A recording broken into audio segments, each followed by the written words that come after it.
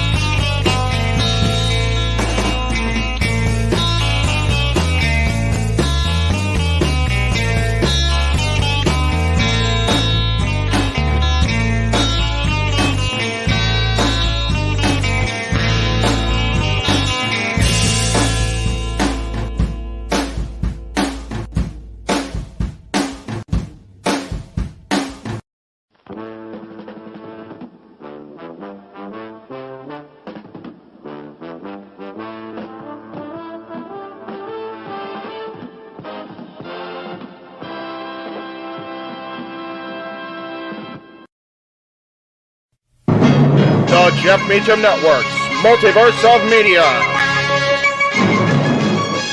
For over 15 years, the recognized symbol of excellence and the standard bearer in coverage of sports and entertainment.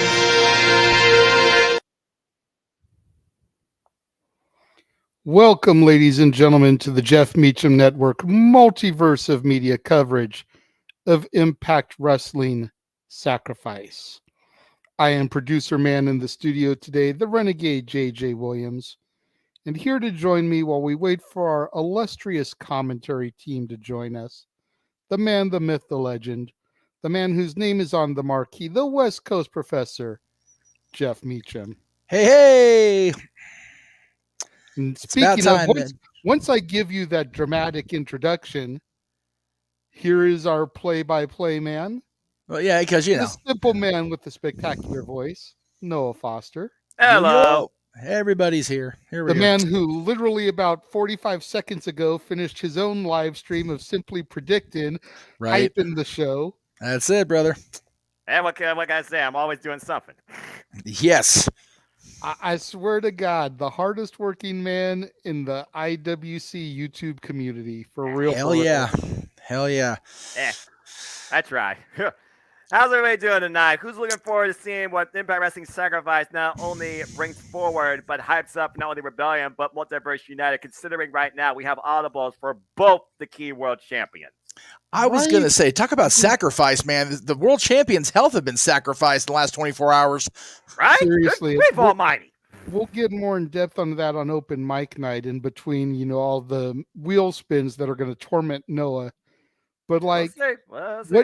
what worse time for all this to happen? You figure how many Right. eyes are on the world of professional wrestling these next week and a half because of WrestleMania. And we talked about it, Jeff and I, last night on our impromptu stream that we did, kind of hyping everything up. Right? Here's Impact Wrestling, the company that should have died how many times by now? Sold out every major show so far this year. Even WrestleMania is not sold out. Hall of Fame's Exactly. not sold out. Supercard of Honor isn't sold out. Nothing else is sold out that weekend except for Multiverse United. And everything else Major Impact has put on in 2023 has sold out. And now their women's knockouts champion and their world champion are both down for the count. Yep. Such a horrible time for Impact Wrestling. I legitimately feel bad for them. And I don't even really watch the products. Well, you consider that again, like you've been constantly talking about here. They have been, and you said it perfectly, the little engine that could. And even James Storm said at the freaking Slammiversary, the fact that this company has still been around for 20 plus years, and you see what they've developed in a family-oriented environment and the roster that they've established, it's crazy to see how far they've come and how still they're being held back now, and they have to think on the fly. Yeah, it's bad, and we're gonna get an announcement tonight. Correct. And then they've announced the world title match, what they're going to do about that. Yeah. Cool. Which again, we'll get into all those details more in depth tomorrow on open mic night, but well, it's topical right now, so we've got to talk about it. It directly impacts, pun intended, the show tonight, Absolutely. Yeah, it's one of those we're gonna have to talk about Mickey because she's making the announcement tonight where her future lies and where the future of the title lies tonight. That's been advertised now for the show. I sent you the graphic earlier, so it's we're gonna have that from her. We're gonna find out exactly what is the deal, and while that's going on out in Windsor, Ontario. Correct. They are in St. Clair College at Windsor, Ontario, Canada, and they have officially announced their countdown match. It'll be Kylan King of the Coven going one-on-one with Rosemary. I was going to say, there is that. There you go. Nice. And while that's going on in the Great White North, we've got, the the other brand, if you will, out in Sin City, and they're preparing for a SmackDown that could be very, very influential as to how the next 14 days lay out, or 8 days for them because it's Mania, really. But yeah, how the next 2 weeks lay out for WWE, because you've got the Mysterios family shenanigans likely to go down there because everybody's going to be there. Mhm. It's going to be a very interesting And Friday night. as I shared in our group chat, it is being reported officially Yeah. for what it's worth, Yeah. with those internet journalists. Yeah. But it's being officially reported that an angle is going to take place at the Hall of Fame to further their story. Who wrote that on open mic night? That'd be you. That'd be you. Yeah. So again, it's one of those, but they're not watching. No, totally not watching. Not watching my stuff at all. No. I mean, well, who would have even put that thought out in the universe? So it's going to be a very interesting Friday night as this show unfolds, because SmackDown will be going on relatively the majority of the same time. So, right. As will Rampage. I think Rampage will be starting as this is coming out, won't it? Rampage is tomorrow, actually. That's tomorrow night, 10 p.m. Eastern Standard Time. Schedule change. Yes, because Forgive me, I forgot that they actually pushed it to Saturday this time. Normally they would be. Normally they would be on it at 10 o'clock Eastern. That's right. I was waiting for Noah to hit me with the botch where I'm still getting acclaimed to. I wanted you to finish your statement, and then I just wanted to be loud and clear. But okay, I'll do it because you put me on point. I need like a virtual button. Botch. Okay, that's right. That's right. We need like a sound effects button, like the Gong Show and shit. For real. when we do the New Year's special this coming year, James needs to go through and find every time Noah says botch throughout the year, just get a whole botch montage. Botch moment. Just a botch run gag. It'd be like that 15-minute video that's on YouTube, or at least last I checked, it was 15, of every time Samuel L. Jackson said the F word or MFer in a movie. Jesus. The entire clip is every time he's uttered those words. Yeah. So we'll have like a full-on 10-minute clip of Noah just going botch. Do you want James to have sleep deprivation coma? Because that's how you get James to have sleep deprivation coma. Well, I mean, give him that as an alarm. Hey, Jeff, good to see you again. And right now he's helping his father with groceries. He will be back on here though. For the thing. It's all good. It's all good. Yeah, by the way, I need to change hats because I realized when I bent down, you freaking see that bald ass skull of mine. So I'm going to go ahead and find a different hat to wear. I don't know if I have a bald spot or not. Some people think I do. I don't know. No, I don't have a bald spot. I have a hair spot in my baldness. Jesus. Fair enough. Lord. Lord. I just don't know what hat to wear. I mean, that's all right. I'm not going to be doing that all that often today anyway. So. I mean. No. But yeah, I mean, it's. We talked about it last night. How. As much as we're treating tomorrow as the official kickoff party and the shenanigans that shall ensue, right. Tonight is really the jump off point. We've got a live watch along for Impact. SmackDown's going to be going down in Vegas. So off we go, kids. Yeah, exactly. And we're pretty much doing some form of either live or canned show between now and AEW Rampage / Battle of the Belts in 2 weeks. Yep. Yeah. There will be some sort of content on the entirety of the multiverse, with the exception of maybe Monday. Yeah. Yeah, that big keyword maybe, unless somebody, whatever it is. So but keyword either maybe, way, somebody does something crazy after Raw. And even then, Monday I'm running a work errand, so I'm going to be on the clock for the multiverse. It's not actually on screen, so Well, there you go. I'll be heading out to. Where am I pointing? There we go. No, that still didn't work. Screw it. This gentleman's county to drop off one of our hosts for Tuesday night show, official work attire.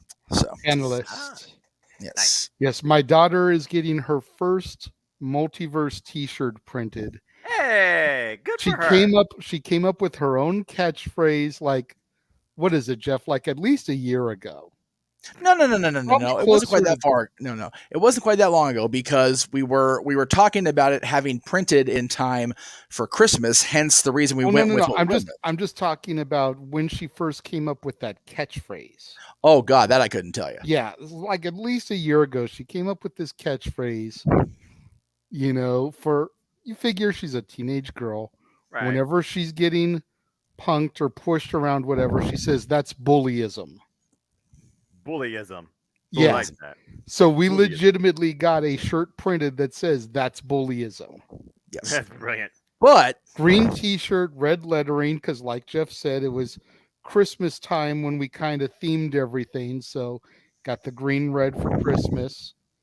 Yeah. Makes And sense. then on the back, kind of like the DOW logo, which is a knockoff of the NWO logo, it's going to have NRW, her initials, kind of done up like the NWO logo yes. on the neck, where you would find like the WWE logo and stuff. Right. Not Right. Derek Fishman. And where the lettering on the text, I mean, you guys will see it Tuesday, but one of her favorite franchises within the company is the Santa Claus movies with Tim Allen. So that's bullyism is written in the font for the original Santa Claus when text when it pops up on the screen for the first one. Oh. So we trust me, we went like I went back and forth to make a few different designs. They both approved it. And then it was just a matter of Pro Wrestling Tees' email reply system can suck it from the back, as far as I'm concerned. And JJ made a very good point. It's WrestleMania season. They might be busy up there in Chicago. So, okay. Just a little bit, you know. I mean, their system might be a little bit throttled. Well, I but mean, considering you- the fact you that the think main affiliate they're about with doesn't everything- have a show this week, you know. Yeah, it's like you think about everything that's running a show WrestleMania weekend. I know. You know, again, you got Impact and New Japan coming together for one show. You've got Ring of Honor, you got WWE, you've got WrestleCon, you've got all the peripheral shows that are running out here. I'm gonna botch the name of this, but it's something to the effect of Matzamania. Yes. Or Mitzvah Mania, something like that. A Mitzvah Jewish Mania. themed, Yes. you know, Colt Cabana, Victoria. Yes. All of these people are supposed to be out there as part of this huge thing at this Jewish center on Mania Sunday. Oi. Yes. You've got WrestleMania. You've got so much stuff going on, and you figure how many of these Blankomania. people are going to have shirts to sell. Right. Right. How many of these people that are going to have shirts to sell use Pro Wrestling Tees? Right. Right. Pretty much everybody that's not WWE. No, Pretty no, much. no. And like I said, it was one of those. Okay, I'll do it my damn self. Which, you know, it was what it was. But I got it done. It'll be here Monday. I'm literally gonna walk in the door from Disney after being there all night because that's the way transit runs. And hey, by the way, hey Metro, hey, you talking about having a thing be open 24 hours? How about you reinstate the service and be open 24 hours and like stations be open 24 hours? That way we can actually have places to be there to safe. You know, I'm just talking out of my ass here. I mean, you're just being, you know, actually constructive. Yeah, you know. But I'll be in the door roughly about 9 a.m. Monday. The delivery's due here at 10, and back out I go to the county, back out to San Bernardino County. So, you know, it is what it is. Yes, Elizabeth. Lots Elizabeth, of good to see Impact you. news has broken today. We mentioned a little bit of it at the top of the show. Right. And I know once James gets here, we'll get a little bit more in depth into it. And then again, we'll get really neck deep in it on open mic night tomorrow. But Kudos that Mickey James, though, is still part of the post-show meet and greets with Speedball Mike Bailey and Joe Hendry. yes, She made that clear. She was not going to miss going up there and, you know, being part of this. So, It's gonna be a big moment. I'm just and again, this is selfish as hell, but I'm hopeful she's going to be walkable enough where she can be part of WrestleMania still, because I don't want to, you know, spend out and get finally to meet her. So, Well, as long as you didn't tore something like Josh Alexander. Again, torn tricep. Damn. God damn it. That's, well, you know, when you're the walking weapon, you're bound to get a little worn down. It is what it is, guys.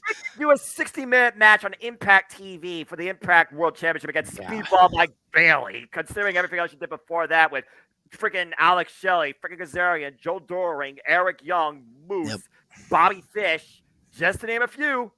yeah. This is going to sound sacrilegious to the hardcore fans of both, but think about it this way. John Cena's last more than year reign as champion from Unforgiven 06 until he tore his pec in October of 07. How hard was that man running as world champion?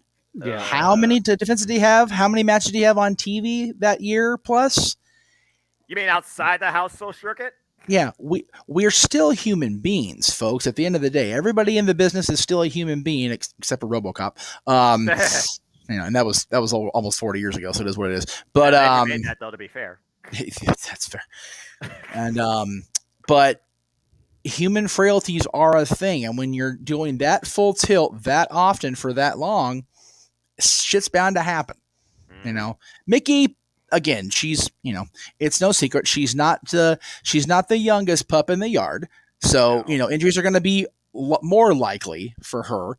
Right. But Josh has just been running so hard that it was fait accompli. This is going to happen. It just sucks that it happened in a time where, yes, it's not their biggest weekend of the year, but it is the business's biggest weekend of the year. So I'll say again, this is one week that you want your business to be there in some way or capacity, right, at its highest form. And into Multiverse United, they were at that. Now they're refiguring on the fly for what honestly was probably their two biggest matches.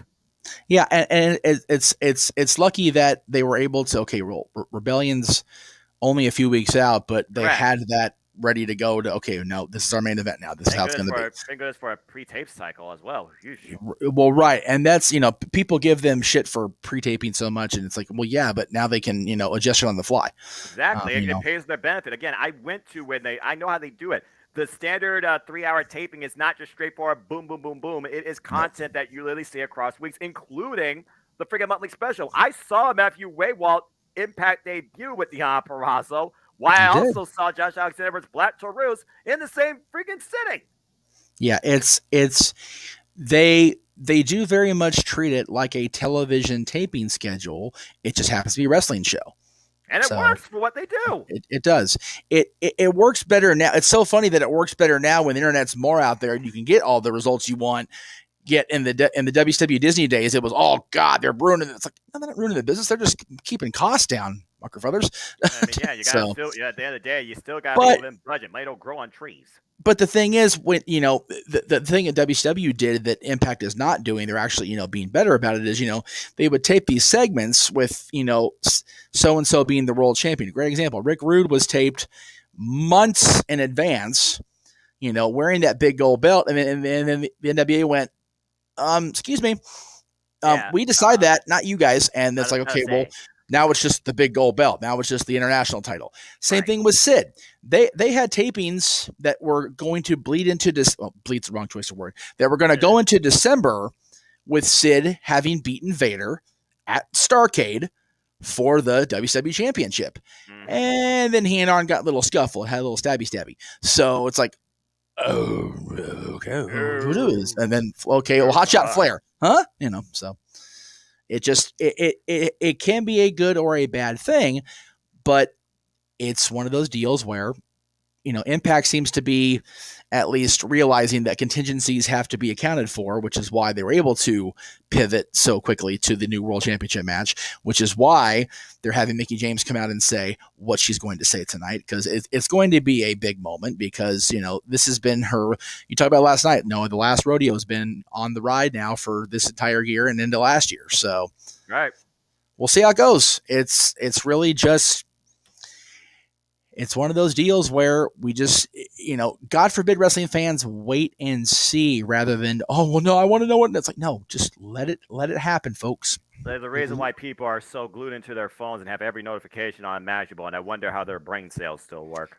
Yeah, it's one of the things that we're always preaching about and wanting, long-term storytelling. The problem is that we have a very short-term patience in this so-called society known as this internet wrestling community, JJ, and a lot of people, not everybody, but in a lot.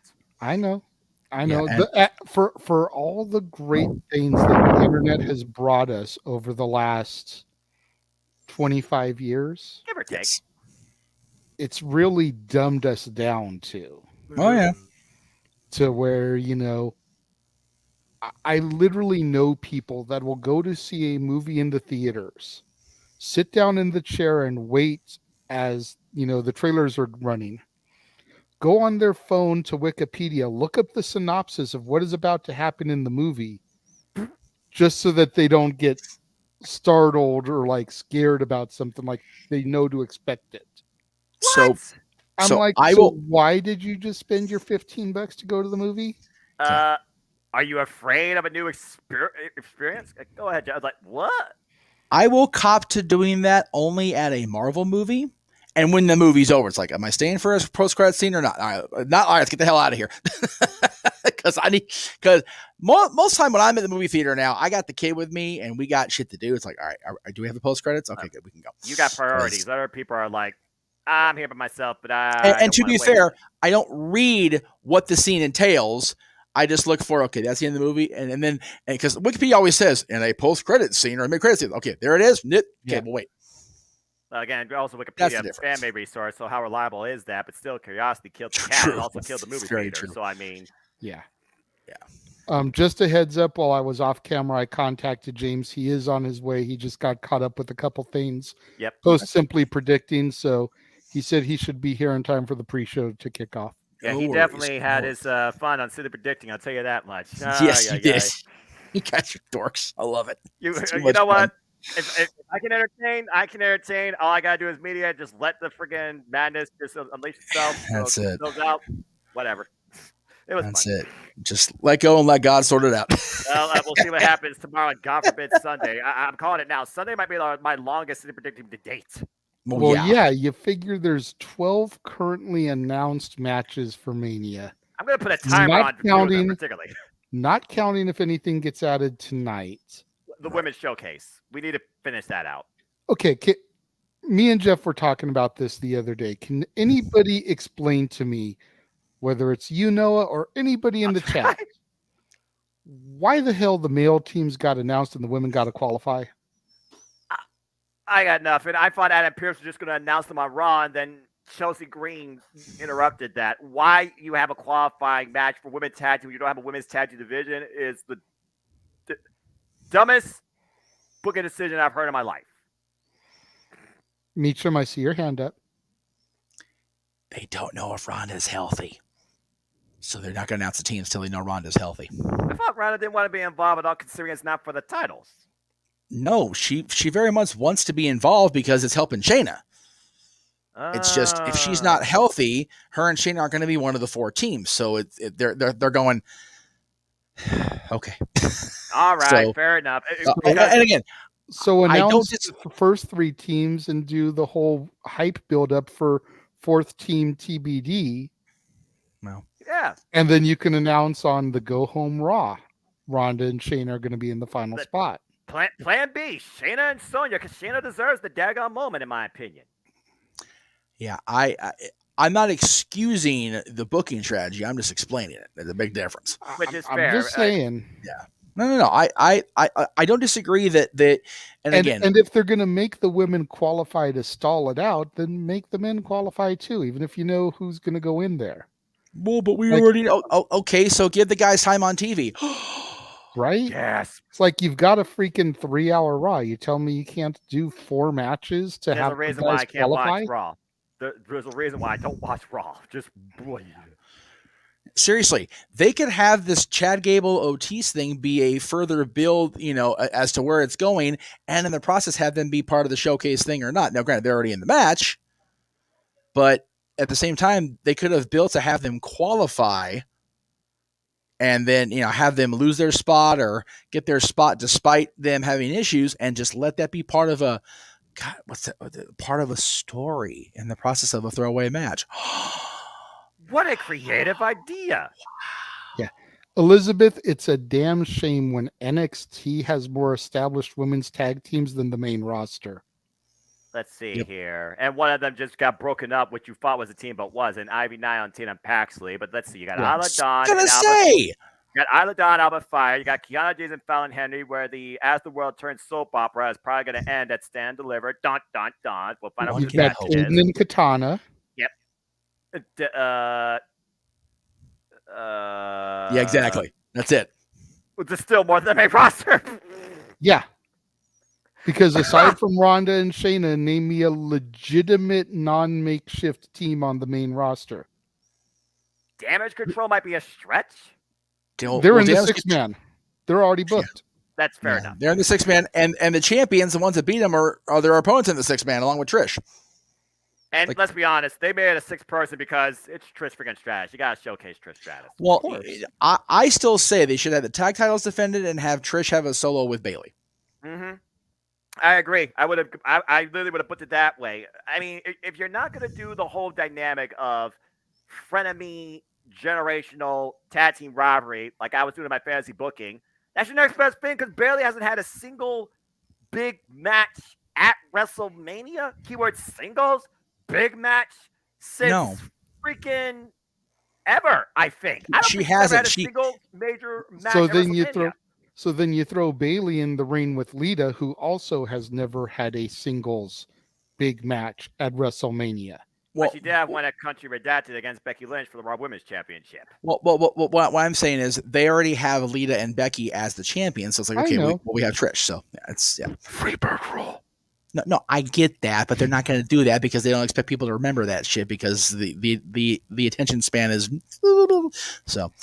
And if we're going to do the Freebird rule for Mania, then it's Becky versus Bayley with Lita and Trish defending the titles. Exactly. No, see, that I'm here for.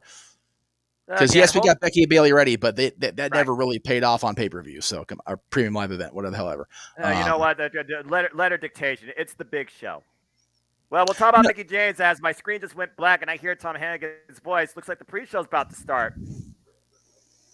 We will talk about Mickie at length when Mickie talks about Mickie. I promise, Jeff. We will get to Mickie because it's definitely a big thing for me in particular because, somebody's supposed to be going to WrestleMania. I'm going to WrestleMania, baby. That's right. And we, of course, talked a little bit about Mickie on Silly Predicting too, Jeff. So I know you are very anxious, but again, you just got to wait till it happens.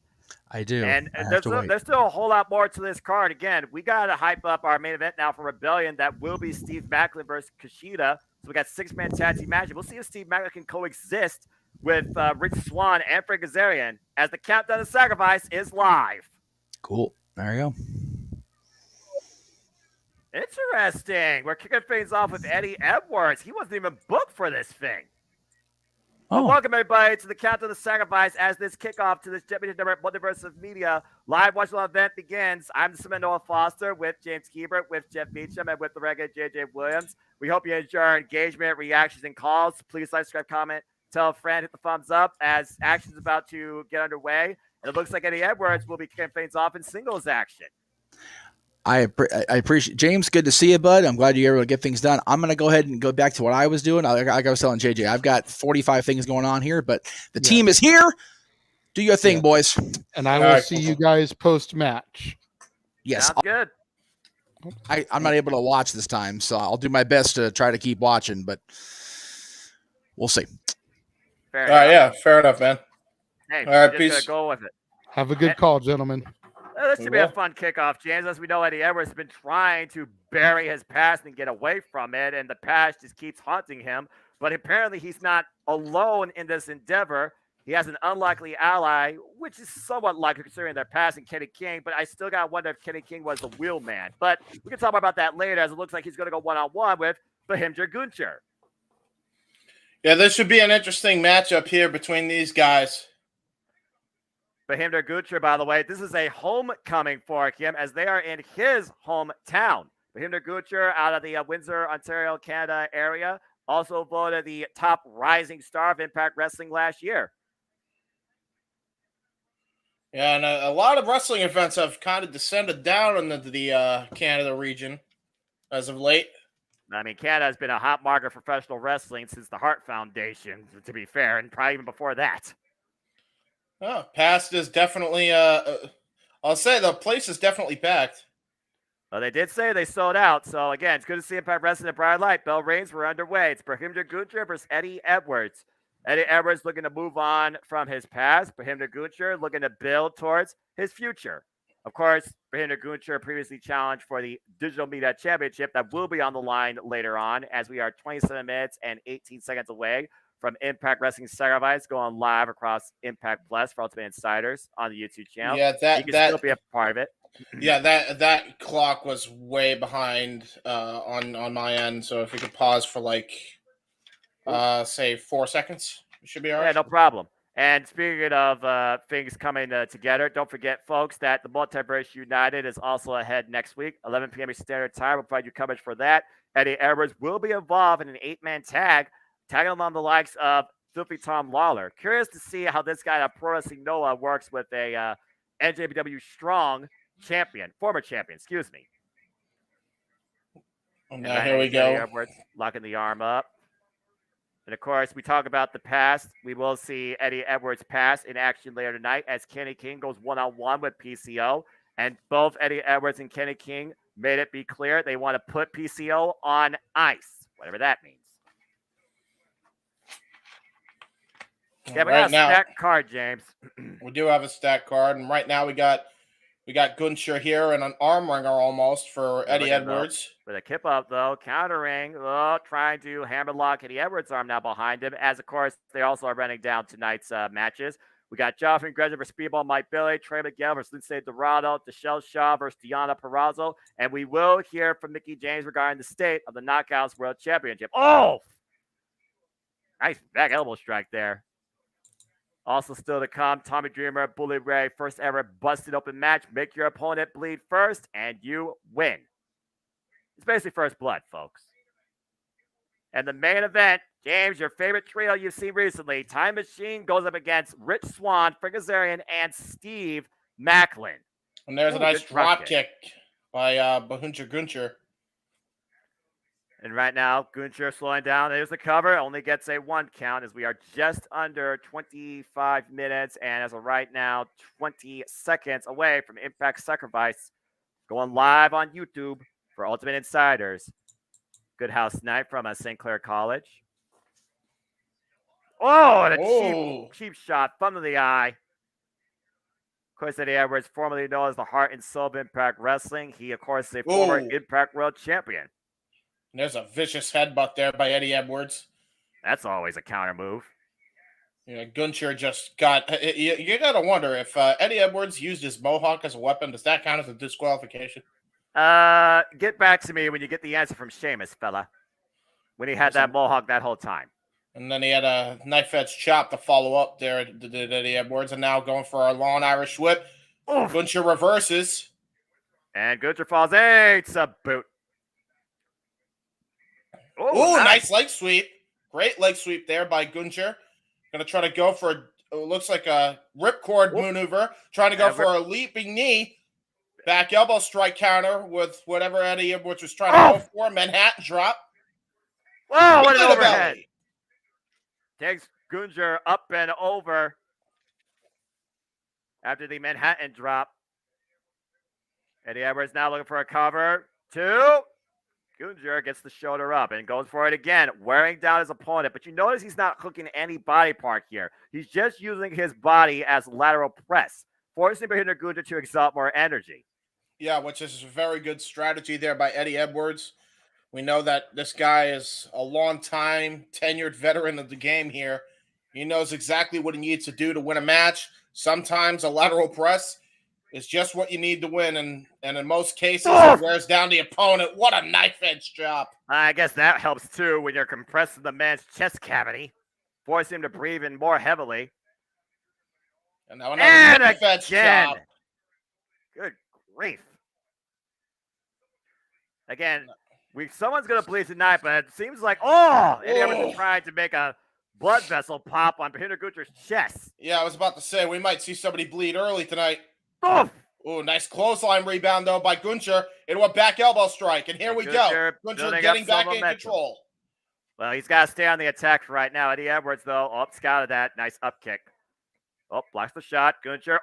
Straight right. The spinning Soba bends Edwards over. What's this? Pump kick. Nice pump kick, bicycle style. Flapjack. Oh, my God. I'm pretty sure Eddie Edwards may have landed on his neck. Yeah, I don't think he got the full extension of that flapjack that you were trying to call here, but got enough of it to definitely wear Eddie Edwards down for now. Now Gunther trying to get back in control here. Following up, looks like he's going to go for that ripcord knee strike. Connects with it. And that might be enough. Cover, hooks the leg. Eddie Edwards with the shoulder up. Yeah, just barely. Gotta wear down the gas, take a bit more, but Hinder Gujar's in the driver's seat, but he has to stay on the attack. Again, if you think about Hinder Gujar trying to jumpstart his year, this would be a huge, huge win, being a former Impact World Champion. Hey, you aren't kidding. And now look at this, going up to the top rope, trying to go for a high-risk maneuver here. One of his family and friends in his hometown, Eddie Edwards, takes his base out, though. And you notice that Gujar saw that Eddie Edwards saw him. He was trying to regain his base so he could jump off the top rope before he could get to him, but to no avail. And Gujar trying to fight back. Oh, it's a Guri. And Eddie Edwards looking to follow up. Ascending to the high-risk district. Hooking Gujar up for a ride. Superplex! Got all of it. And now it looks double underhook. Tiger driver! Cover 2, no! Wow. That should have been it. Great offensive maneuvers by Eddie Edwards, but was not able to get the Duke there. That huge superplex followed up by that Tiger driver. Still, Gujar kicks out. Eddie Edwards looking to follow up, though. Boston knee party. Gujar ducks. Gujar back to his feet. Ducks the clothesline. Picking up speed off the ropes. Let's close that again. Try to build some momentum. Catches him with a sling blade. Sling blade connects, and now Eddie Edwards down, laying on his back. Gujar in firm control, trying to feed off the energy of the Impact faithful here. And his hometown. Remember, this is hometown. He's got family and friends in the audience watching him for the first time since he's been a part of Impact Wrestling. Now scaling to the top again. Big motivation, big risk. Oh, the splash in the knees. And Eddie Edwards in position. Boston Knee Party. And there is that. 2. Eddie Edwards with the win. Denies Gujar a positive homecoming. And Eddie Edwards just gave him a triple dose of the Boston Knee Party, and that was enough for Eddie Edwards to get the Duke here on the pre-show of Impact Sacrifice. You got to credit Hinder Gujar, though. Great resilience, great effort here tonight, but not enough against Eddie Edwards. Eddie Edwards, again, looking to move on from his past. He just took a good step forward tonight. You look at his shirt, by the way, you got to consider, are he and Kenny King still with the same gameplay? Will he be in Kenny King's corner? Will he influence maybe that match? Because, again, both Eddie Edwards and Kenny King made it be known. They want to put that man on ice. But as of right now, when we talk about what ifs, we have to wonder the what if is for the Knockouts World Championship, as the future of that title will be addressed by Mickie James later tonight during Sacrifice. Oh, the toll this business takes on you and the risk you put your own well-being through for the sake of everyone else's engagement, entertainment, and support. For you love this so much. And there's never been a more definitive answer to that, James, than what we heard earlier today. Released by Impact Wrestling themselves, Josh Alexander suffered a torn tricep and must now relinquish after being champion for longer than anybody else in Impact Wrestling history. He has to relinquish the Impact World Championship. So again, on behalf of the JMN Network, Multiverse Media, and anybody that's a fan of Impact Wrestling, Josh Alexander, we wish you the best in recovery from this surgery. We know you will bounce back. You are still the heartbeat of Impact Wrestling. But we still have to keep moving forward, as now we know our main event at Impact Wrestling Rebellion to determine the new Impact World Champion. Steve Mack, the number one contender, will go one-on-one to finally claim what he's been obsessed about this last year, but this time against Kushida. And Kushida was supposed to face Josh Alexander last week at Multiverse United, so both men are very fitting to be in this spot to crown a new Impact World Champion. Wait, say that again. Did you ask me a question? Because I'm trying to figure out what he was saying. No, you're good, brother. I was just basically making a point here, as they're also talking about the main event tonight that basically gives that idea of who goes in with momentum to Rebellion, as it will be Time Machine versus Steve Macklin, Frank Kazarian, and, of course, Rich Swann. Yep. Going to be interesting how that team gets along going up against Time Machine. I'll be real. Well, maybe we'll get some ideas as we got Frank Kazarian and Rich Swann backstage with Mean Gene Miller. Let's get some thoughts.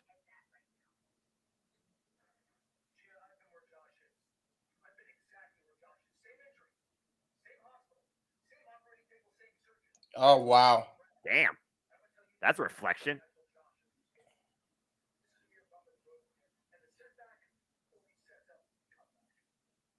I like that. The setback only sets up the comeback. I like that.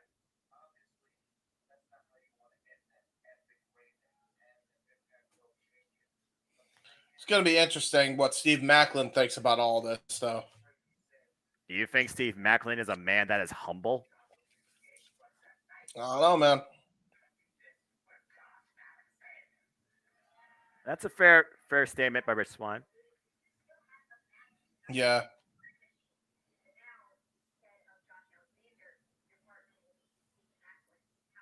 Oh boy. Oh boy. That's a fair answer. Well, there you go. They don't know. They don't know. Nor should they. Well, again, Steve Macklin, he is a one-man army. He looks out for himself, but he made it be known he has a clear obsession to become the Impact World Champion, and he's afraid of failing. So he's been scouting this entire time. And speaking of scouting, Josh Alexander has been nothing but a fighting champion and literally threw the challenge out to Kushida. It was supposed to be next week at Multiverse United, Josh Alexander versus Kushida for the Impact World Championship. That match no longer is a thing. As Macklin's been instigating Rich Swan's psyche, but also Josh Alexander's mentality and focus. Hey, Raymond, good to see you. As again, we're Good to looking see at you, Raymond. packages here. Oh my gosh. Yeah, how's that for a J driller, by the way? I'm glad they're at least giving me some time to breathe because I've been on the air for a good 5 hours already today. Well, you might as well Actually, get used to 6 that. hours. You might as well get used to that considering what's ahead, not only this weekend but next week. But we'll talk more about that later. Oh, I know. I'm aware.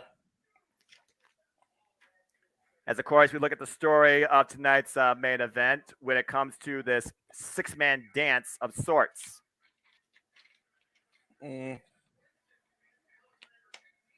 I wish that we could be getting this match at Rebellion, man. I'm so sad we're not gonna get it. Again, just because we don't get it now, never say never, James. But I do hope we get it at some point, but like, it just makes me wonder. I know Josh Alexander is big Impact boy, but like, how long before one of these guys' contract is up and they want to go somewhere else? Money talks, and that's what I'm worried about. You see Steve Macklin right now in a trance state of thought. Simply put, what can you expect from Macklin? Mayhem for all. I agree. Hey, James, I like the indie podcast. Hey, man, I appreciate it.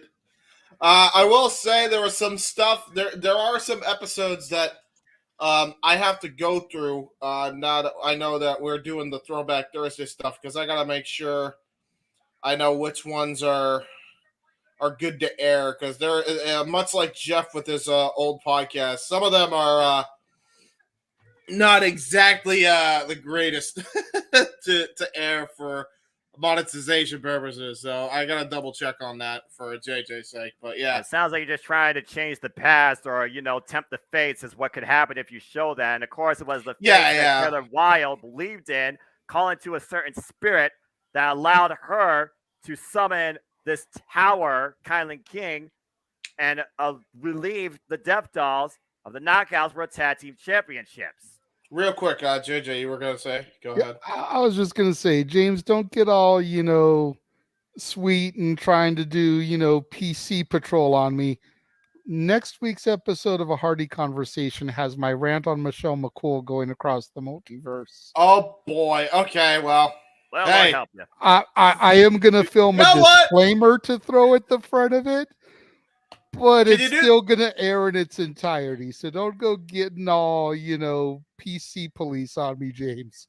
Fair enough. Police. Fair enough. I'll I'll just, you know what? If you're gonna do those disclaimers, I'll say then you'll see all the episodes and we'll have the disclaimers also. But yeah. Right now, James, let's get back to the presents. We're seeing the Depth Dolls make their way inside the arena as Rosemary takes on Kylie King one-on-one, looking to change what fate has already fallen upon them with the fact that they're one Depth Doll down and no longer the Knockouts Tag Team Champions. Yeah, so is Taya Valkyrie no longer with him? I would say no. I think she got dragged to the undead realm and became all elite in another reality. So it was fun while it lasted. All the best to La Guerra Loca. Dang it! I think she should still be here. Damn it, just for support. I mean, there's always that support from a different realm. But again, I don't mess with forces beyond my control. And what you have here is a witch and a demon assassin. But tonight it's not about Taylor Wilde. It's about Kylie King. But I do wonder, though, if Wilde foretold this happening in a way. You still see she has those tarot cards in her hand. Anyway, bell rings are underway as we focus on wrestling. Kylie King looking to follow it immediately. And Rosemary beats her to the punch. There's some unique stuff going on here. And now look at this. Rosemary pointing to the crowd. And of course, Rosemary, a.k.a. Courtney Rush, of another identity, is also from Canada. So there you go.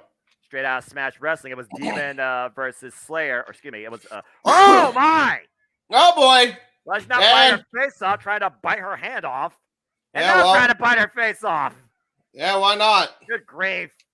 10 minutes and 30 seconds, and already Rosemary's getting her dinner in. Oh, the headbutt. Uh-oh. Headbutt right to the head. Again, the biting, the psychological warfare, literally of the physical sort, courtesy of Rosemary. Mm-hmm. And Rosemary takes Kylie King up and over to the floor along with herself. Good grief. Yeah, Mick Foley style clothesline over the top rope, and now Rosemary in full control as Kylie King tries to gather her thoughts here and her shake out the cobwebs on the outside. Rosemary having none of it. Again, Rosemary and Jessica, they're out for revenge. Not only did Taylor Wilde and Kylie King took the Knockouts for Tag Team Championships from them, Taylor Wilde's been messing with them. Whoa, and Rosemary, That's a great counter. That was a great counter because originally it looked like Kylie King was trying to Irish whip her into the steps. Rosemary saw it coming, jumped up to the top step, and then rebounded with that forearm shiver. How you take down a tower? You keep it off its base. Exactly. Break the foundation. Oh, Taylor Wilde behind the red's back, though. Yeah, well, speaking of foundations. And meanwhile, big boot drives Rosemary to the floor. Man, why are all your people from Toledo, Ohio just turning heel? Like, what's going on here, man? Like, is something going on that I don't know about politically up there? Okay. First off, Kylie King's not from Toledo. She's from Painesville, Ohio, Cleveland. And secondly, not everyone in Ohio is a heel, but everyone in Ohio just wrestles a whole lot tougher than most people. Here's the cover. Hooks the leg. 1 count. Callahan, Alexa Bliss, Kylie King, Trey Miguel. Just name a few. Yeah, fair enough. Nice body slam, though, there by Kylie King. Kylie King now just in firm control, just flipping off the crowd. Kylie King also currently still Capital Championship Wrestling champion and also the Capital Championship Wrestling Network champion. Will be defending both those titles against Killer Kelly and Miyu Yamashita next month. Kylie King has been a freelancer for quite a period of time, just going wherever the tides have taken her. And yet the fates somehow have aligned her with Taylor Wilde and is now signed with Impact Wrestling. Now look at that. No. There's the triangle choke over the ropes, tarantula style. Now say tarantula is the traditional word I would use there, James, and got all that 5 count there, wrenching the throat back and the head and neck of Kylie King across the top rope. But how much does that take out Rosemary when you consider how much of her core she's using in that? Kylie King, Rosemary. Oh, man. Yeah, Ric Flair eats your heart out. Rosemary just got her spine completely readjusted after trying to go for the high rent district. Didn't pay off. And Kylie King hooks the leg, gets the 2 counts. And now look at that, Kylie King just jacking with the referee. I don't think that's the smart idea here. Stay on your opponent, and you'll get the win eventually. You just have to keep at it. Oof. And you got to imagine if Kylan King beats Rosemary, that has to put the Depth Dolls at the bottom of the rankings or even have even less of a chance to challenge for the Impact Knockouts Tag Team Championships. Truth be told, you could say they have a contractually obligated rematch, but if Kylan King beats Rosemary tonight, that might go to the wayside. Yeah, that's a really good point, honestly. But right now, we're going to see the match is still in the early stages, even though there's a knife-edge chop here by Kylan King. Clock continues to wind down to Impact Sacrifice. We're at 6 minutes and 40 seconds. This is Kylan King versus Rosemary one-on-one. And Rosemary with the counter shot.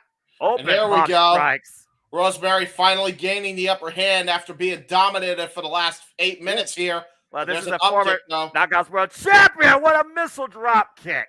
Brilliant missile drop kick. Just when you thought Rosemary was going to gain the upper hand, Kylan King shuts her right down with that combination move. There's the cover, hooks the leg, and Rosemary again gets the shoulder up. Rosemary now having to expend more energy every kick out. Kylan King absolutely utilizing her game plan to perfection here, but now it seems like she's getting a little bit too cocky for her bridges. But at the end of the day, she's still keeping her off her feet, just adding more punishment. Although this is decay we're talking about. Oh, jeez. And Rosemary asked for it, and she got it, and she wants more of it. I see. Oh, block the shot. Whoa. Ooh, wow. Nice forearm shiver by Rosemary. Counter by Kylan King, answers with one of her own. And now here we go. Kylan King. Oh, trying to go for the Foley line of her own. Oh, and double down. With a pump kick, and both are down. And it looked like Rosemary was trying to go for a missile drop kick, and she got caught out of the air with the pump kick, but still was able to connect right on the jaw with Kylan King with the drop kick. That's impressive considering the reach Kylan King has. Clearly, Kylan King, the stronger of the two. Chance for Rosemary, though, by the Impact Faithful. Both women back up to their feet. Oh. Tried to go for a clothesline. That was not going to happen.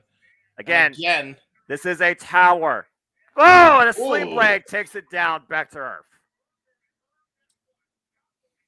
Yeah, that was a great move there. Following up with the splash in the corner. Looking to execute Exploder.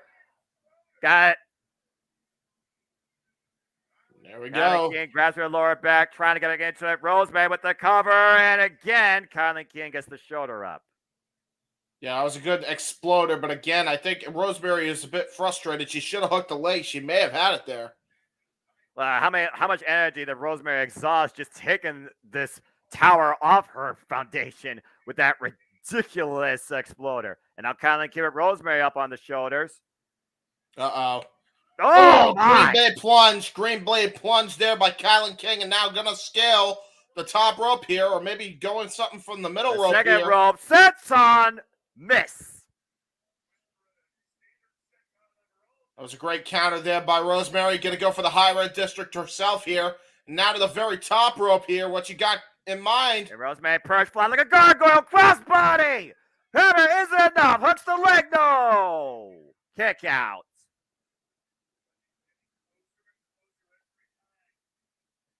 How close can you get to a 3? How much closer does Rosemary need to get to a 3? She's wearing down Kylan King, but can't get to that 3 yet. Now double underhook. Yeah, looks like. Oh, wait a minute. Kylan King. Too much body power. drop. Back body drop. Again, this Imperial Force, this tower, remains in control of her opponent. Oh! Oh, there's the neck breaker. Twisting neck breaker.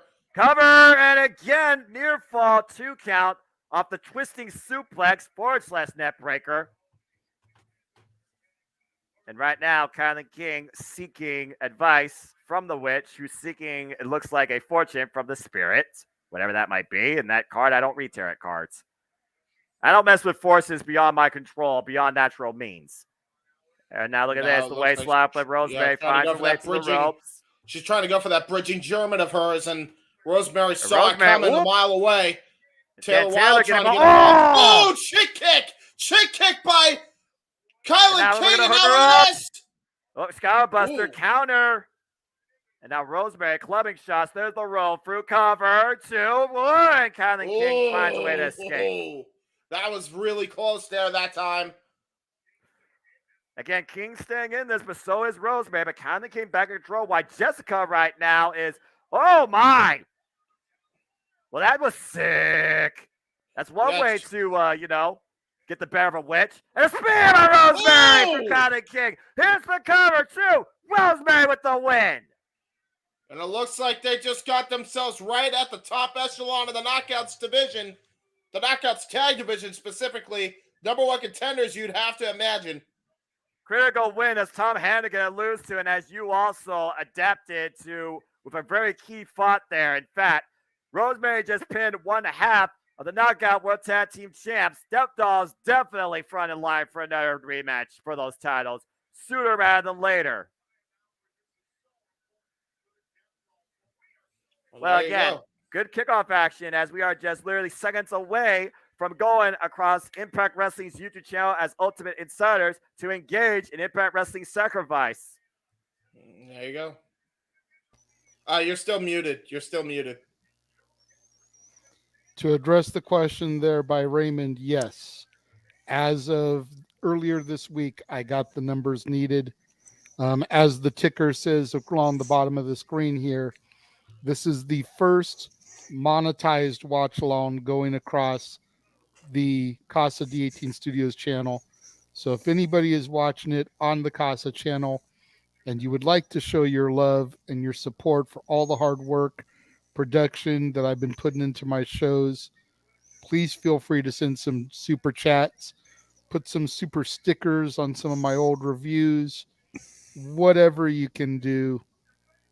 I can finally start making some money on the hard work. Thank you for the congratulations, Raymond. I greatly appreciate all for you, man. All the support that I've received from the fans, the team.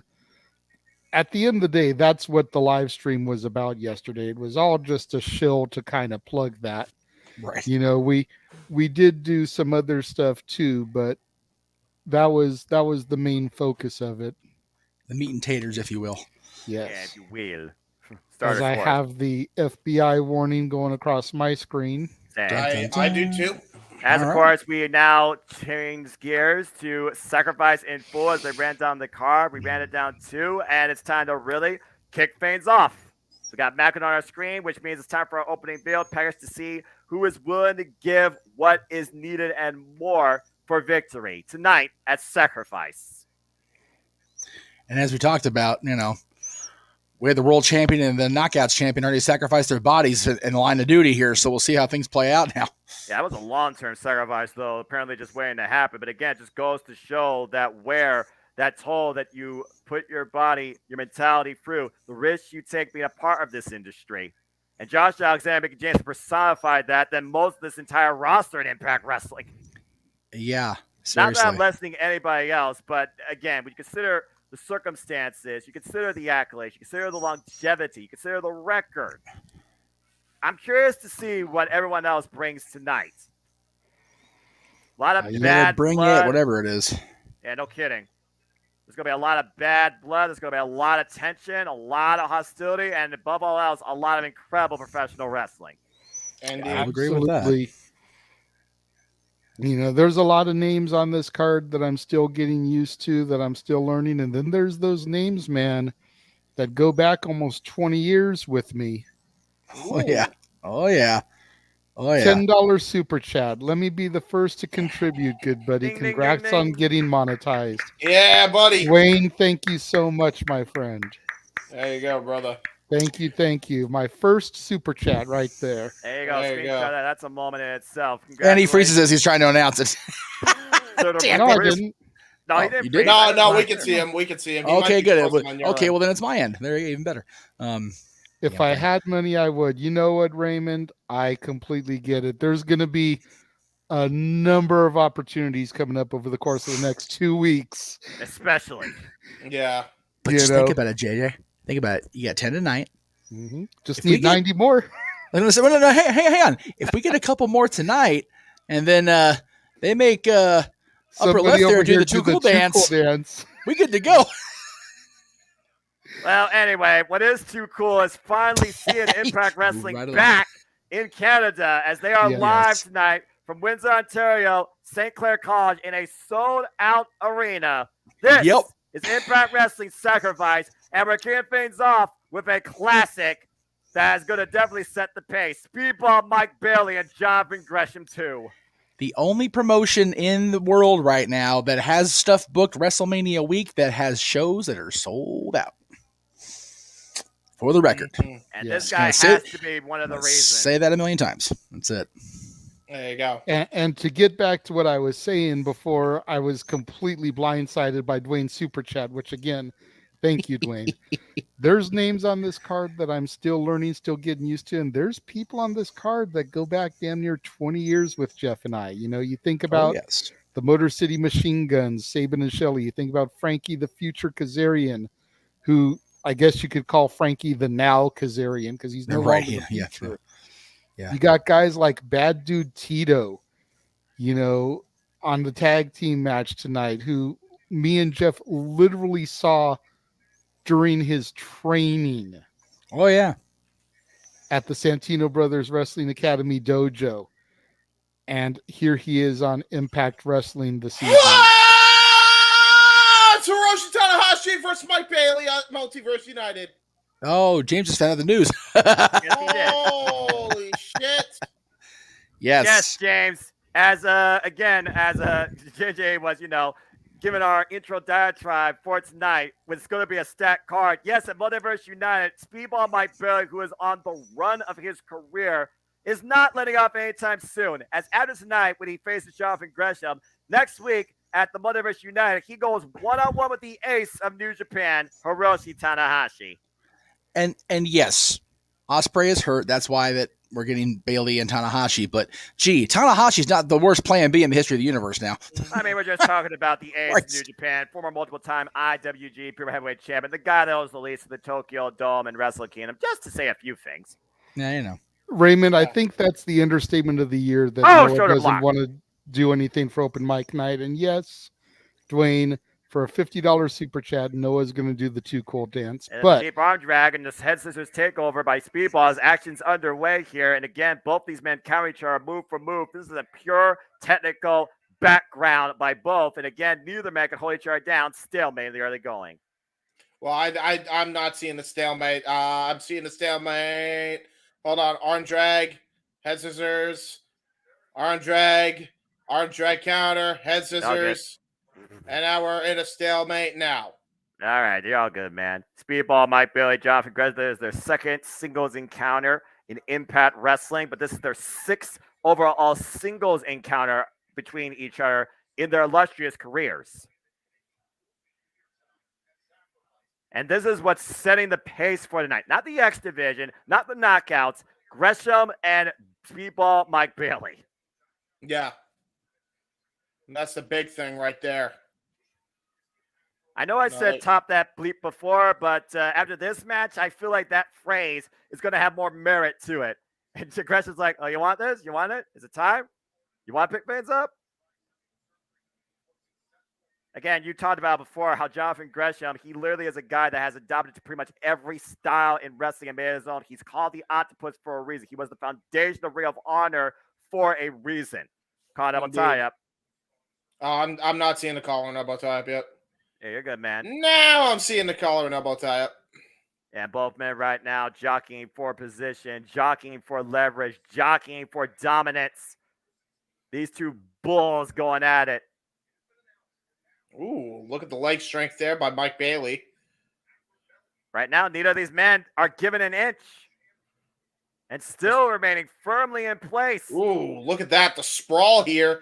Very amateur wrestling esque right here. And there we go. Mat. Now both men trying to get a roll on one another, trying to gain position here.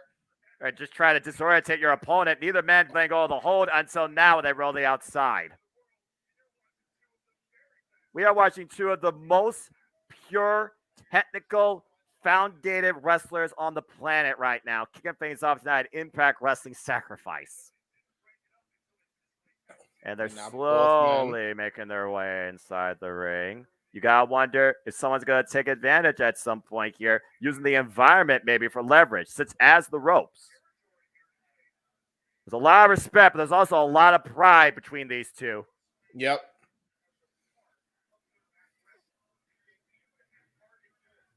And the thing, There are Speedball Mike people. Bailey is from Canada. Think about this, James. This is Speedball Mike Bailey's first match on his home turf as part of Impact Wrestling. Another call and elbow tie up here. Scott D'Amore literally gave the man his contract once those visa issues were resolved. Visas are a bleep. And again, in the ropes, clean break. We're going to get a clean break. Just waiting. And oh!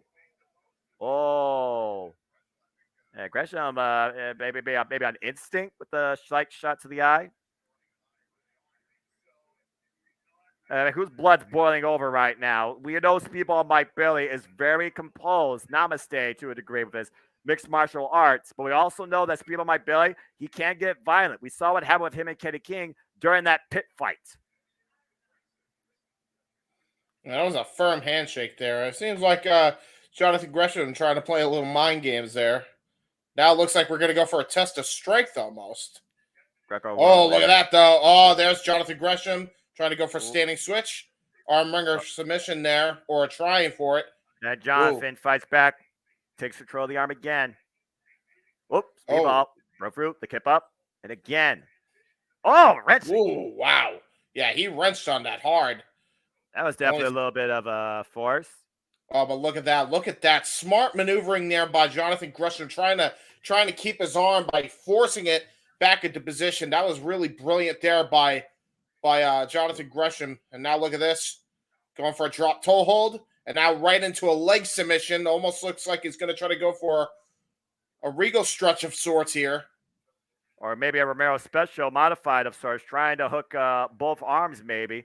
You see him, grinding his fist to the lower back. That allows him to give way for Speedball to give him that right arm more willingly. Now doing the same thing to the left. And the float over. Last chancery. Gosh. Now into a double butterfly lock into a crucifix roll through. And shoulders down for a quick second, but Speedball able to release the hold. Yeah, able to roll through, but Jonathan Gresham right there, if we're scoring this, Jonathan Gresham finally got some advantage there. And nice wrestling takedown. Again, the most dangerous thing you could do with Jonathan Gresham is fight him on the mat. Right. And Speedball has to be aware of that. Remember, the last time these two faced each other was at No Surrender in the countdown. And it was a simple pinning roll-up maneuver that allowed Gresham to get the win. Oh, man, now we're getting some joint manipulation. Oh, my gosh. Oh, yeah, joint that manipulation. That left arm is not supposed to bend like that. And again, in the corner, got to release the hold. And now look at that. The mind games again by Jonathan Gresham, just toying with Speedball at this point. And again, look at this, trying to go for a grapple game again. The parallels of these two go so much farther than that. You consider that Jonathan Gresham was Ring of Honor World Champion for 224 days, redefined the pure division with 7 defenses across 317 days, while Speedball Mike Bailey was one of the most definitive, hard fighting and effective X Division champions in this company's history with 9 successful defenses over a span of 110 days. There's literally 1 year difference of experience with these two when it comes to their absolute wrestling career. And look at this. Now, you talk about Mike Bailey. It looks like he's trying to go for an Indian deathlock of sorts here. But Jonathan Gresham using his flexibility to his advantage there. And now he reverses the pressure into his own Indian deathlock while his leg is trapped in the figure 4 lock there by Mike Bailey. And the shoulders, the pain. Got him down for 1 count. You also saw the way he was pushing back with his own leg against Speedball's knee. Now look at this. Look at Mike Bailey, though, trying to... look at this. Look at this. That was brilliant there by Josh Alexander, because in this case, he reversed the pressure on his own leg and made that move excruciatingly worse. And now the referee trying to untie them. They basically turned into a pretzel almost. Yeah, and Gresham was unable, quote unquote, to let go of the hold, and Speedball, I feel, is a little bit tense after that now. I feel like, again, has pure rules gone out the window? Pure wrestling? I think this just became from professional to personal real quick, James. Yeah, good to see you, Tim. And here we go. Now Speedball running up Gresham with those knee strikes. There are the strikes. There's the striking game we are well aware of in Sagiri. And Jonathan Gresham is barely even on his feet right now.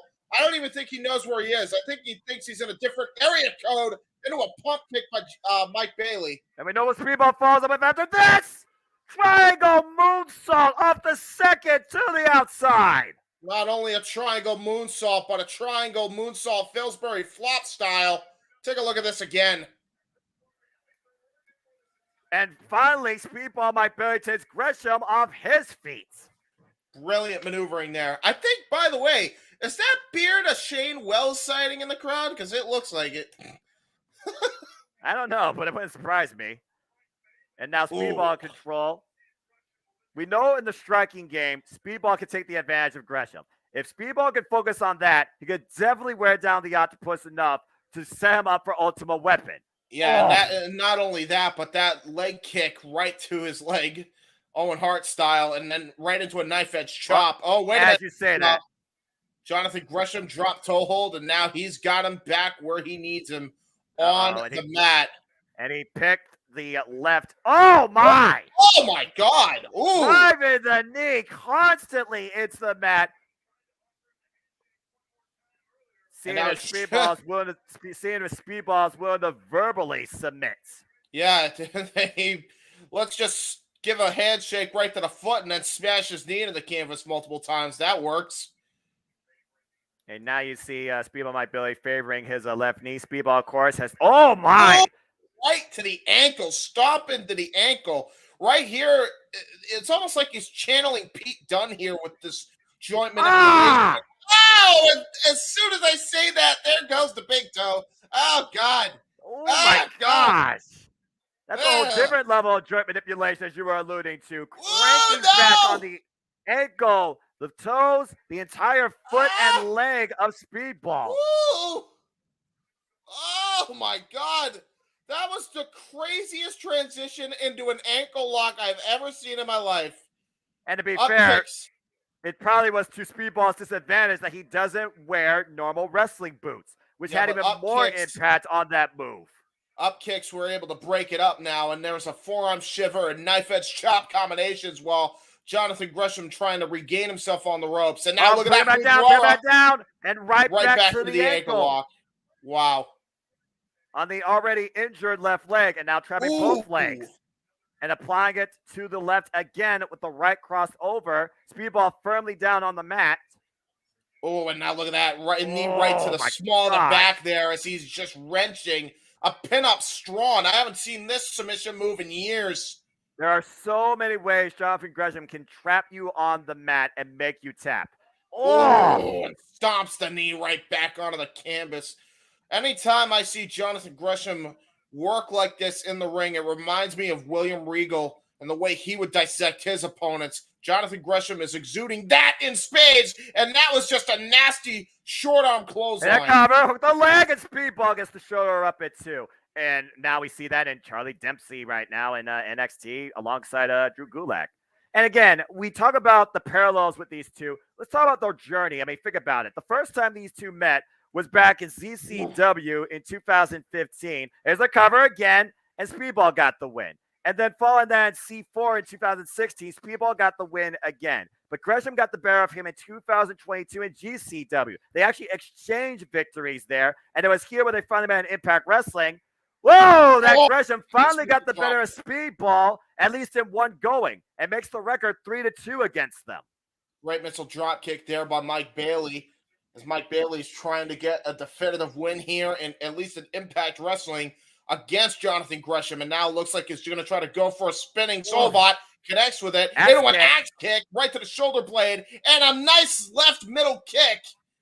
And a shooting star press. Not in cover, two hooks the leg, no!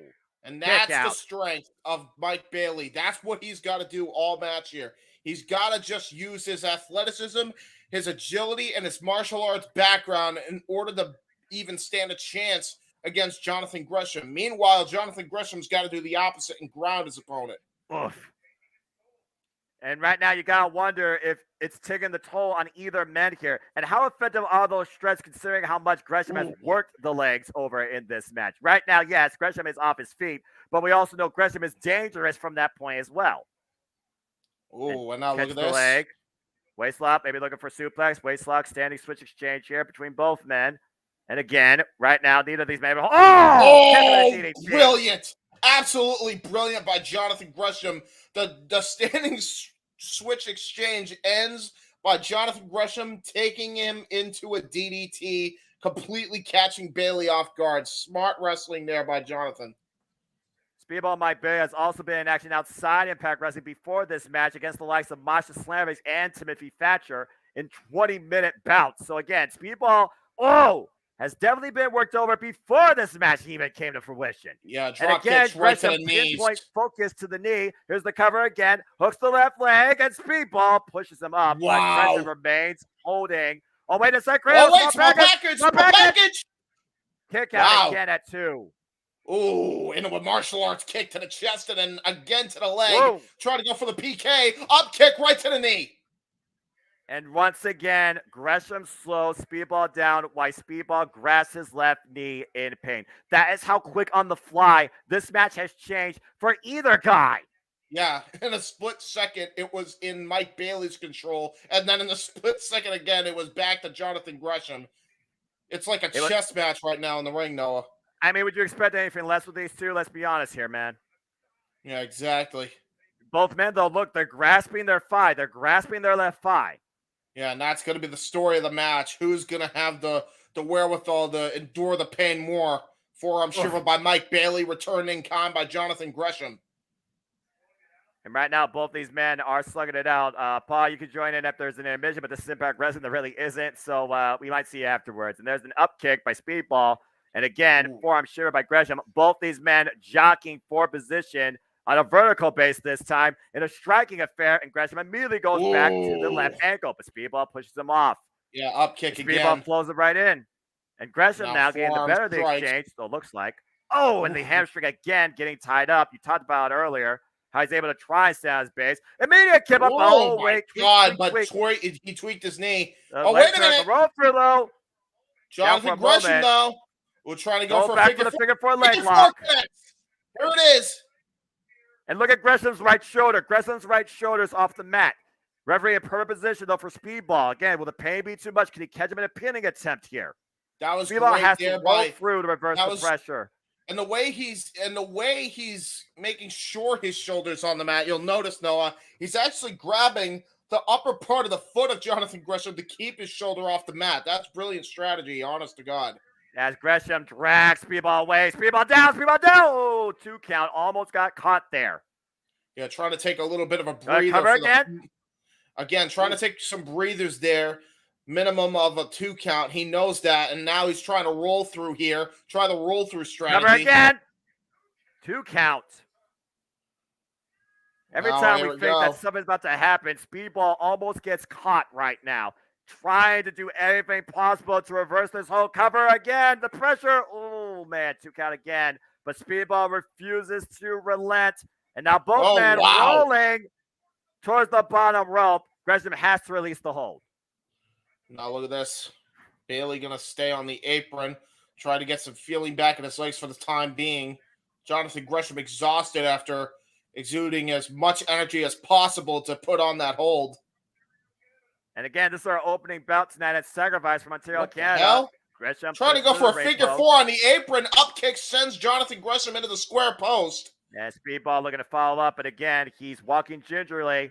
Oh, and once again, hobble. Oh, but takes Gresham's face out. And Gresham falls hard on the apron. What's Speedball looking for here? Oh, shit. On the leg. Oh, no. Standing moonsault double knee. Oh, my God. Oh, my God. Somebody check Jonathan Gresham immediately. Oh, my God. Holy S indeed. Shit. Take a look at the replay here. The standing moonsault double knee. Full impact on Jonathan Gresham on the apron, the hardest part of the ring. On his head, Noah. On his fucking head. And Speedball right now. Going to the top rope. Looking for something big. Is it time? Gresham aware. Looking for ultimate weapon. Yeah, honestly, the fact that Jonathan Gresham has any wherewithal to be able to counter something like that. No. Oh, shit breaker on the apron now. And now his own knee hit his apron, I think. Now both men have a bad knee and a bad leg. Took a little replay here. Driving Oh my God! the All right. shin, the right shin of Speedball Mike Bailey hard into the apron. But you'll notice too, Noah, that his knee ended up landing on the floor. His knee buckled when he landed on the floor, Jonathan Gresham. So both men are worse for wear off that maneuver now. It almost makes you wonder, because this thing maybe ended in a count out. Both men jockeying for position, trying to get back into the ring. Count is still going. It would be devastating if this ends on a count out. And both men need to get back in the ring. Count at 9. Oh my gosh! And now look, he's in the ring, and just the last Referee. possible seconds. I think that was referee's discretion. Mike Bailey probably, for all intents and purposes, should have been counted out there, but the referee did not want to see this end in the count out, and I think the fans oblige. And now Speedball going back to the strikes again. Oh, and a punch right to that hamstring. Here's a roll up by Gresham. 2. Speedball gets the shoulder up.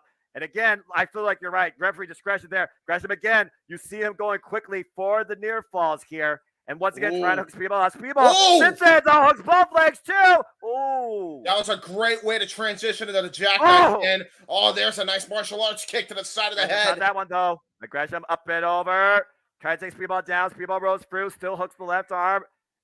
And barely trying to take the basic Gresham out. Widens it though. Gresham rocked it to the corner. Falls in with the corkscrew kick. High kick to the head. Gresham now in position. Speedball on the second rope. Ultimate weapon crash. God, it's done. Mat. And once again, back in the figure 4 leg lock. That was brilliant. Oh, wait a minute. Look at this. Immediately. And Gresham tap. Wow. Wow. Immediate transition of the pressure was too much to bear for Jonathan Gresham. Speedball Mike Bailey wins via instant submission. That was brilliant. That was brilliant by Mike Bailey. I almost wonder if he was playing possum there, just so that way he could get him into the reverse figure 4 and catch Gresham off guard. Well, considering that's the 3rd time this match that Jonathan Gresham went back to that well for that move, I think you're on point there, James, because you saw the immediate tap out. Damage too much done to Jonathan Gresham's leg, and once that pressure was fully applied, he had no choice but to submit. You see both men right now walking gingerly, but at the end of the day, Speedball Mike Bailey ties it up. We're 1-1. There you go. I resent this gingerly walking stuff, guys. Hey, I didn't say it. I know you did. Yeah. Woo! That was a heck of a hot opener. That was great. I'll be right back because I gotta just have my dad do something for me. So I'll be right back. Constant professional you are when it comes to taking care of people in your family, as we hear from the most professional wrestler, Brian Myers, backstage with GM Miller and Moose. Ooh, too much. There we go. Okay. Whew. Well, that was a hell of a hot instant classic. Yeah, I had a friend who I haven't talked to in a while. How's everything going? I sent her a graphic of what I'm hosting, appearing, directing, attending next week. She goes, how long have we not talked? I said, long enough. Been far too long. There is some shit going on the next 2 weeks. I just want to state for the record, I am so happy Santino Marella is still a thing in 2023. Right. Director of authority. I love Santino. He is so good. It's good stuff. And after hearing that he had brought Kozlov. Yeah, he's already been showing his authority. If you didn't heard, Moose has been banned from ringside. Oh, after seeing that he had brought Kozlov back and then hearing that there was going to be the mystery opponent, I thought for sure they were going to throw Kozlov in there, but they went the direction they did. So, which is fine. You know, Gerardo's not a bad choice. I'm just going to say this for the record. Seeing Kozlov and Santino together on my screen in 2023, that was not on my bingo card. No. Right? No. Neither was you just doing the Chase U salute, so you know. What? No, I did the thing. I did the card thing, right? I don't know what I did. But it looked like you were holding up the Chase U, bro. Look, we'll talk more about that. We'll talk more about that tomorrow. We'll talk about that more tomorrow on Silly Predicting NXT Stand Delivered at 5 p.m. Eastern Standard Time, and when you and I call that the following Saturday. But for now, let's get motivational in a different way as Joe Henry defends the Digital Media Championship against Brian Myers. Oh, Lord. Brian Myers.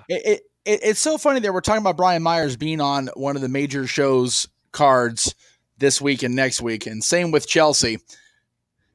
Freaking Cardona's just trying to get himself booked somewhere or just trying to make it keep the buzz going. Although GCW, the fact that they made a Hall of Fame graphic for him for Indy, I'm like, come on, Matt, really? So he's going to show up there and cause him shit. Well, anyway, we'll see what happens. This should be here good, though. As we look towards the Digimia Championship, here's some fight bites for you. Henry defeated Myers for the Digimia title in November 2022 and has successful title defenses against Moose and Matt Cardona, which, of course, is Brian Myers' tag team partner. And Cardona hasn't been seen since that match. And, of course, Myers and Moose recently jumped Joe Henry backstage on Access TV. And then Henry asked Santino Marella personally to grant him his contractually obligated one-on-one rematch. Crazy. Time to get motivational. The hell is this that I'm watching? Because I'm ahead of them. I've been ahead of them, but I'm not even trying because I'm not commentating. But the hell is this opening video for Joe Hendry? Like, what the actual hell? So motivational. Joe Hendry. Where's Positively Page when we need him? It just works. It just works. Don't question it. Just embrace it.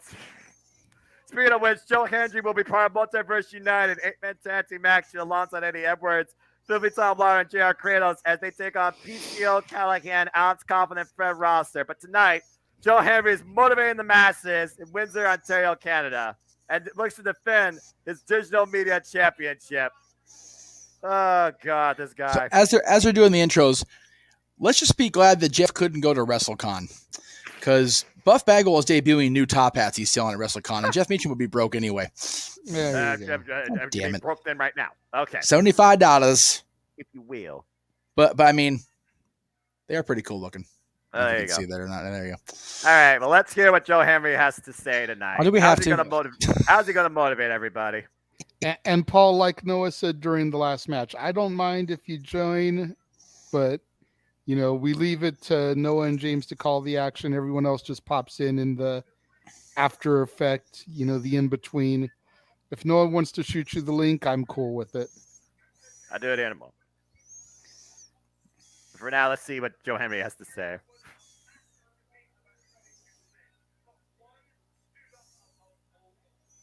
What?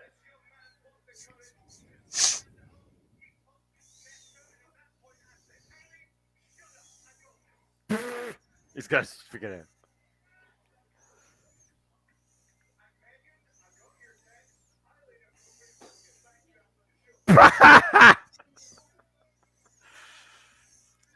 Oh boy. Oh boy. Freaking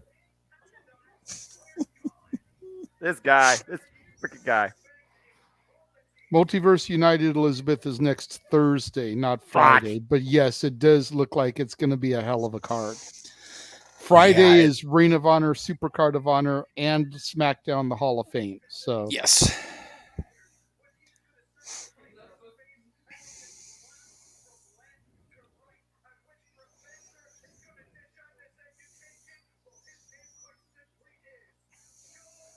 Hendry! Brian Myers about to be taken to school. Courtesy of Joe Hendry. There you go.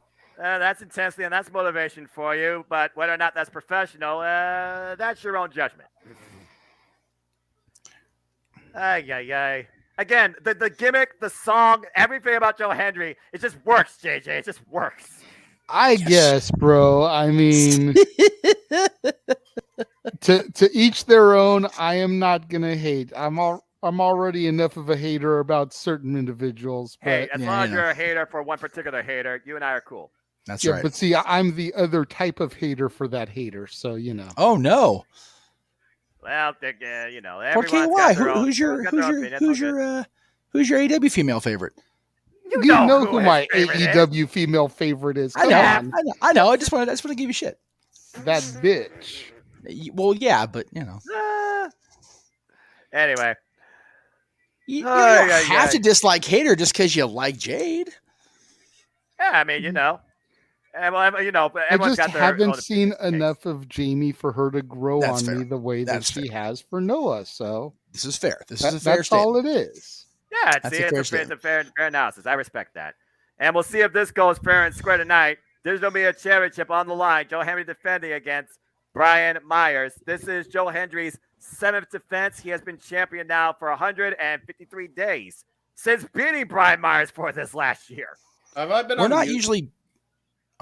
usually fond of having spoilers for the West Coast, but I am genuinely excited about that announcement you just put up, JJ. Yeah, I was just about to comment on that, and then I'll throw it to the gentleman to call the action. Chris, if we could try to make sure that we don't have any more SmackDown spoilers over the course of the evening, we would greatly appreciate it. Enjoy the call, gentlemen. James, try to remember to let Noah do play-by-play. I will. He's a little bit excited, but I respect that. Again, I believe in Joe Hendry, damn it. Hey, you know what? Everyone believes in Joe Hendry. And meanwhile, Brian Myers, though, doesn't. As he looks to get away, Joe Hendry bringing him back into the ring, though, face first into the apron. And again, we talk about the track record with Brian Myers and this title.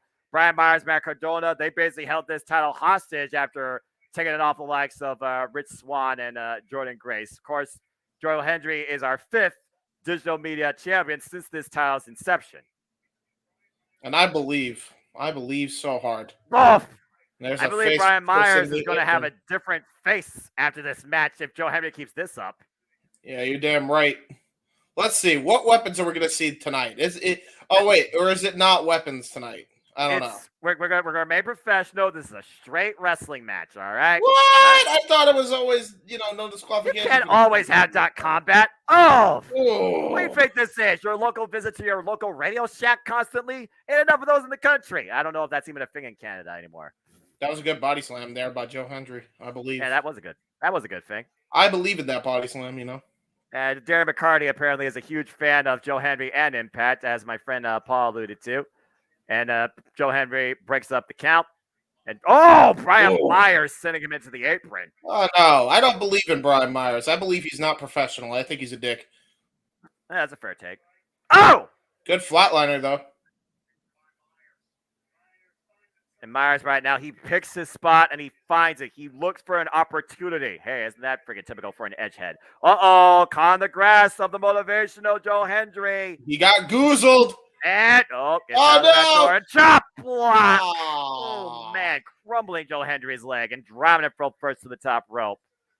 This is not something to believe in, man. That was very dirty tactics all around. No, but that's supposed to be most professional, right? And meanwhile, Brian Myers falls in, forearm strike, the ground and pound, just subtly instigating Joe Hendry.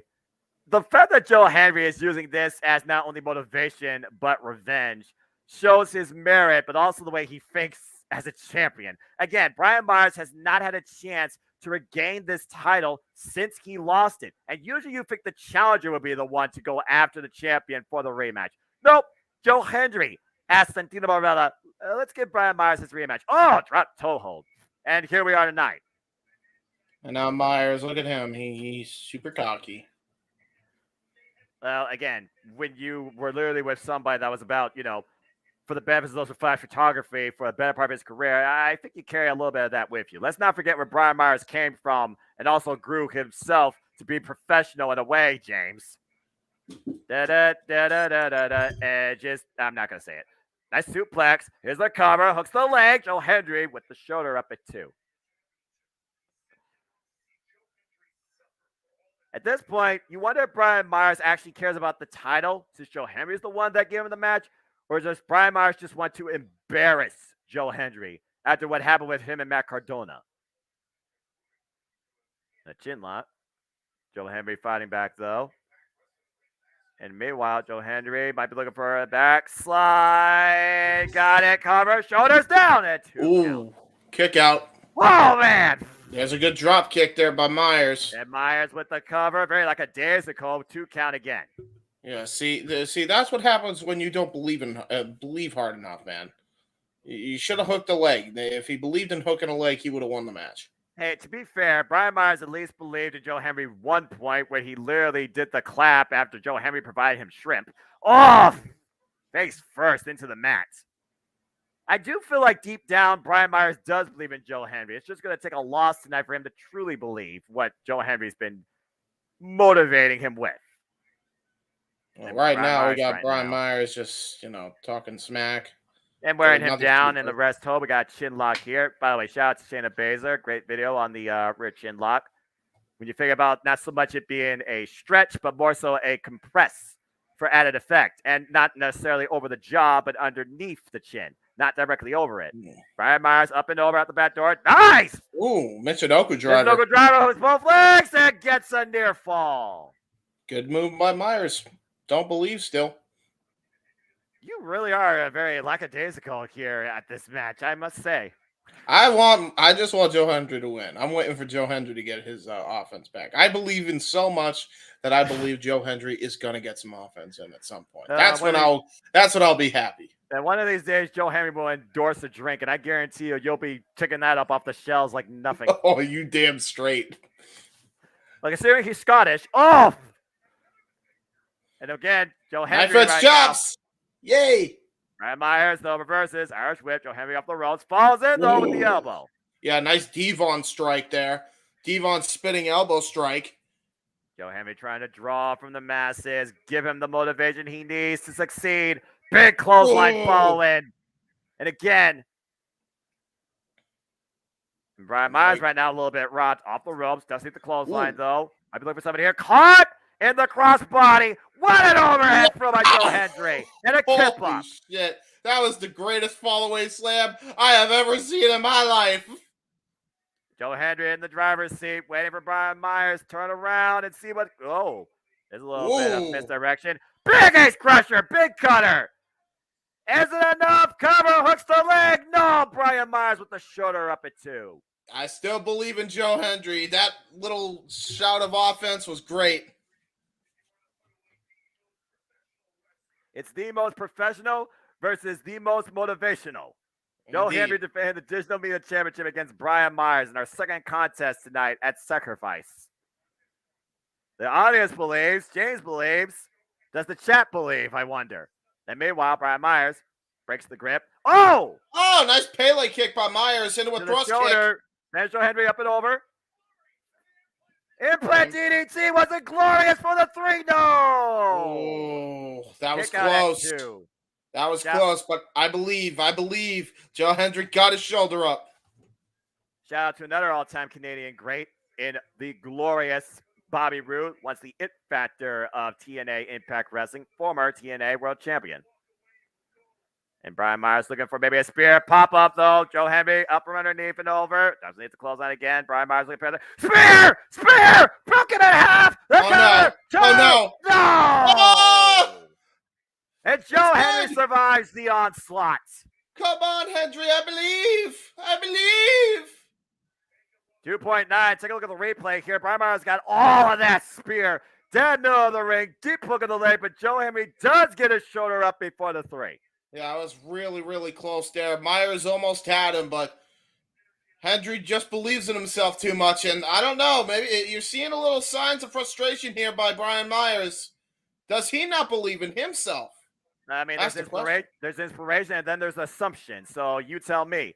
Joe Hendry falling up, though, in the corner. Second rope. Brian Myers perched on the top. And what in the earth is he looking for? Oh, no. Trying to grab Myers, maybe looking for an avalanche net breaker. Ace crusher, yeah. It looks like an avalanche ace crusher, but that time it was counted by Myers. Myers on the side. Oh, got caught! Got caught!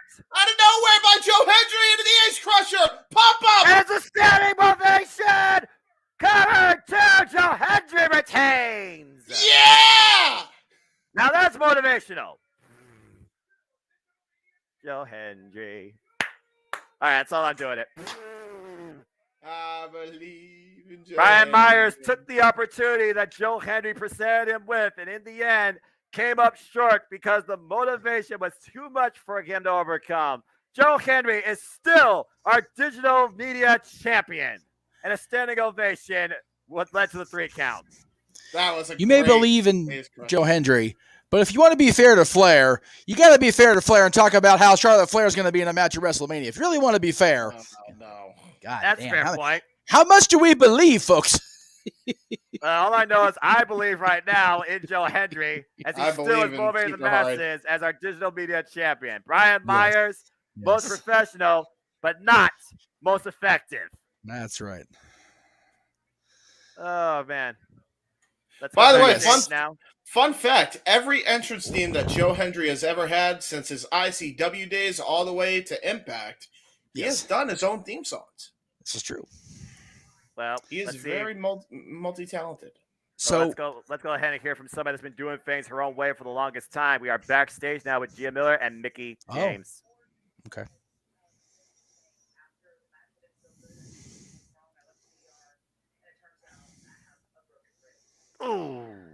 Ooh.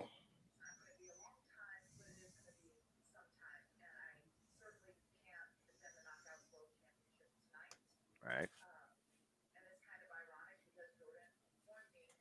Ooh.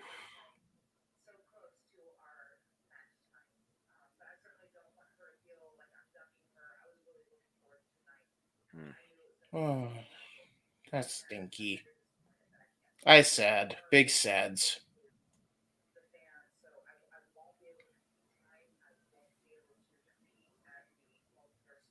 Right. Mm-hmm. Okay. So wait, she hopes though. Yes, you are director of authority.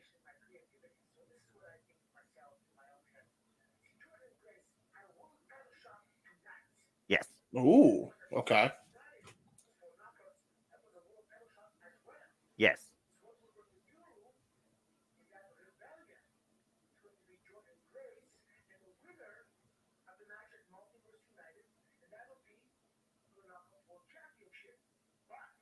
Huh. Ooh. Oh. Ooh. But by the way, she's not clear.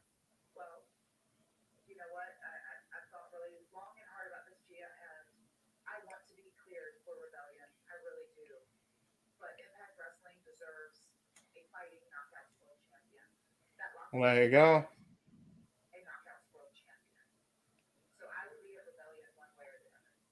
There you go.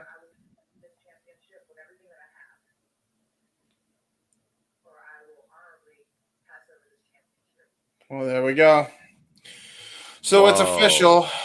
It's official so far. Yeah, so there you go.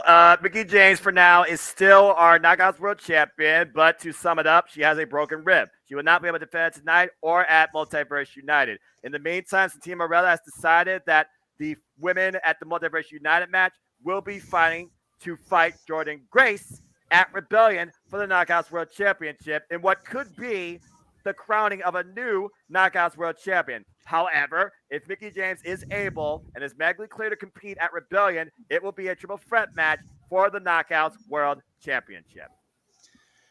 And just so let me get the graphic over to JJ here real quick because I think I have that saved. I don't know, so just give me a moment. Oh, I do. Look at that. I'm all prepared and shit. Yay! I mean, not entirely because Mickey's on the graphic, but as of now, it was supposed to be Mickie versus Deanna versus Giselle versus Yamashita. Yamashita. So correct. My guess would be they'll make that a 3-way without Mickie, and then the winner that'll face Jordan at Rebellion. Unless they add a fourth one, the question is, what do you add to that picture? Right. Franny is wonderful, Paul. I'm glad you got to meet her. She's awesome. So cool to get to meet Francine. There now, JJ, the PCW show's the end of next month, right? Yes. Okay. April 22nd, I want to say it was. That sounds accurate. Because the franchise, Shane Douglas, is going to be at that show. He's making an appearance out here for one of our local stores as well. So it's kind of one of those, well, I would love to meet the franchise too. This guy's over here trying to get me to bring my 10 pounds of gold and have him throw it down and cause trouble, but I thought it would be kind of funny to have Shane do a reenactment. Well, yes, with our 10 pounds of gold. Well, I mean, he can do it with yours all you want. He's not a fan of doing that, from what I've been told. I don't know, but that could have changed also. So, well, we'll see what happens here tonight. Changing the dynamic between the Shell Shaw and Deanna Purrazzo as it's time for a grudge match rematch. The quintessential diva has made her way into the building accompanied by her entourage, Jay Vidal and Savannah Evans, who for the first time in a long time actually looks like a bouncer. Again, the numbers game has played to Giselle Shaw's advantage to get the better of the Virtuosa. We saw what happened last night in Impact Wrestling after the one-on-one with Savannah Evans. Deonna Purrazzo may have got the win, but she was not the one left standing. We'll see tonight. That's a different story. Am I the only one that thinks this Giselle Shaw chick looks like the Wish version of Jade Cargill? No. Okay. I mean, I don't. As long as it's not just me.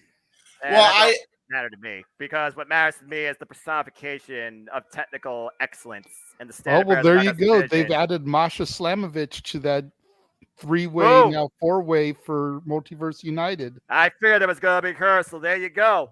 Folks, it is Masha Slamovich, Deonna Purrazzo, Giselle Shaw, and Mia Yamashita in a fatal four-way. The winner of that match goes on to Rebellion to face Jordan Grace for the Knockouts World Championship. And if Mickie James is magically cleared, that match will be a triple threat. But tonight, we're going to see one of these two out of four, going with some momentum. Will it be the Virtuosa or will it be Giselle Shaw? Time to find out. As if there wasn't enough pressure already for Giselle Shaw, who has yet, might I add, to hold any gold in Impact Wrestling. While Deonna Purrazzo has held not only the Knockouts World Championship twice, but also the Knockouts Tag Team Championships and also Triple A Ring of Honor. Just add the accolades all you want. Bell rings are underway, and these two are going in hot. Yeah, just ground and pound here by Deonna Purrazzo. She has not forgotten about what Giselle Shaw and company did to her on Impact this week.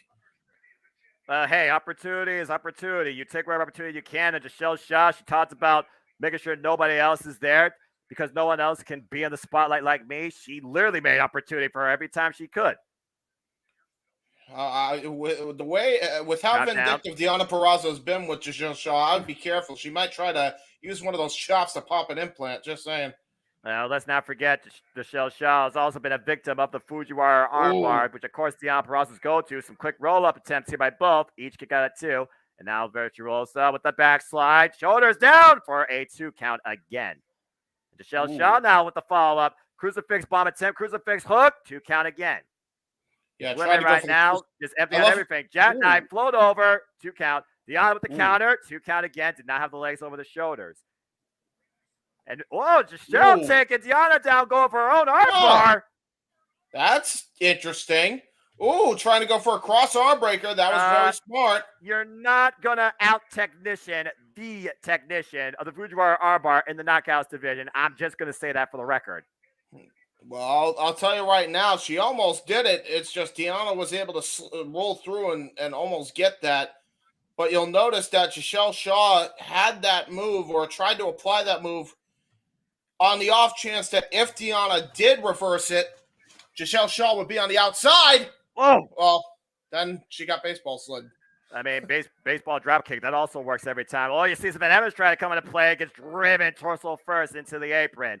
Again, the security, the entourage of the quintessential diva has played the difference maker since this feud has really started. And you see the referee now distracted, and Savannah, man! Evans clubbing the Virtuosa, and Deonna's down on the floor. And there's the difference maker. Almost like Giselle Shaw is Shawn Michaels, and you got Savannah Evans acting the part of Diesel. Okay, so when do they turn on each other? We'll talk about that later. Well, when they win the Knockouts Tag Team titles, and Savannah Evans says, "What a pittance!" Fair point. Giselle Shaw taking advantage right now against Deonna Purrazzo, driving her back first into the apron. But Deonna, she is tenacious. She will continue to fight back. She fights underneath. And she's fought from adversity her whole life. To be fair, Giselle Shaw has also done that too. Great special on the Impact Diaries.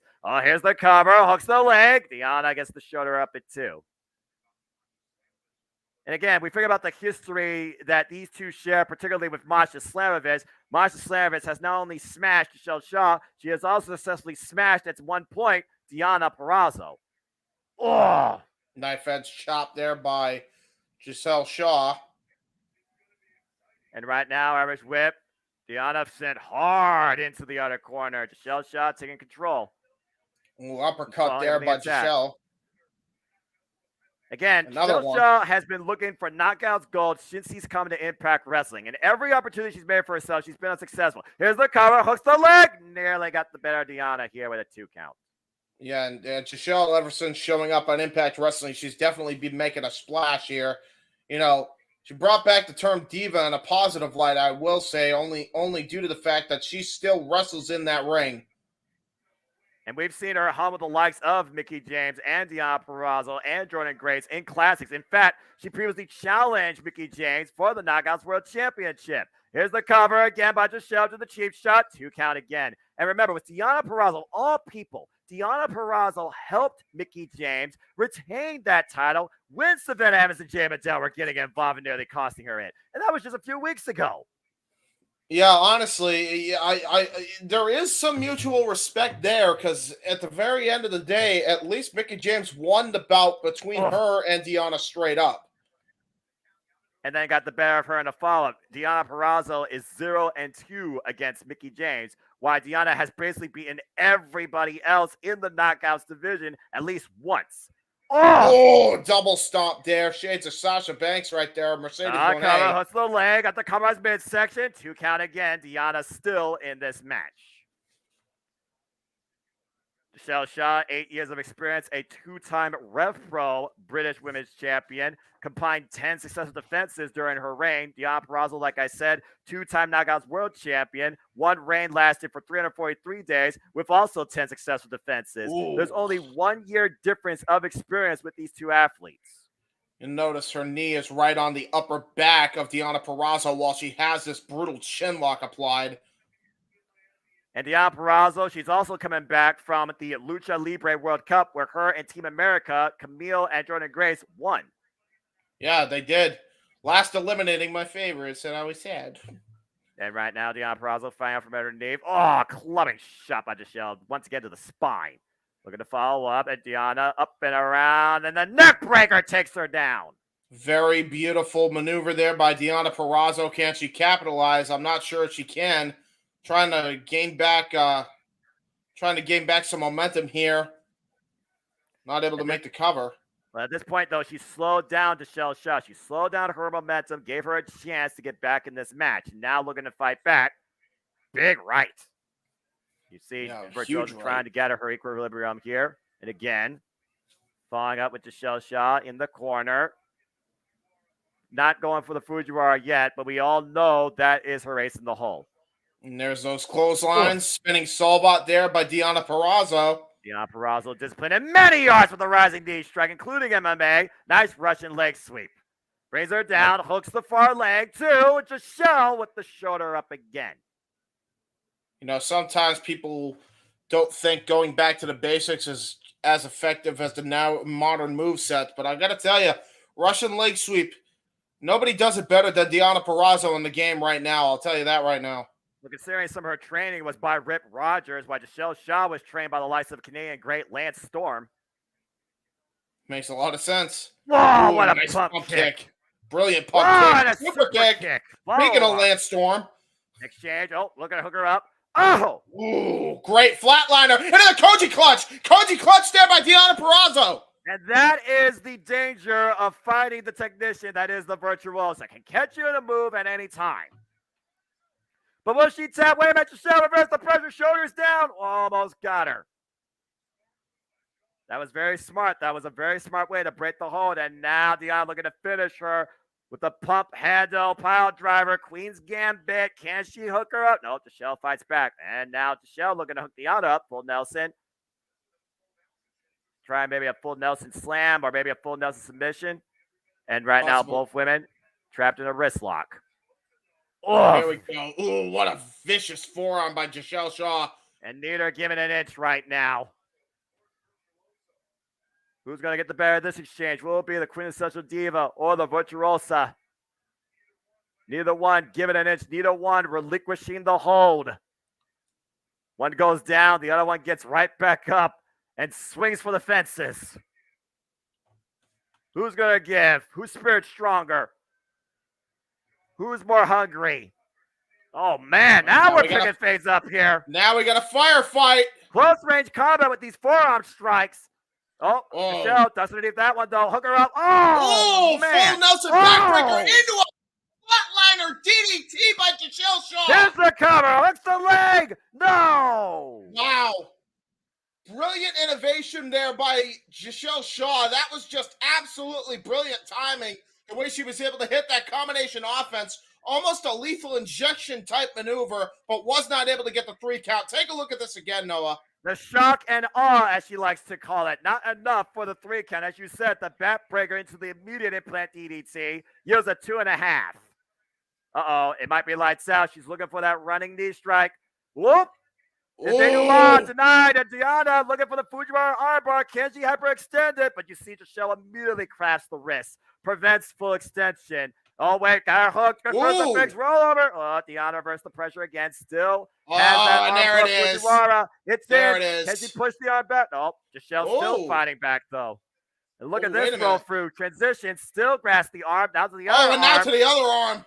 Trapped in the leg, in the arm, looking for Venus de Milo. Can she hook both arms? She got both in. She got both in. Immediate tap out. Deanna wins.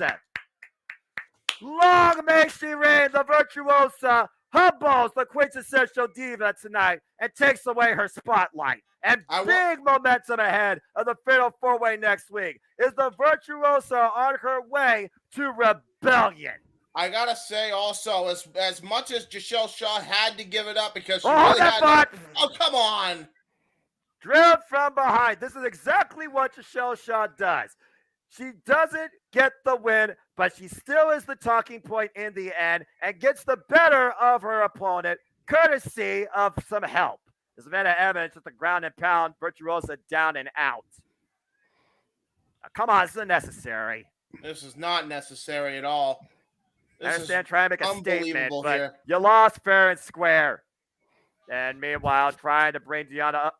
Wait a second. Wait, what? What the hell? Uh-oh! Tasha Steelz is back! I thought she left! What the hell?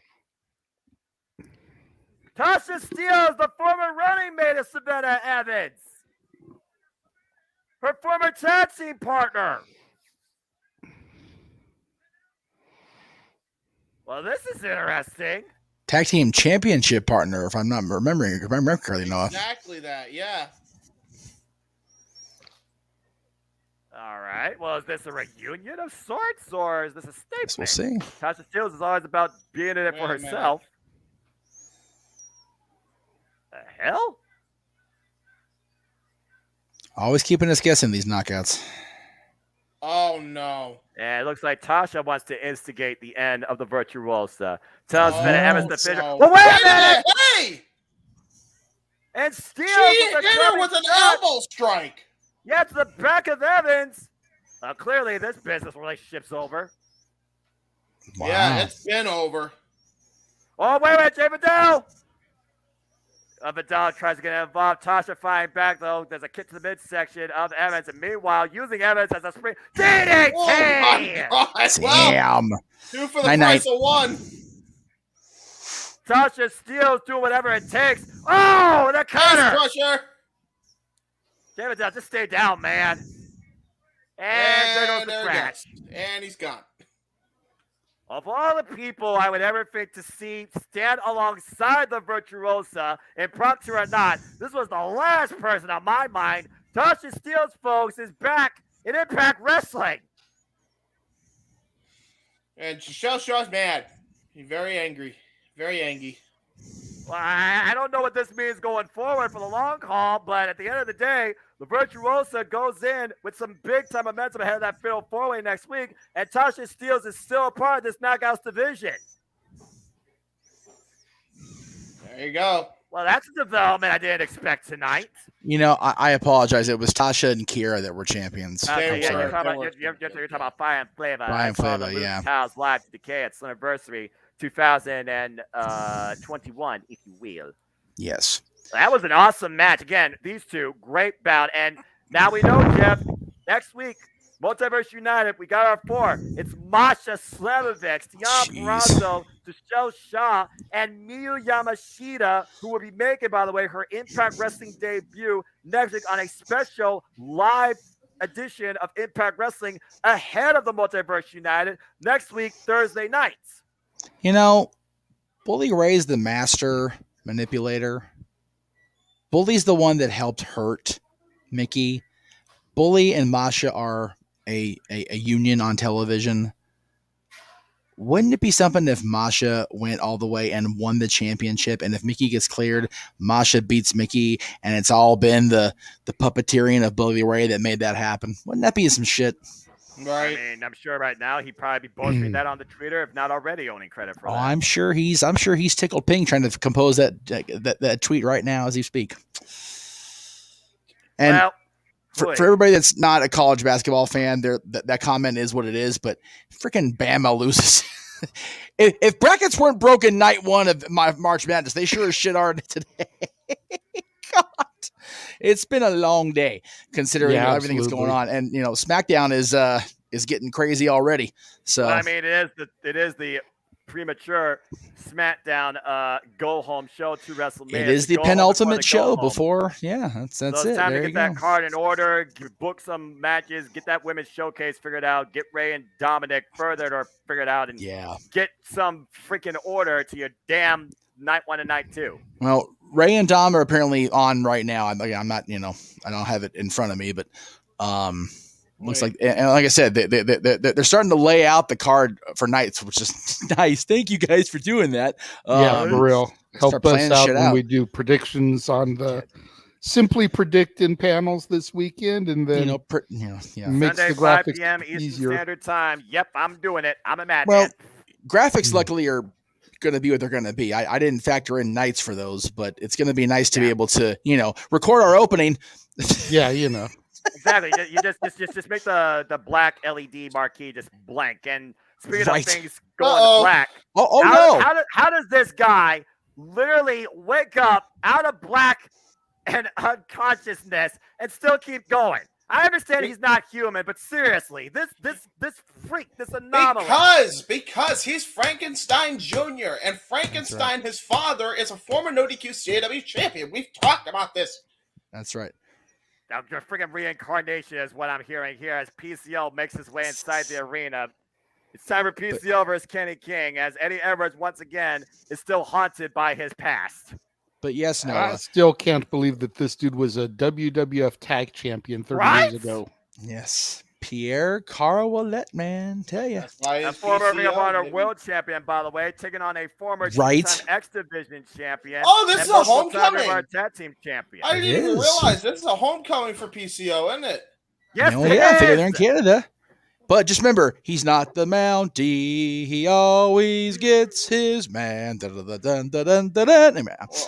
at this point, PCO has one man he wants to get, and he'll scream it to the heavens, and that is Eddie Edwards, who apparently is cornering Kenny King tonight. Do you think in this case the Mountie will get his will feed his Frankenstein this time? Well, I mean, if Jacques happens to be there, good for him. Exactly. But yeah, no. As far as your comment about the black line on the graphics being empty, no, they will not be empty. I'll show those off tomorrow night.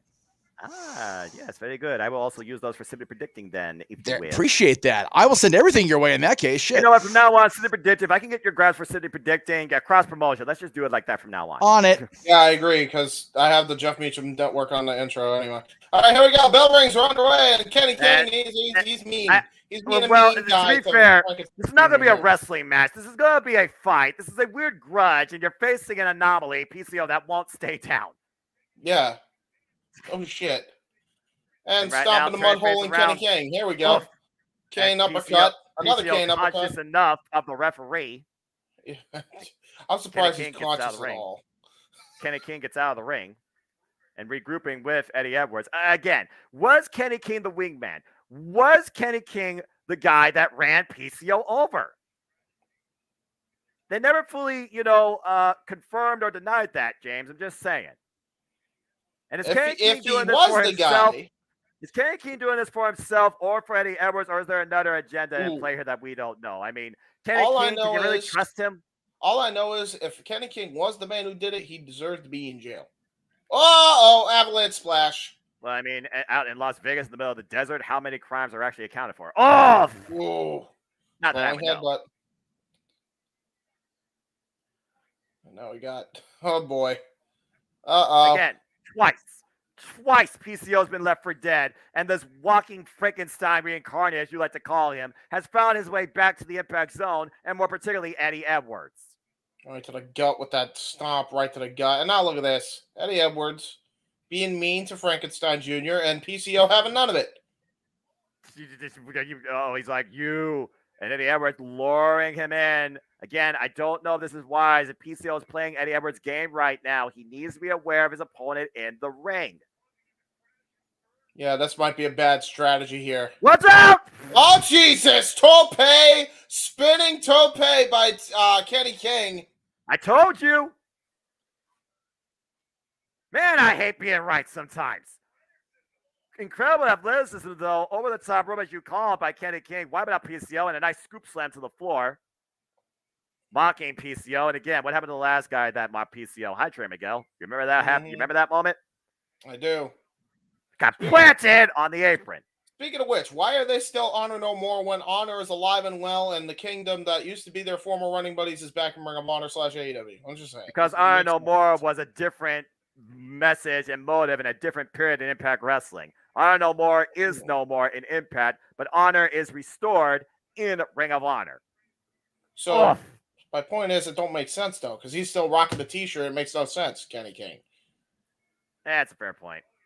Again, blood runs deep. These guys, they rolled for nearly a year before Eddie Edwards instigated PCO and basically called him out to be the weak link. How is he the weak link? PCO is certainly a sort of different link. I would not call him weak. Back up. And Got Googled. Ah! Oh, counter. Oh, no, he countered. Countered by Kenny King, but still trapped in the clutches of PCO, who will not be denied. Oh, my God. Oh, my God. Send him to the outside. He just, I've never seen somebody grip a throat that viciously in my life. Again, this is PCO we're talking about, and we are doing well, Matt. Good to see you again, folks. This is Impact Wrestling Sacrifice, PCO versus Kenny King. And PCO is feeling something, but I feel like something is disrupting his focus here. What is this? What is this guy thinking? I mean, he's still human, even if his circuitry is off wired. What the hell? Oh, what the hell? Oh my God! What the? What is he doing? What sort of motivation is this? What did he do? A suicide dive and then just sit right back up like The Undertaker? What's going on here? I told you his circuitry's off. Oh, well, there we go. Now he hit the right man. Well, he found his target, apparently, on the second charge. What the hell? PCO cannonball in between the second and top rope. Catches Kenny King. Ay.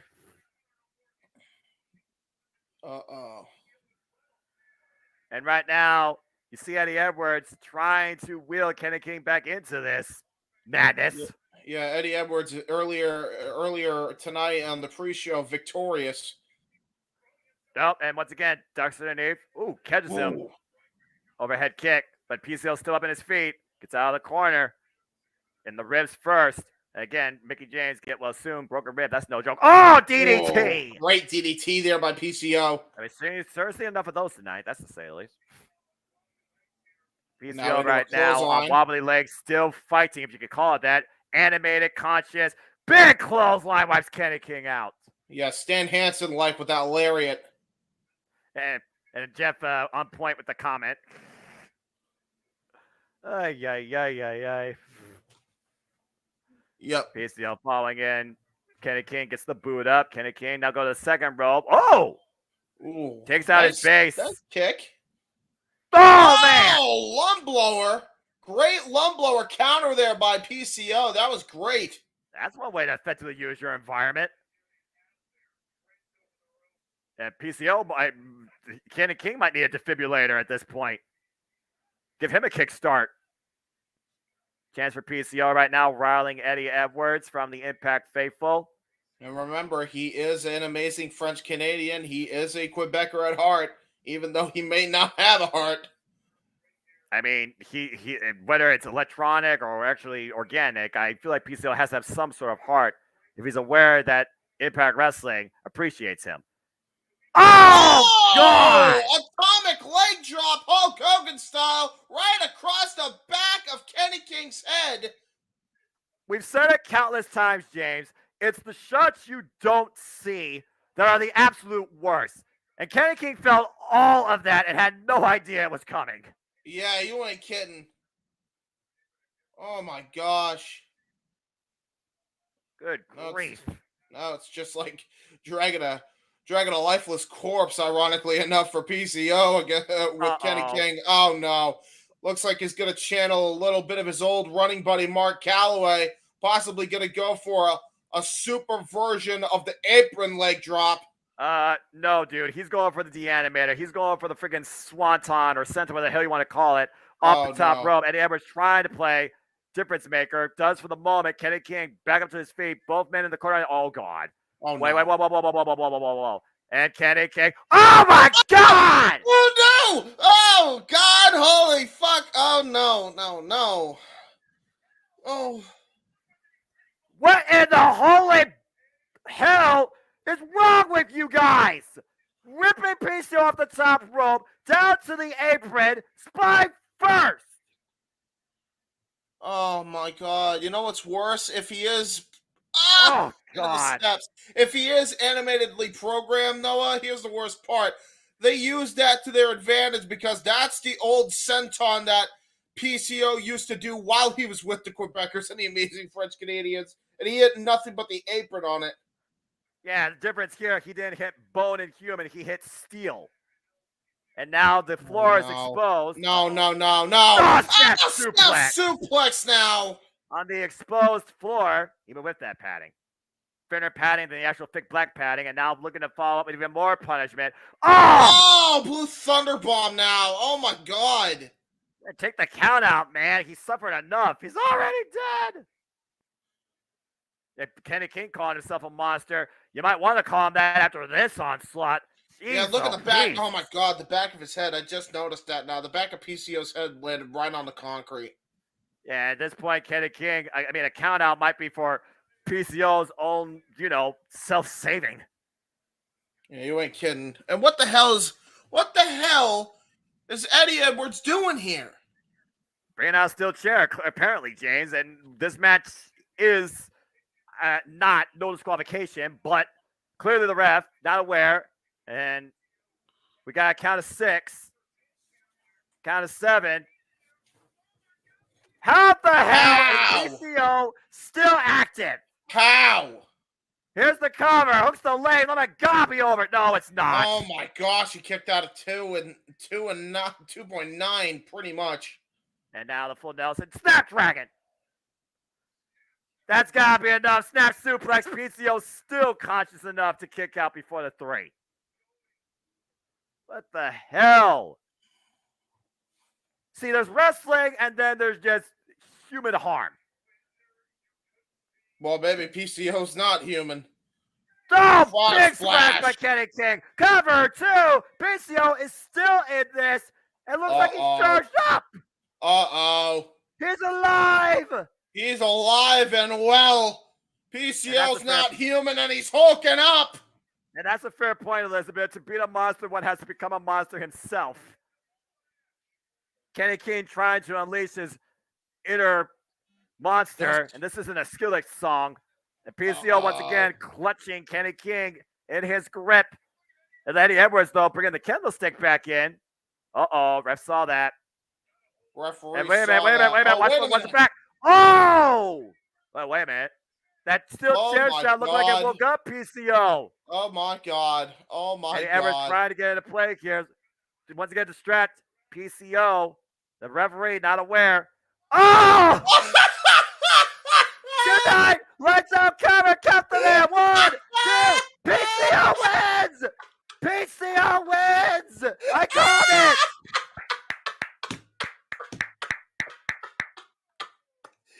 A straight right hand, bouncing the chair into Kenny King's face for the dub. Oh my God.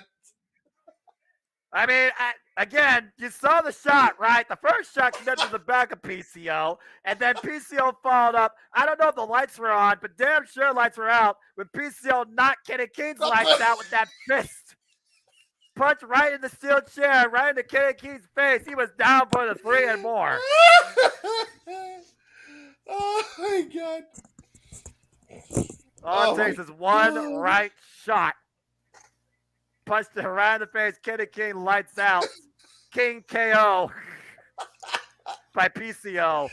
That was tremendous. That was ridiculous. I loved it. I loved every minute of it.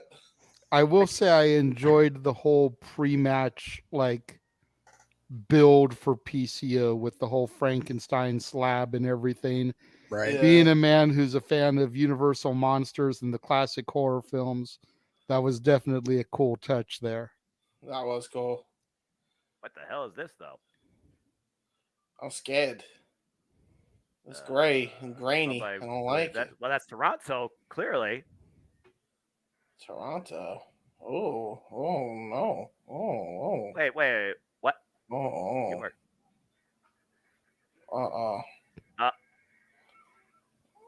What the hell? Jody Fretz! Jody Fretz coming soon to Impact Wrestling. That's freaking awesome.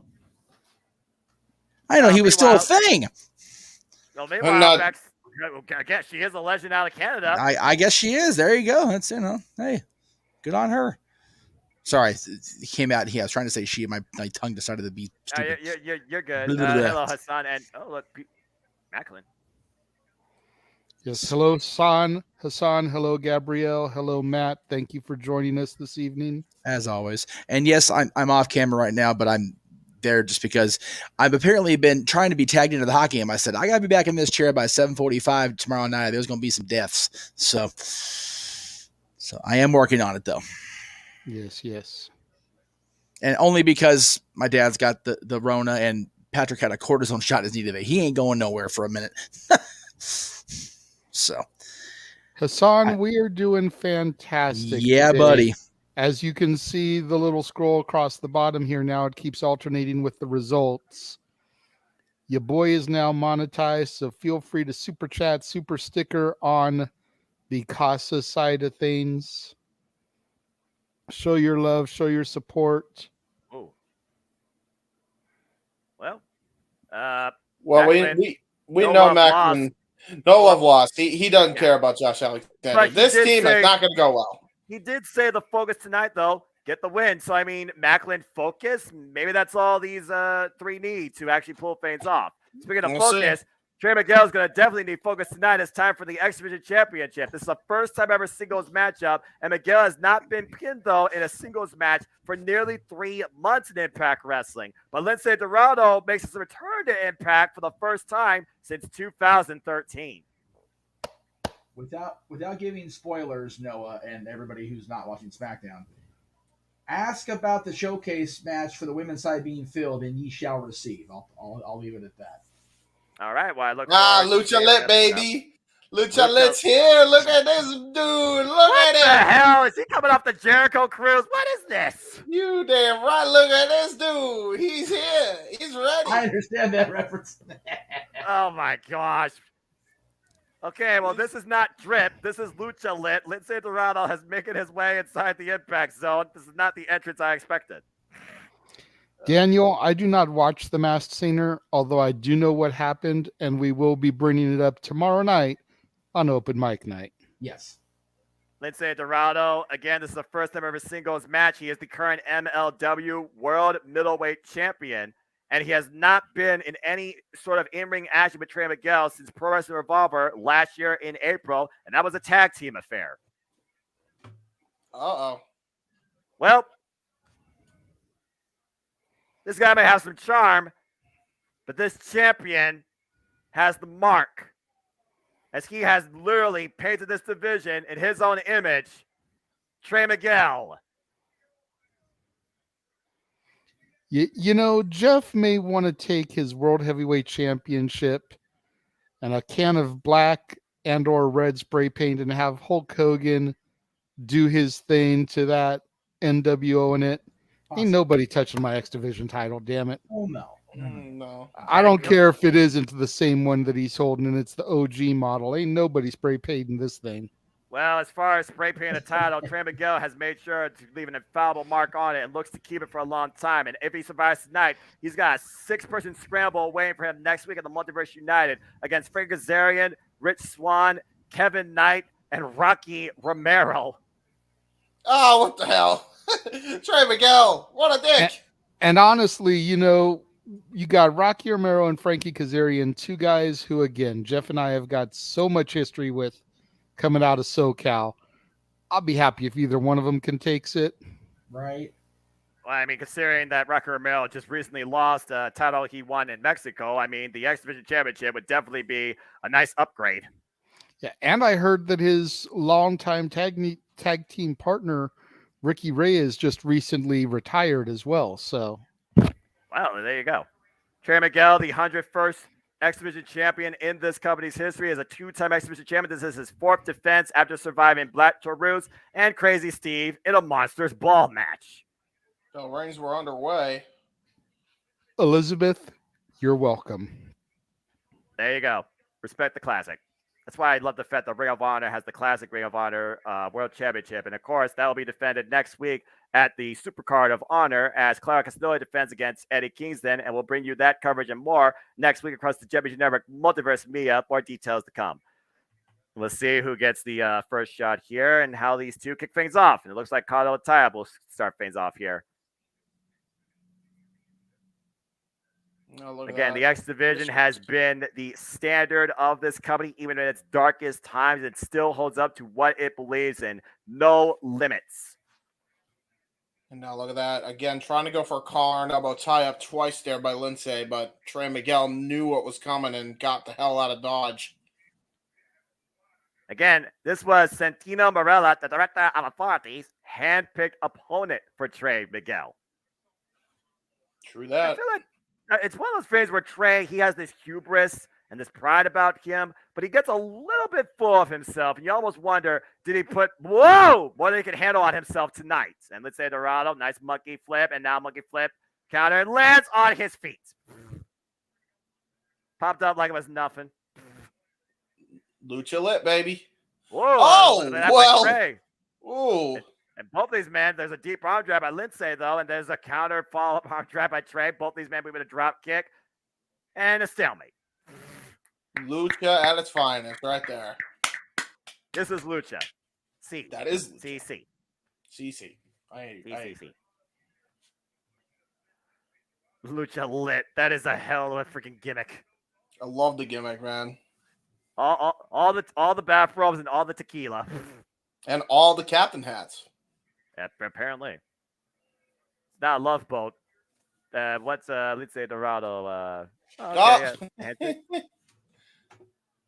Lucha. Oh, well, never mind. No honor, no Lucha. Trey Miguel right now with the wrist lock, grabbing the hands, and what's Lindsay looking for here? I gotta say, you talked about Trey Miguel's hubris. There's a snap near takeover. What about Lindsay's? That's thrust kick. But so far, Lindsay in control. Big springboard arm drag. Sending Trey to the outside. Comes back in and eats a drop kick. Dorado right now in control. Lucha. Dorado's in firm control, and I think he's may have shaken up Trey here. Now Lucha on full display here. And now Lindsay Dorado looking to take flight. Psych. Ooh. Trying to go for a baseball slide. Now Trey. Whoop. Whoa. Great version of the Tierra's takeover out of the 619 area code version. What's the area code for Windsor, Ontario, Canada? Probably some crazy numbers I don't know. All I know is Trey Miguel represents the 419, Toledo, Ohio, and that's all you need to know about area codes tonight. There you go. Lindsay Dorado from back inside the ring. Trey on the apron, luring him in. The shoulder block. Oh, and again, the arm over the top. Using his momentum with him. Follow up with a drop kick from a downward position and a kip up. Now, is it me or was that mannerisms of one Sammy Guevara we just saw right there? Here's the cover. Hook of the leg, excuse me. Just a forearm in the face. Oh, and it gets an up kick after that. Covered with some brash arrogance. Spinal tap by the champion.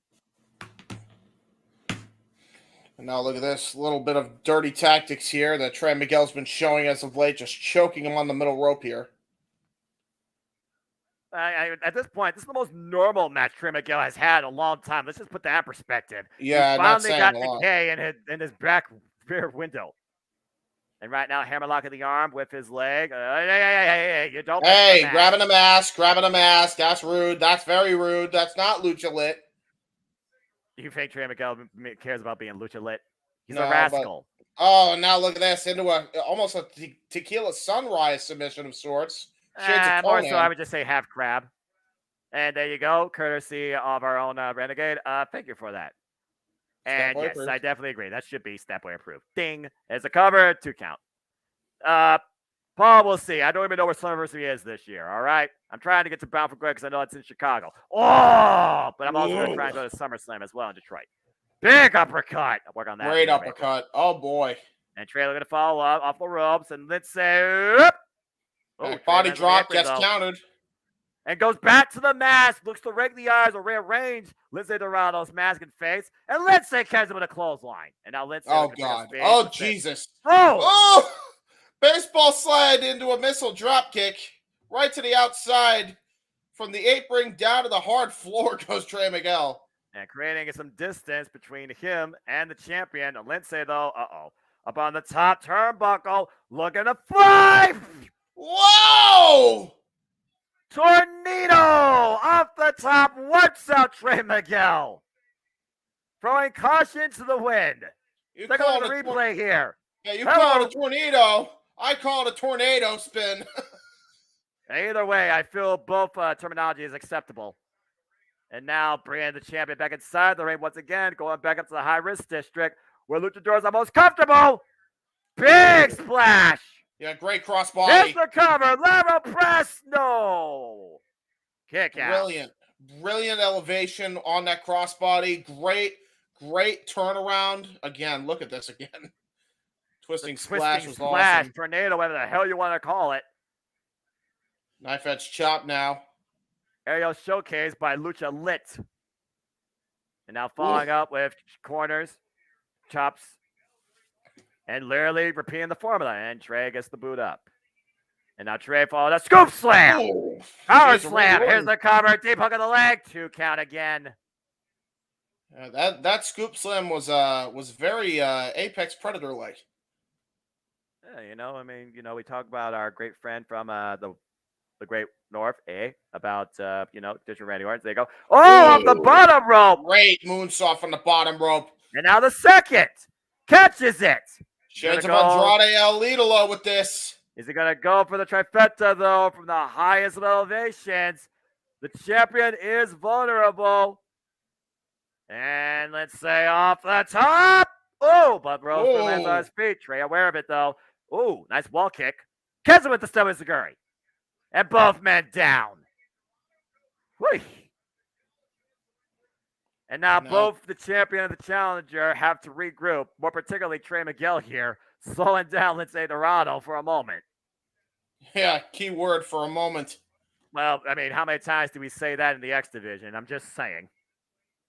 It isn't even playing field right now, though, man. Now we got Trey Miguel trying to pull himself up on the middle rope here. Oh. Nice clothesline. A clothesline again. And here we go. Trey Miguel trying to make a comeback here. And now pushes Lindsay into the corner. Lindsay, he thought he was going to go for a strike. Instead, takes him out the legs, falls in. Ooh, nice kick. Right to the head, and a springboard off the top. Oh, but for the 450 roll through miss. There's a shot to the midsection. Kicks to the leg, kicks to the chest. Gets to the back of the head. Brings him down. Double stomp.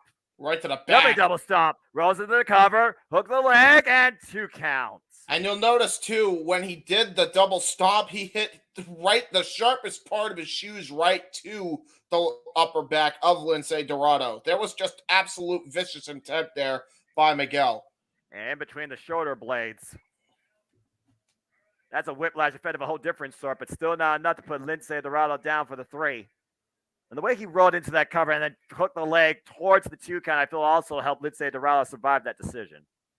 Now, look at this. Trey Miguel trying to scale the top rope here. And now, big shot. Palm That strike. was great palm strike counter there. And now what the hell's Lindsay doing here? I don't know, but again, Lucha Lit sounds like some crazy you-know-what. Oh, Step Jesus. up. Trey McGraw on the top rope. Lindsay Dorado also on the top. Out of the corner. Take over to yes, Frankenstein. Oh, my God. Good grief. And he landed on his feet. Like it was nothing. And now springs up to the top. Trey Miguel in the drop zone. What is Lindsay Dorado looking for here? Shooting star press. He got it. But look at Trey roll to the outside of the ring. Great awareness by the champion. That was just brilliant strategy there by Miguel. Knew he was in danger after this combo move here. What a Frankensteiner. And then goes for broke. Hits all the shooting star press. Bounces too far away from his opponent. And Trey, with enough awareness, rolls to the outside. Bringing him back in. Oh, Trey looking to hook him, though. Traps the legs. 2 count. Oh, shot tag. Irish whip, reversal. Lindsay set in the corner. Oh, springs up across the top rope, in and out of it. Trey falls in, eats a back elbow. Moonsault almost to get out of it. Oh, it's a get rid of the back of the head, though. And now looking for the cheeky Nandos. Oh, Jesus. Got all of it. Tiger Feint kick to the head as well, in between the top and middle rope. Now what's Trey looking for here? What the hell's Trey going to do here? Off the second. Out and in. Oh! Oh, what a sunset flip powerbomb. Cook of the legs, too. Got him, though. Wow. That was just absolute pure guts for Lindsay to be able to kick out of that, because that stack was on tight. That was a hell of a stack after that sunset flip powerbomb takeover. Innovation on the fly. This is the X Division. Trey Miguel defending the title tonight against Lindsay Dorado. Lucha Lit versus the Rascal. Toledo versus Mexico. Yeah. And meanwhile, Toledo does sound very Mexican, to be fair. Yeah, and you know. I say it's better to be in Toledo than be in a tortilla. Well, you know, someone's gonna probably celebrate tortillas after this. And meanwhile, Trey Miguel, the pinpoints of the forearm. Oh, the boot! Jesus. Dorado getting enough of an opportunity there to come up with a strike. Trey Miguel fall up, though, and falls in. Lindsay Dorado now falls in. Big chop. Oh, my. And now Trey falls in with a rising knee. And what's Trey and Lindsay looking for here? Me in the middle. Oh! It's Dorado. Deep hook of the leg, too. Got him. Snap Rana takeover. Single leg hook. Yeah, and he spiked him on his head, and that's what got Trey Miguel to win there. That was just brilliant wrestling there by Trey. It is all over just like that. Sudden impact, as you alluded to, James. Trey Miguel just snaps Lindsay Dorado into that pinning maneuver. Take a look at the replay here. This was a hell of an even contest down to the very end. Well, that was a botch by Impact Wrestling. That was a botch camera angle. Look at this. Let's go ahead and look at it, or not. You know what? Whatever. Trey Miguel still our X Division champion. And now we know it will be Trey as part of that 6-man scramble defending his X Division championship next week at Multiverse United. Whew. And now he just waves by. Disrespect there by Trey Miguel. And meanwhile, we go backstage as TMDK stands side Gia Miller. Bad Dude Tito and Shane Haste. Mighty don't kneel, baby. We'll see if they kneel tonight to Bullet Club.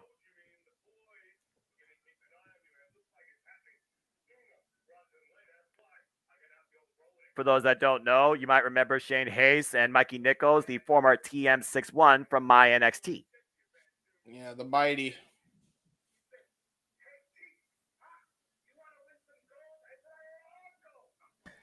Technology not my friend today.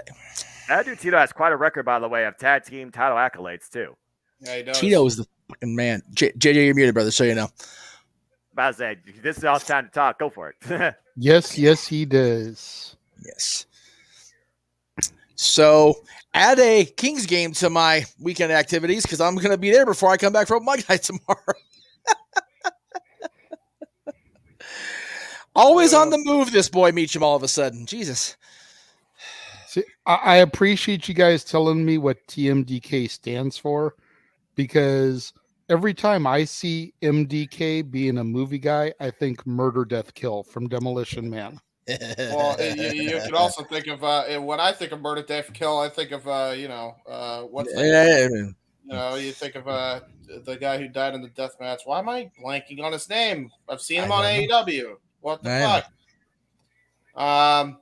Oh, and this is Tito's Impact debut. That's yeah, brother. Yeah. Bullet Club captured Nice. the Impact World Tag Team titles from the Motor City Machine Guns earlier this month in Chris Bay's hometown, Las Vegas. But TMTK has been represented by two-time global heavyweight champion, tag team champion Shane Hayes, who recently on Impact had his debut against Speedball Mike Bailey. But this is Bad Dude Tito's Impact debut. And again, this dude is 255 pounds. Significant size and power advantage on the side of TMDK. We'll see if that's enough to overcome Bullet Club tonight.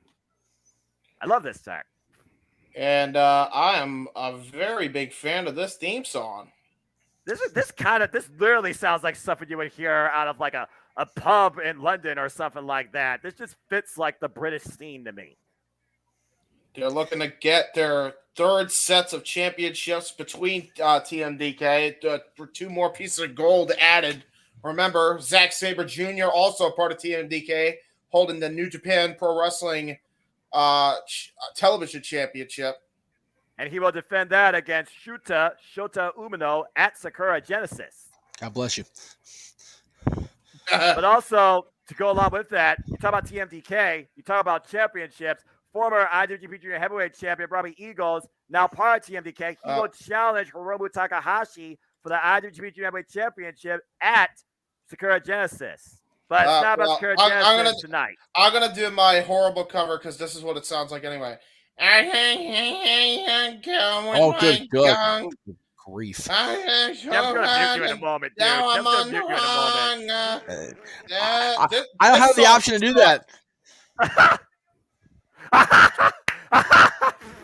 I'm not on the button tonight, brother. JJ did it. I will say, man, this song sucks. This song so sucks. It's still see. Here's my thing. I don't care for the vocals on this song, but I love the instrumentation.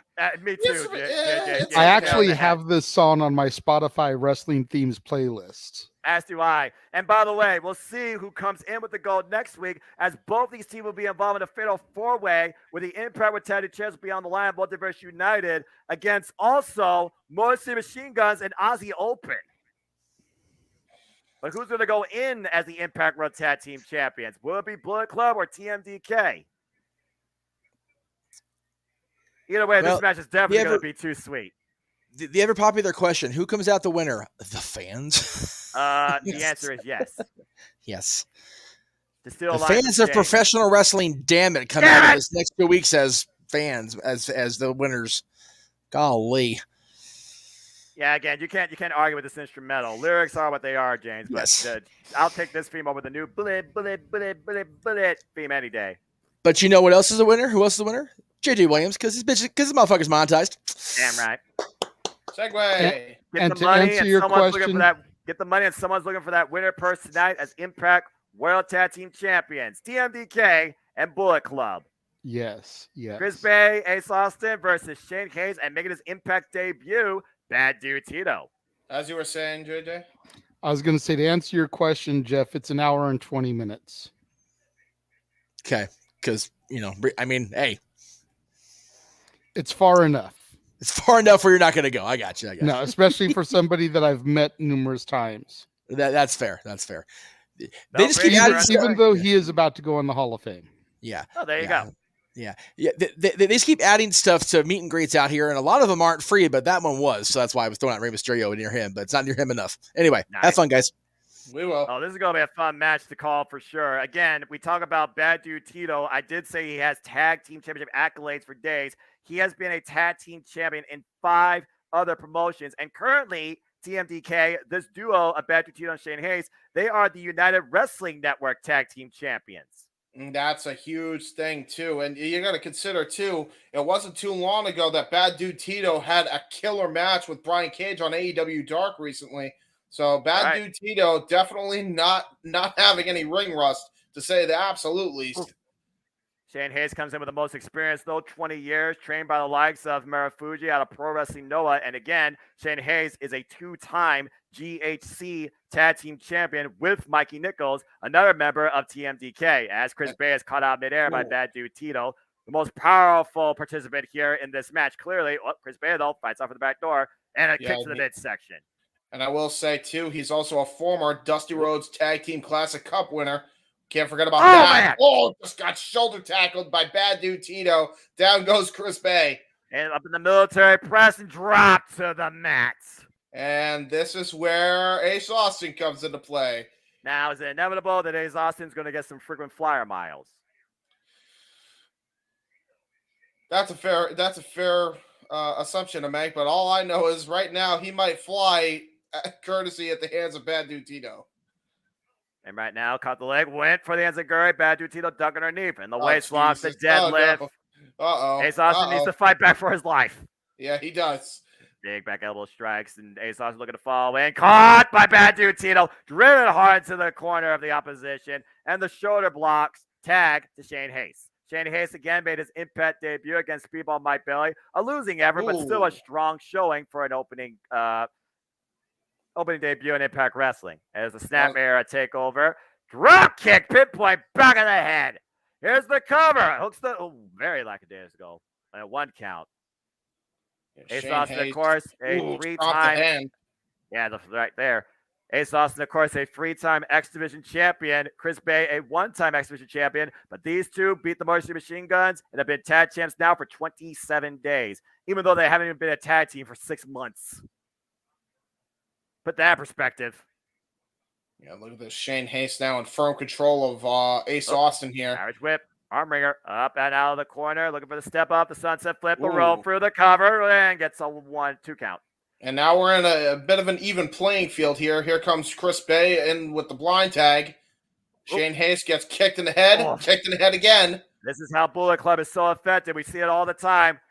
Ooh, leg sweep, Russian leg sweep combo. Leg drop, standing moonsault combo. Covered by Chris Bay. Hooks the leg, 2 counts. That is the explosive nature and speed and resourcefulness that plays in Bullet Club's favor tonight. And I want to also point out that this is exactly what they have to do. Isolate Shane Hayes in their corner and keep Bad Dude Tito out of the match. That's exactly the strategy that Chris Bay and Ace Austin have got to employ here. And Paul also got a picture, by the way, with one of his favorite wrestlers, Ace Austin, last night, along with the tag title. Good for you, dude. If you don't know by now, folks, my brother from church, Paul Mead, is one of the biggest Ace Austin fans you will ever meet and discuss the inevitable one with. Well, he's not really in the inevitable. He's the now. So, I mean, again, inevitable is one of those things that you speculate on, but you don't know if it comes to fruition. At one point, we thought Ace Austin was going to become the youngest Impact World Champion. Was never meant to be. Who would have thought you'd see Ace Austin in Bullet Club, though, and attach him with Chris Bay? Oh, and a rig. That was not too sweet for Shane Hayes. That was not too sweet at all for Shane Hayes. That was just dirty. Of course, these two have also rode alongside Gia Miller in Pro Wrestling Revolver, where they had a short stint. Oh! As the tag chance for that promotion. Again, another rake to the back. Well, El Fantasma smiling from ear to ear somewhere in Japan. No doubt about that. As Shane Hayes, though, tried to counter. Ace Austin skips out of the back door. Blind tap. Bad Dude Tito in.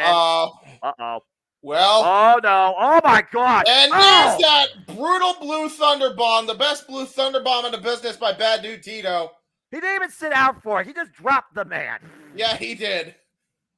It's almost like if the Blue Thunder Bomb turned into a protoplex. There's the cover. Deep hook of the leg. 2 counts. Good grief. And the whole time, and like you said, the entire complexion of this match changed when Bad Dude Tito was tagged back in. And now Ace Austin hung up in the Trio of Woe. Oh, Jesus, stomping the knee. Oh, that's brutal. Ow, ow, ow, ow. Oh, no, stomping his dick. Hey! All right, let's just say it as it is. That's what he did. Chris Bay trying to help his partner, and in the end, he just suffered more for it. Oh, no, it's Ace and his Austins. Good grief almighty. Now Shane Hayes back in. By the way, happy Friday to everybody. Oof! Big forearm shiver. Fans behind clearly Bullet Club and the Impact. Oh! Nice backdrop driver suplex there. Driver suplex. Same thing to a degree. Both nasty impacts. As you see, Ace Austin clutching his lower back.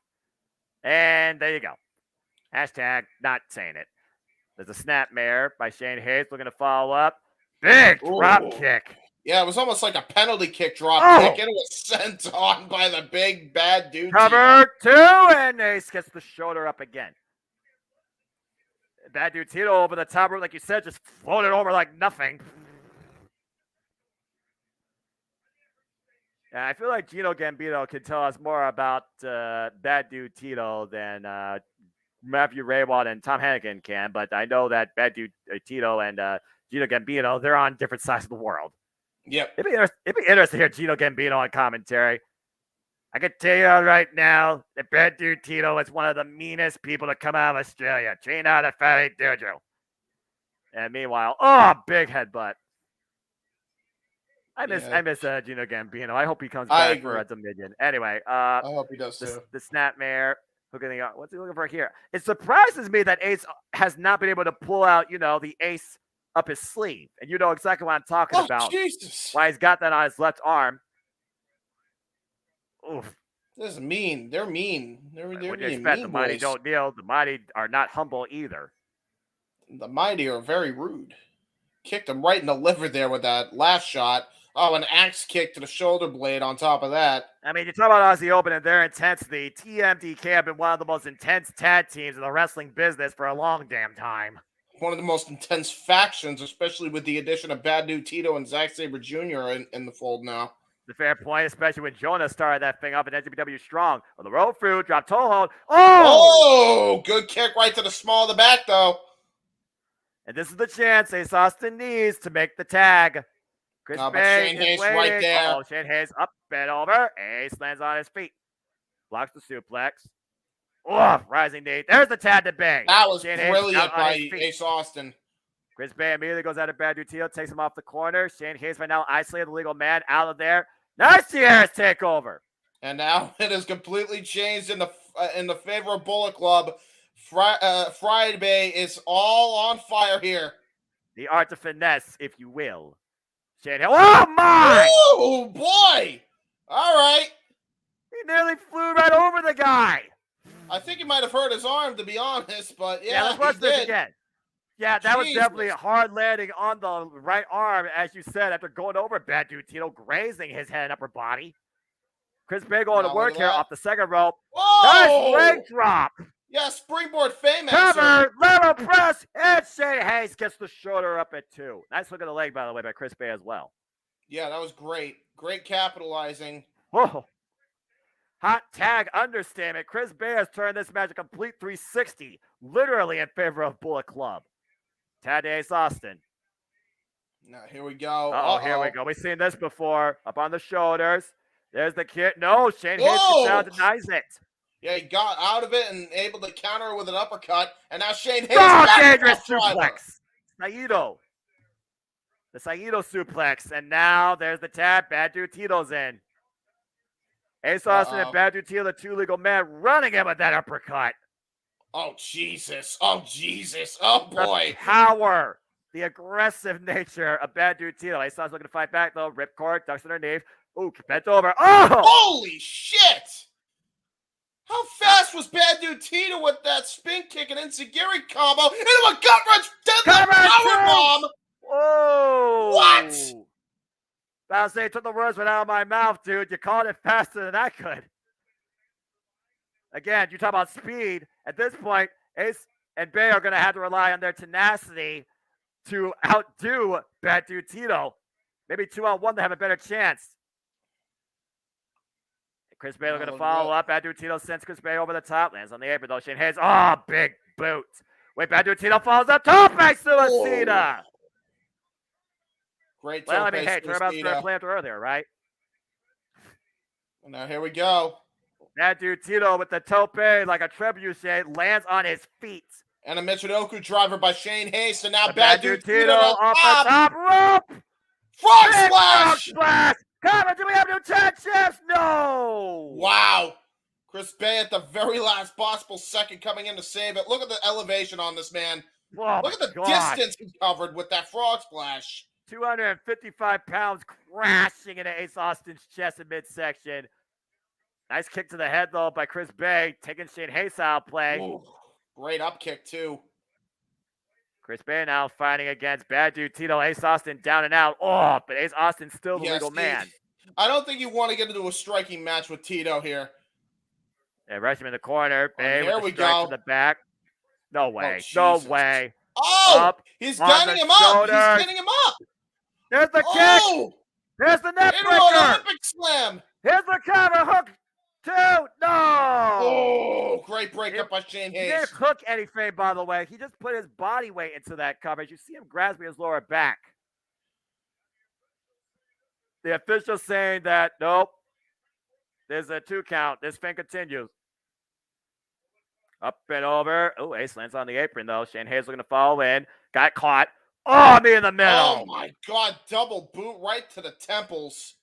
Double knees, actually. Bad Dude Tito falling in. Takes Chris Bay to the floor. Brings Ace Austin inside. Ace rolls through, lands on his feet. Bad Dude Tito duck underneath the clothesline. Ace and Bay. Catch it! Jeez, Bad Dude Tito. Yeah, double black mass spin kicks by Bay and Austin. Is it 1, 2, 3? Step up cutter! And the phone! Got off at the cover! 2, this win is just too sweet. Ace and Bay overcome TMDK tonight at Sacrifice. That was incredible. So I'm it will be impressed with Bad Chris Dude Bay Tito. and Ace Austin going into Multiverse United next week, still as Impact World Tag Team Champions. And get this, James, they have to deal with TMDK again with the addition of Aussie Open and the Motor City Machine Guns. And to think, Aussie Open is also going to be in that 5-way ladder match, reach for the sky ladder match for the Ring of Honor Tag Team Championships. The following day. Whoo, boy. Good Lord Almighty, that was a hell of a hot tag team action right there. Good Yeah, you stuff. ain't kidding. You ain't kidding at all. Oh, boy. Well, we go from something that was quite bright and good to something that has become dark, personal, and downright mean. The hostilities that these two have exchanged, not just their entire careers, but most recently on Impact Wrestling, is all going to come ahead tonight. What started out really escalated on Busted Open now looks to be maybe resolved in a Busted Open match, as it's time for Bully Ray versus Tommy Dreamer. To say that this is an uncomfortable situation, probably be an understatement. Go ahead and talk, Jeff and JJ. Well, no, I was trying to just push the graphic away so we can get to the bully Tommy, but I don't have the button control. I'm not in control of my shit. There you go. I hate the not get control. It drives me bonkers. No. So to recap, everybody, it's not, besides being on here, WWE is making this WrestleMania card fill out very nicely. And AEW's wayward Chicago resident just can't stay the hell off the gram and needs to just stop. No, I've been going on Twitter on the regular. Jesus. Yeah. Wait, is he? Anyway. Wait. Did he say something else again recently? Today, like I said, I know he's trolling. I know we're not gonna, get into it because I promised I wouldn't get into it, and I'm not going to. But I just find it very sad that. Oh boy. That grown-ass people can't just be grown-ass people. You want to say the same thing about Bully Ray, particularly as he makes his way to the ring as we go Busted Open? You know what, though? With Bully, with Bubba and Tommy, this goes back a long way. You figure Bubba was part of Raven's Nest, and Raven's sole purpose in life was to eliminate Tommy Dreamer from this planet, let alone ECW. Right. So Bully's just continuing on the thread. And my thing with this is we all know Tommy and Bubba aren't exactly, in their 1996 shape. Let's be real. But if they can get a payday and still have relevancy, and by the way, JJ, you are muted again, just so you know. If they can be relevant on our television screens in 2023 and not completely, kill themselves in the process. Yes, Some Jay. people would argue that Bully Ray is in better than 1996 shape. Bubba is. Bully absolutely is. physically Tommy, looking, yes. yeah. Tommy, not so much. There's no denying that. Clearly, He made another sign. I wish I had Bully's body. Jesus Christ. Yeah. Dude, Bully ripped up that man's sign, and he had another sign at the ready. Of course he did. And just so you know, Jeff, the reason why the image stayed there for a little bit, because I was taking this opportunity to load the shill. Oh, well, excuse the hell. I mean, because we got two ECW originals here. Please do, Jay. Well, yeah, I know. Because, just thought we'd like to get out there that on Monday, April 3rd, immediately preceding Raw after Mania, the dads, not always on wrestling, will be discussing the top 10 world champions in ECW history. Yes. Nice. Beginning with the night that Shane Douglas infamously threw down the NWA World Heavyweight Championship. Yes. All the way up until Big Zeke. Big Zeke! And no, we're not talking about the Dallas Cowboy. That's no longer. Yeah. And we will leave that where it goes. Yes. I will say this, and this is going to generate some heat. There is no Terry Funk on our list. Nope. There is no Tommy Dreamer on our list. Nope. And a WWECW champion ranks higher than Rhino and Sabu. Paul's going to freaking chew you out for the Rhino thing for sure. Oh, it only gets one. Oh, no. Well, there you go. We started premature. Sorry, guys. Speaking of hostilities, let's just get this thing underway. Hey! Bully Ray is attacking Tommy Dreamer on the outside with a chair. James, let's keep in mind here. It's about who bleeds first. This is busted open. The person that bleeds first loses. And now Bully Ray continuing the attack. And again, based on what I could find on these two, this is their second singles encounter that I could find on record, and more particularly, their second singles encounter in Impact Wrestling TNA. The last time these two went one-on-one, it was TNA Victory Road 2011, and Tommy Dreamer beat Bully Ray in a Falls Count Anywhere match. Yeah, well, the less said about that show, the better. Oh man. There it is. First in the steel ring steps, but I think his hands blocked most of the impact. Again, there's no rules, there's no disqualification. The only thing you need to do is make your opponent bleed. I have a method. Get a fork. Get a knife. Do the Moxley. Okay, let's not go that violent tonight, please. But no, go that violent for a short time, so that way we can avoid all the crappy violence later. I don't want to see it. Well, I do want to see it, but at the same time, I don't, because it will hurt me watching it. You are so damn fickle. What the hell? Is that an ECW championship? Yeah, and it looks like it was the Taz version because the orange strap is on it. All right. Well, this definitely just became a hardcore match. Welcome, folks, to ECW. I'm Joey. Excuse me. This is Impact Wrestling Sacrifice, and again, busted open match. Bully Ray, Tommy Dreamer, both with a chair in hand for the right to call themselves the guy that made you bleed. Hold on. And it's a chair duel. Oh, good grief. Well, the town of the head will definitely make sure someone bleeds. That's for damn sure. And now Dreamer with the ECW championship in hand looks to go at Bully Ray. Oh! Booyah! Got all of that. And to think, these two were tag team cohorts, not just in ECW, but in Japan. They've met on different paths. They've also aligned on paths as well in WWE and WWF and ECW, whatever you want to call it. Since 1997, these two have been at each other's crosshairs in some capacity, good or bad. Oh, no. Oh, spit take. What the hell is even that drink? That's just old school Tommy Dreamer. Oh, that's smart. That's smart. Trying to use the can to cut Bully Ray's skull open. And the official right now in position to see if the man bleeds. Oh! And right in the Dreamers. And that's one ECW pose that Tommy Dreamer did not willingly do. And Bully Ray, what the hell is Bully looking for here? What's he thinking? Bully Ray, look. What? What the hell? Is it just looking at fan? take someone's drink. Okay, that was random.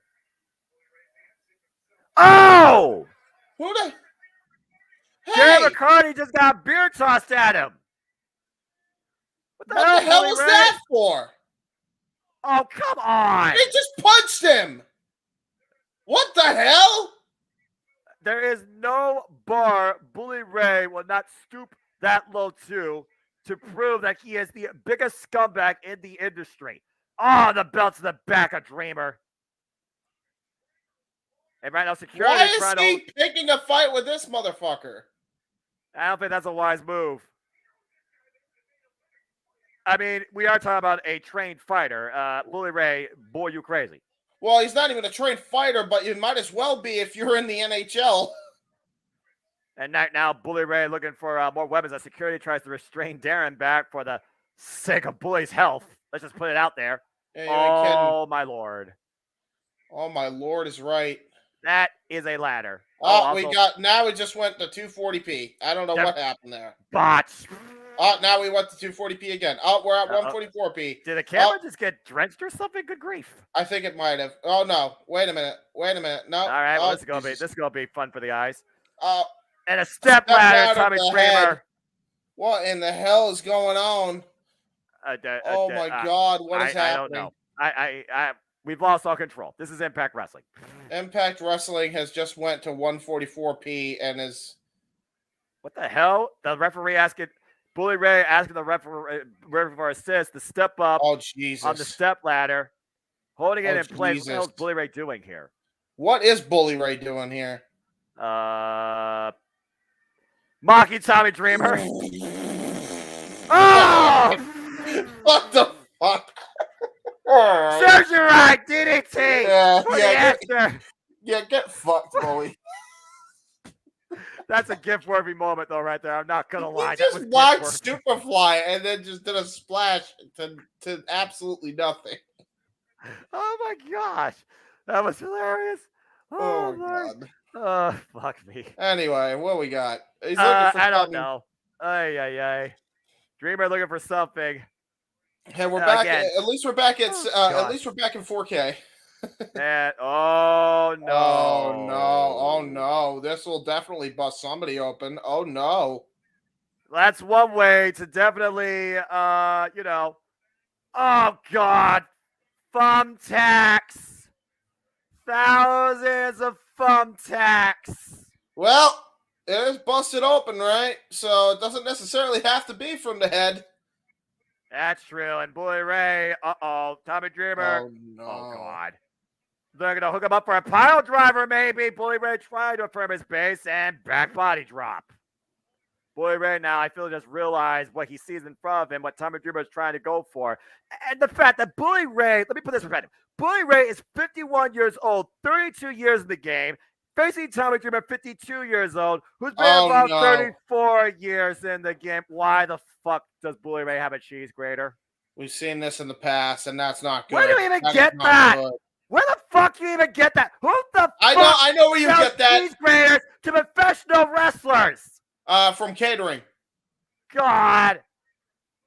This is why professional wrestlers should be lactose intolerant. With a flip bomb and flying bionic elbow drops Bully Ray. Golly, what the hell? Now he has the cheese grater. No mozzarella or no provolone, no parmesan here. And the referee, watch out! Oh no! God!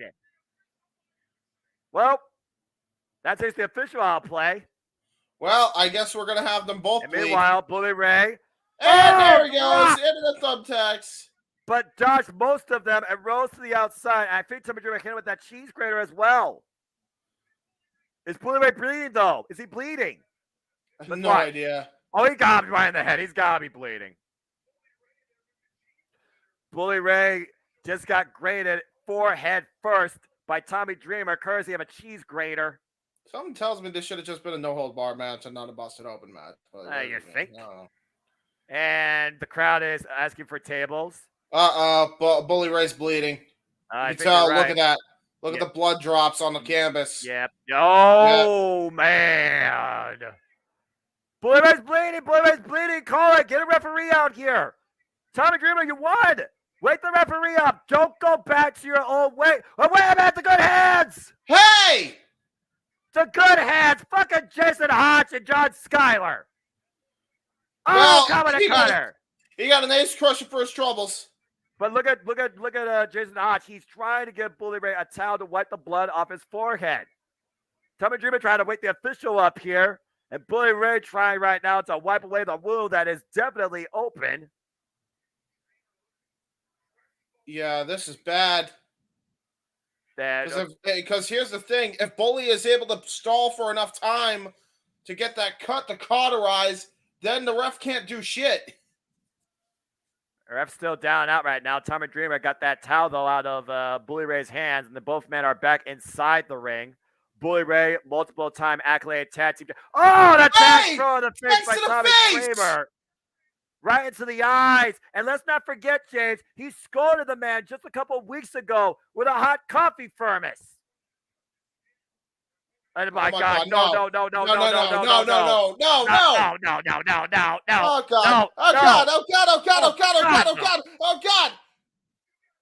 Oh man. He's being punctured. He's being punctured by the tags. He's being driven into the tags. I'm good. Oh, and Bully just dropped the elbow on the tag. That was smart. This has turned into a horror movie. What do you expect with these two yahoos? Fair point. We're talking about Bully Ray held the Hardcore Championship 11 times. Tommy Dreamer held the Hardcore Championship 14 times in the span of literally days. And Bully Ray is literally a bleeding mess. Dreamer should already have this one. This should be over. Yeah, coulda, woulda, shoulda. It's not. I realize that. And Tommy Dreamer looking for something, but what the hell? What at this point? I don't like it. Oh, God. No, not the cheese grater again. Why? We don't need a cheese grater involved in this anymore. And Bully Ray begging off Tommy Dreamer. He's going to lowball you. Don't fall for it. Don't fall for it. Home and justice will prevail tonight. Tommy Dreamer right now with the cheese grater looking to grind Bully Ray's face. Oh, my gosh.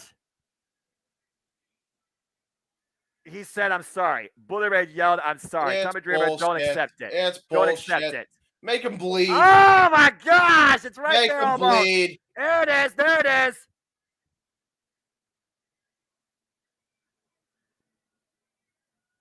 Tommy Dreamer going back to his old Don't fall days. for it, Dreamer. Don't fall for it. Bully Ray exposing you stupid the ass. innocence inside Tommy Dreamer.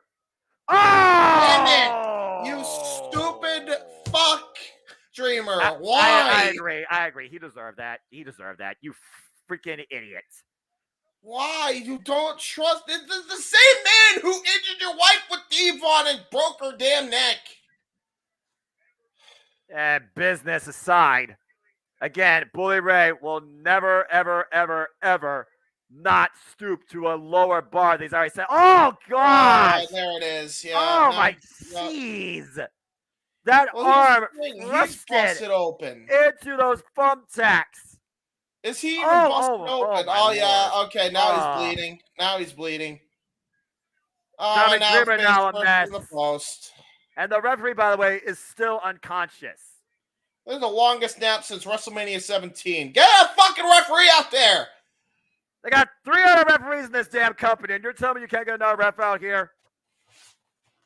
This is ridiculous. Well, you know, I guess that anthem budget isn't as great as we thought. And you're the one that talked about it. And what the hell are the good hands doing here? Now there's Dreamer busted open. So who wins? And come on! And the ref, give me fuck off!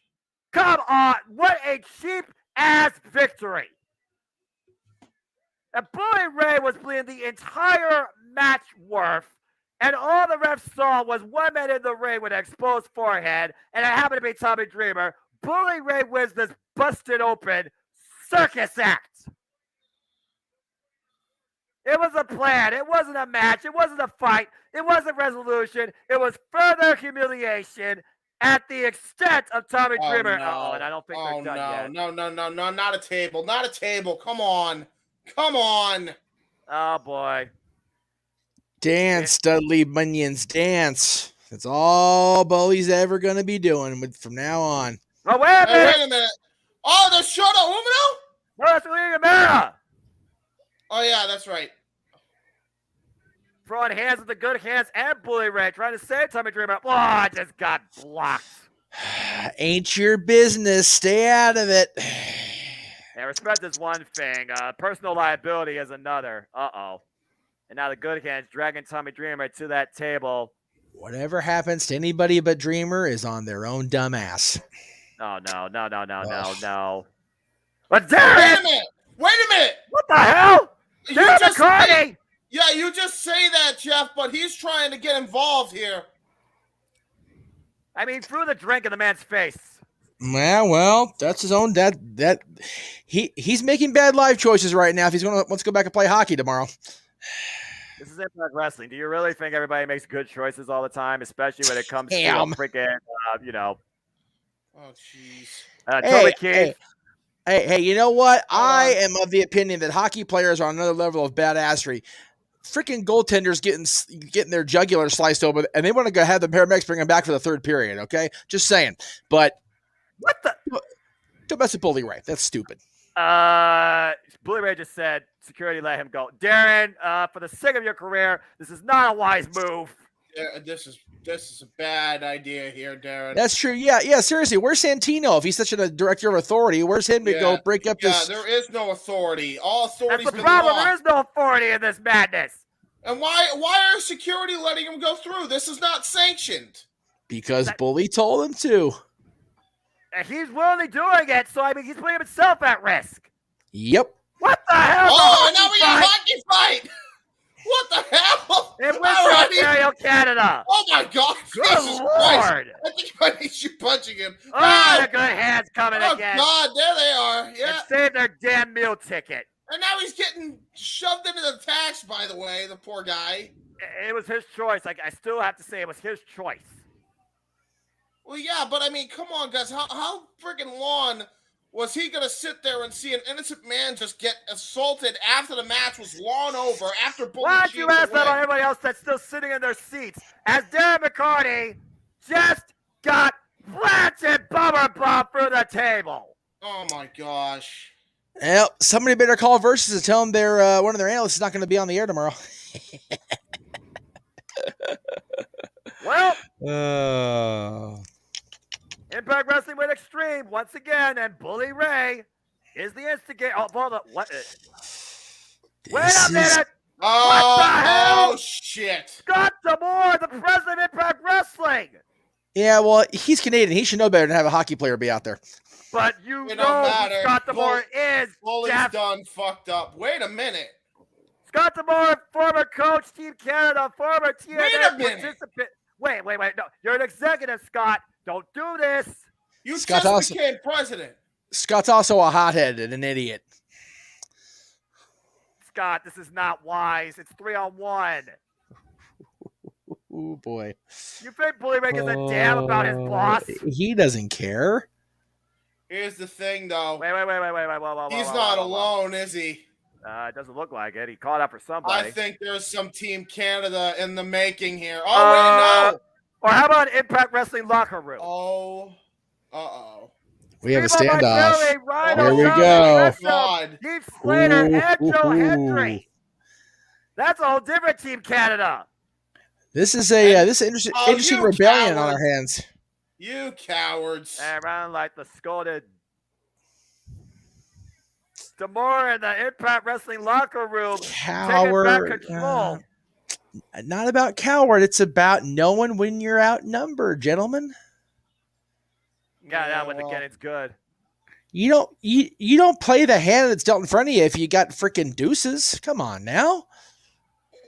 Absolute chaos here tonight. And meanwhile, yeah, what the hell? Jason Haas, not a wise move. Not a wise move. Oh! Well. It's Scott D'Amore! No way. No way.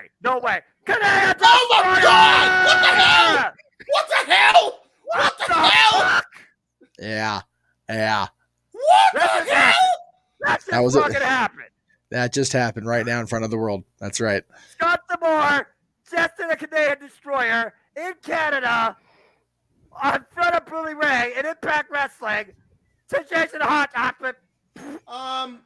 Hey, here's the deal, though. Here's the deal, though. Okay, hang on. Before we all get all like, woo, Scott did the thing. Here's the deal. Shit.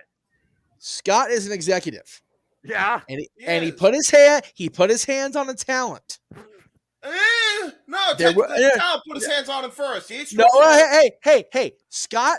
All Scott had to do to go out there was send his director of authority, Santino Morera, to take care of the business. And no, he's got to get his hands dirty his damn self. Got to get that Canadian pop, the dumbass Canuck that he is. Yeah. Well, it is his hometown. Here's the answer to this one. Who the hell is going to stop him now? And how the hell are you going to usurp the president of Impact Wrestling? I don't give a shit if it's his hometown or not. He does not need to be out there causing trouble, and he is the one that dropped a destroyer on somebody. The receipt is coming. The receipt is coming. Innocent bystander through a damn table. Innocent bystander I disagree with because he's a former hockey player. He's tough as nails, and he was letting the security hold him back. Bubba said let him go. McCarty could have very easily taken the block and soda chucked at him. Or beer. One of the two. Hey, learn from the kid that got involved with MJF. Don't fight back when you get alcohol thrown at you. To be fair, that's a kid, not a damn hockey player. I feel like there's a bit of a distinction between the two. The hockey player was winning, and then the other guys decided to make it a 3-on-1, and it was bullshit. Okay. Oh my god. I just want to bring this because I don't know if y'all put it together the same way I did. Okay. But I feel like that entire match, Bully Ray's shtick was a big fuck you to AEW. Why? That's a fair point, and I feel it also is maybe a shtick to be endured. Next week again is Multiverse. Think about this for a second. For a second. Go ahead. Okay, at Revolution we had Max do the thing with the beer and the kid. Right. Yeah. Here we had Bully, who has criticized Max, do a thing with the hockey player. Right. Whatever. Yeah. Then it was either at Revolution or it was the Dynamite before where they did the ladder match, and Powerhouse Hobbs won the ladder match, and the referees had to hold the ladder so he could climb it because it was broken, and Bully had the referee hold the little step ladder as he climbed up to do the stupid splash onto Tommy. It's fair. All the insults, all the freaking bravado, all the false hubris, everything just came together. I think the whole thing. Oh my gosh. Well, hey, you know what? Boy. Like I said, Noah, not too far from where you are, Bully Ray nearly had a fan in Dayton, Ohio, come over the guardrail because Bully was inviting him to come across. There, like you said throughout the match, there is nothing that man will not do to get what he wants. And the thing is, D'Amore's now handed him that opportunity. It's like, oh, all right. Hey, you know what? No, I think that's the thing. I think D'Amore, as crazy as it sounds, wants to fight him. And I think he's going to book himself in a match with Bully. That's what I think we're going here. That'll be the last time you see him on Impact Wrestling. I was gonna say, if Scott D'Amore wants to have himself a permanent spot in his office in Traction, he has the opportunity. About to say again. Well, as we cool down from what turned into quite a fun little moment, I'm sure for everybody to hear our freaking debatable discussion. Let's go ahead and put in perspective what's going on. We just learned that the next time Impact Wrestling is on pay-per-view following Impact Rebellion, which we'll be covering here. Of course, that's next month, coming to us from Toronto, Ontario, Canada. Headlined by Kushida versus Steve Macklin for the Impact World Championship. The following pay-per-view after that, it's Slammiversary, also from Windsor, Ontario, Canada. Now made official for Saturday, July 15th, I believe. And what's been a crazy night already, considering the Multiverse United still stands before us next week, Thursday night. It's time for our 6-man tag main event to see if Steve Macklin can get the better of his future opposition between him and the Impact World Championship. Kushida, it's Time Machine versus Steve Macklin, Rich Swann, and Frankie Kazarian. Oy vey. Again, Impact Wrestling always delivers, always freaking calls the shock by on the surprises, and then that just freaking happened. Oh my gosh, that was awesome. I'm not gonna lie, that was kind of freaking cool to see. Now, the only thing that would have better, the only thing that would have made that better is if Pete Williams came out and the Canadian national anthem was played. Well, Petey's kind of working in Vegas tonight, but That's a fair take. I'm sure you got the updated graphics also, Jeff. I'll double check with you on the WrestleMania and Multiverse United. Now we know the only one I don't have ready still is the 4-way. Now that they've altered that, so right. And I'll probably have an Impact Wrestling soon enough within the next day or a few hours. But yeah, as we know, again, changes that have been made to Multiverse United. Again, 4-way. It's Masha Slavis, Tiana Peraza, Michelle Shaw, and Miya Yamashita making her Impact Wrestling debut. The winner of that goes on to Rebellion to face Jordan Grace for the Knockouts World Championship. And if Mickie James is medically cleared and able to compete, it will be a triple threat, but the title will be relinquished.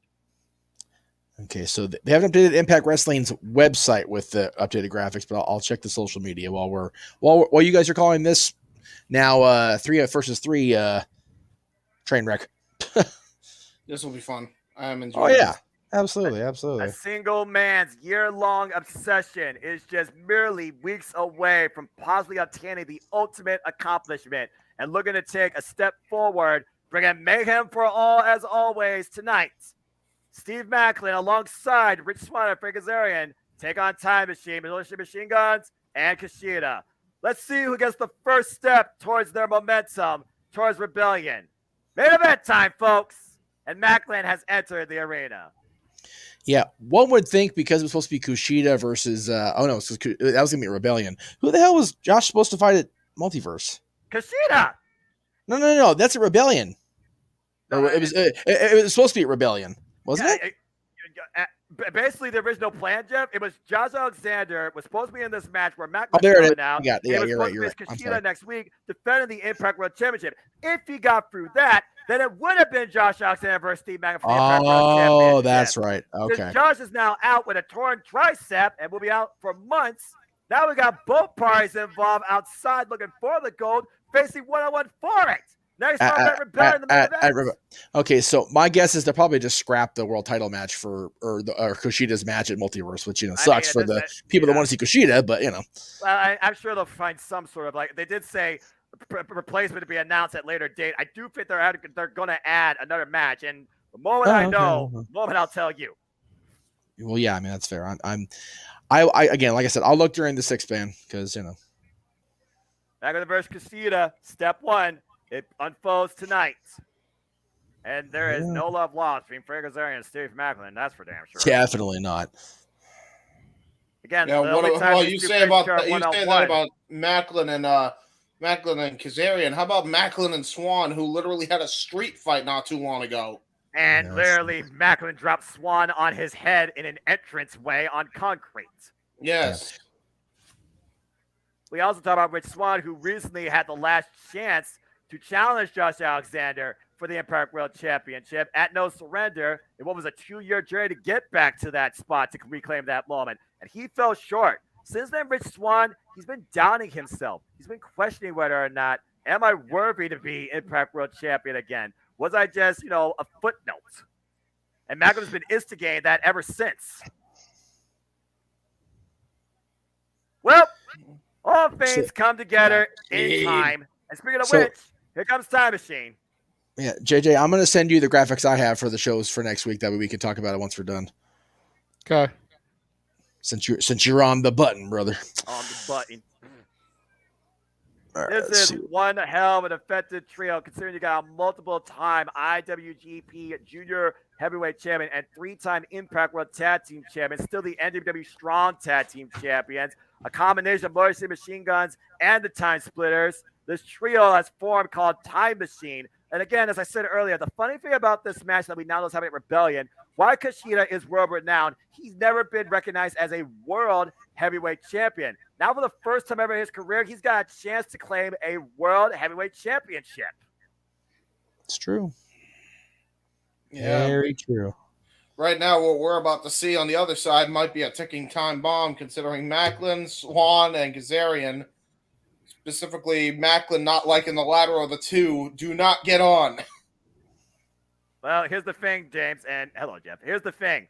It's not about getting along. It's about coexisting from one belt to the other. All Macklin cares about tonight is victory. He subtly talked about how, you think I wanted the match this way?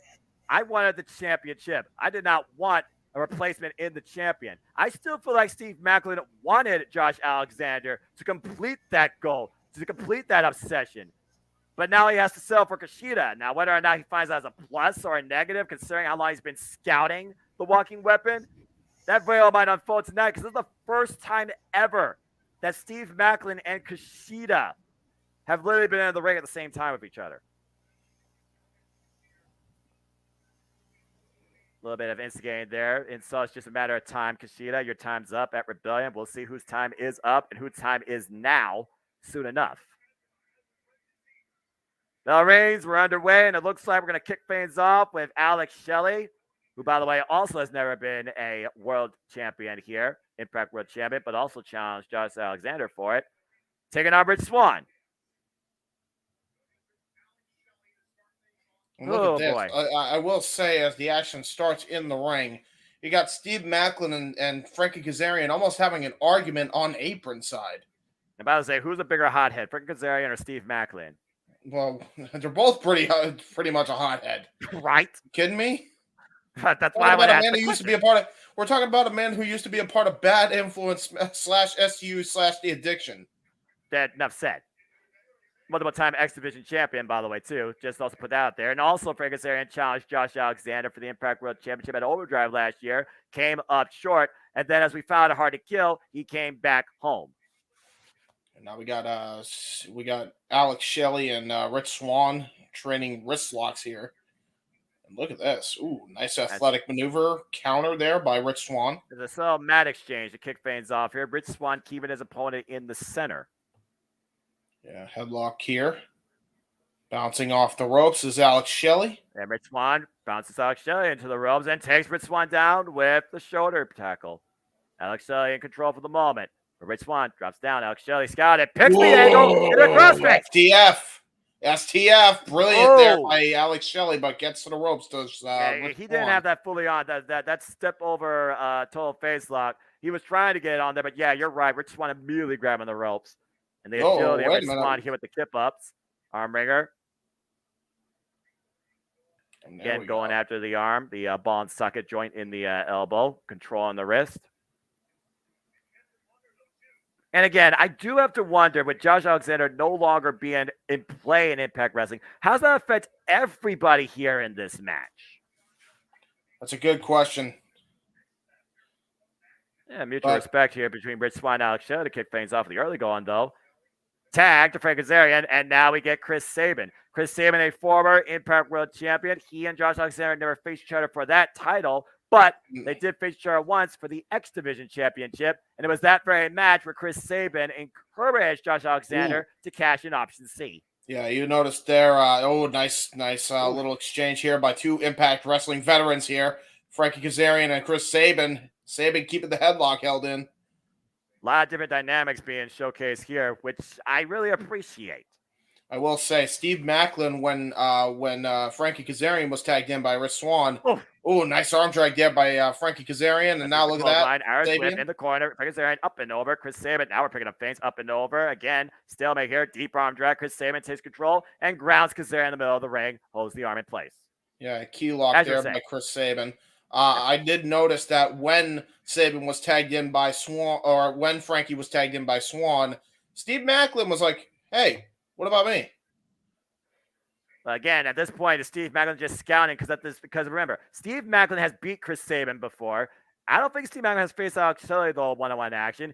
He lost to Frank Kazarian via disqualification, but at this point, that's just a non-factor. And he beat the Diaz, as you alluded to earlier, against Rich Swann. Stalemate, by the way, with these two. The only person that Steve Maclin needs to keep his focus on here, if nothing else, a scouting opportunity, is Kushida. And look at that. Now Kushida wants in. And he's in. Tag. Now are we going to get a preview? And now it looks like Frankie's actually going to tag in. Oh, that was a very assertive tag. Yeah, very, very rough tag, to say the least. Wolf. We talked and about now we're going to see what these two bring.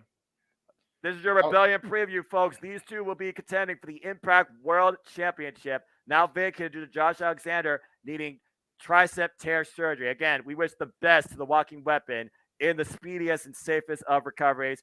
The heartbeat still lives within the Iron Man, the standard, and he will rise again to the occasion, guarantee you. Steve Macklin throws Kushida off the ropes, looks for the hip toss, and Kushida, look at this. Unbelievable transition. Great headlock takeover by Kushida, just grounding the much bigger Steve Macklin, using his leverage against him into this headlock and almost trying to turn it into an arm wringer headlock there. Kushida, 16 years of experience, a 6-time junior heavyweight IWGP champion, former Ring of Honor television champion, trained by the likes of Scott D'Amore, Hiroshi Tanahashi, and of course, Tajiri. Went for the hoverboard lock, but Macklin was able to scout that and avoid it. Nice boom camera shot here as we look at this sold-out house at Sacrifice.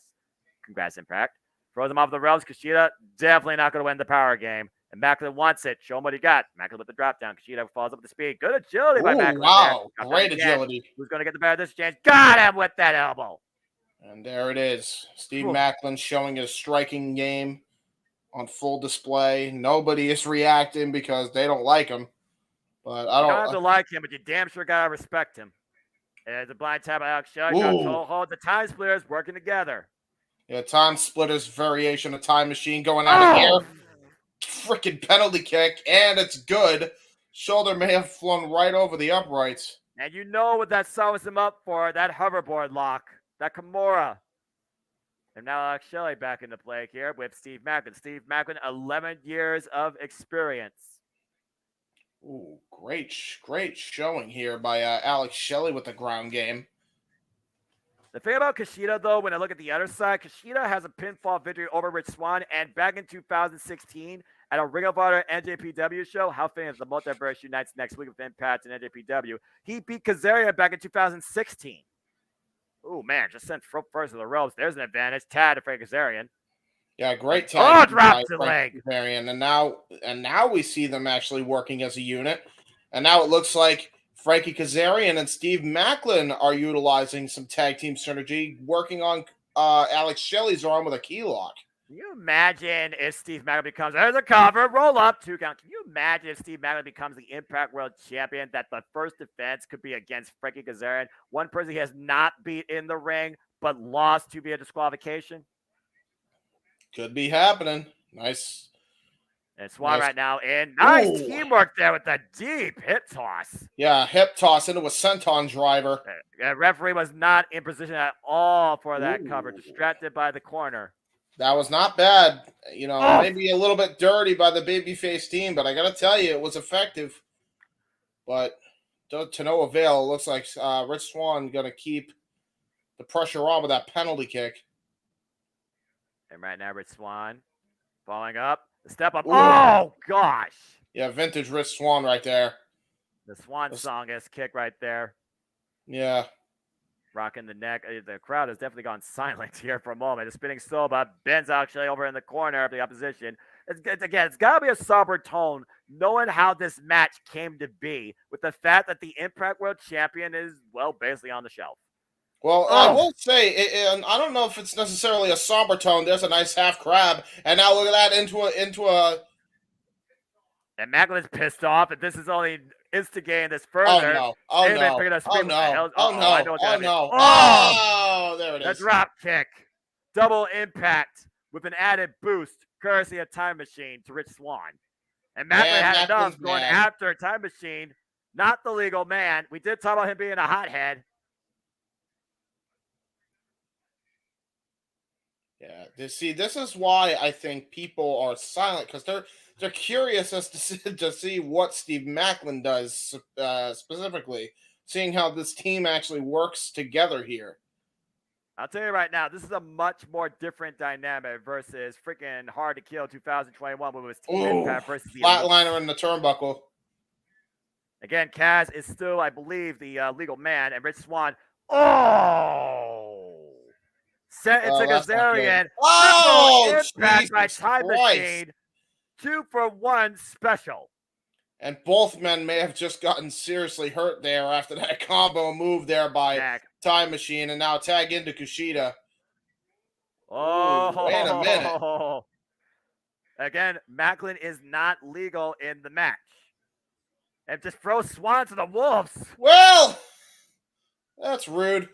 I mean, at this point, Macklin, he sees his opponent. That's all he needs to focus on. He's not in the match, so he brings the legal man in. I mean, Rich Swan's the one that needs to make the tag. Oh, now look at that into a surfboard stretch.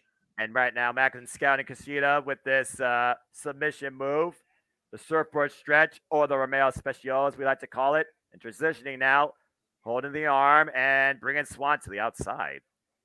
Uh-oh, and now look at this. Oh, no, pick it up speed. Kushida 0 to 100 with the basement slide. And now look at him doing a Hulk Hogan pose. All right. Brother. And meanwhile, Kushida instigating his future challenger for the Impact We got to go back in time, dude. I don't think Hulk Hogan can handle Kushida. I'm just going to say that for the record. Oh, no. Well, actually, maybe New Japan might. New Japan that's a stretch. Then meanwhile, speaking of stretching, Alex Shelley working the arm of Rich Swann here, bringing him down to the mat, wrapping him up, and he's going for Fujiwara here, or what is this? Oh, no. Joint manipulation at its finest here by Alex Shelley. A bit of a nerve hold, and you saw him pointing the nerves in the arm as well. And now he's going after the fingers, as you were talking about. Oh, fingers are not meant to bend like that. No, they're not. I don't think an arm is meant to be that vertical either. The transition, the roll up, and Rich Swann able to escape. I don't know how, but somehow. And Rich Swann pushed in the corner. And now up in the tree of woe. Oh, they're going to go for the triple drop kick again, I think. I think you're right. And again, Macklin trying to get somebody. Oh, no, this is a single maybe drop just kick. Single leg drop kick, just toying with the other opposition here. He slid into it, and now comes the triple offense. Oh! Triple drop kick sliding, as you alluded to. Rich Swann right now doesn't know north, south, east, might know west. Well. Oh! If he did know west, he would have gotten hurt by the post. Point taken. Post playing the fourth player in this whole thing. And right now, Saban locking up Rich Swann. And Rich Swann definitely needs to make a tag. Good, great cohesion and teamwork by Time Machine. Oh, hooks him down, crucifix, and a kick out. Again, Chris Saban, former Impact World Champion in his own right. And in comes Alex Shelley, the Motor City Machine Guns. Oh, man. Big haymaker to the gut, bending Swann over. At this point, Rich Swann, what part of him has not been freaking exaggerated? That's the thing, man. This Time Machine trio is so effective, and Whoop. Not having your entire team on your game when fighting them is a wrong move. I think you're the one that said at No Surrender, it's the sum of the parts that really matter how well they work together, not just, the parts that make it. Synergy is only great as the sum of its parts. And speaking of which, stay tuned for Impact Under Siege, Friday, May 26th from London, Ontario, Canada. We will be covering that, of course, the Deputy Director Multiverse of Media. Oh, nice Segura. This is the moment Rich Swann needs to make a tag, and a tag to Frankie Kazarian. Frankie Kazarian, I think that was a mistake. Honestly, he honest to God should have tagged Steve Macklin. Well, Frankie Kazarian right now with the hot tag flies in Alex Shelley. Man, got all of that. That was a weird camera angle. Oh, and caught with the leg drop. With Chris Saban. Now Kushida coming in. Oh, nope, never mind. Alex Shelley once again. Oh, nice sidewinder, side Russian leg sweep. And meanwhile, Kushida got caught, perched on the second rope. Kazarian in the corner. Falls up with Alex Shelley. Backstabber! Backstabber, man, not lung blower. Lung blower's in the front. And meanwhile, you're right. Ooh, nice leg sweep. Now that was a leg sweep. And now for Kazarian, what's he looking for here? Oh, I know, springboard off the second. Turn around the leg drop. Right to the chest. And then Chris Saban hooked up. Body slam. And now following up with a leg drop to Saban. And Kushida right now back. And I think Kushida's the legal man. Scoop slam. Let's go ahead for the trifecta here. Well, I think he's going to get tagged. For Kazarian off the second. Catch with the leg drop again. I think Alex Shelley was actually legal. I don't know who's legal at this point. I lost track. Chicken leg. Can he hook it in, though? Can he hook it in? Alex Shelley resisting. Yeah, Alex Shelley is the legal person. Okay, so I was right the first time. You see Alex Shelley fighting back with all of his possible resolve and does so. Throws Frank Kazarian off. Kazarian gets the miss, actually. Yeah, and you notice Frankie Kazarian's bleeding from the nose. I don't know how that happened. Yeah, it must have got one stiff shot in at one point. And meanwhile, the bunch of machine guns, tandem offense. Rich Swann trying to come in, though. Gets caught. Tilts the world backbreaker. Now Macklin coming in. Gets caught with the spinning Soba. Bent over. And what's this? Assisted. Double time while Canada Tornado DDT. Macklin's been waiting and waiting. And the moment he tried to take advantage on his own merit, he got caught. And now here we go. Time Machine back in firm control. It's been a one-man wrecking crew by Frankie Kazarian. But right now, it's not looking like that. Oh! Drop kick flatliner combination. Here's the cover. Hooks the leg. No. Kazarian gets the shoulder up at 2. Take a look at Lynn's replay here. You called it. Man, what a combination. Drop kick flatliner. But not enough for the 3. And that Back was of the head.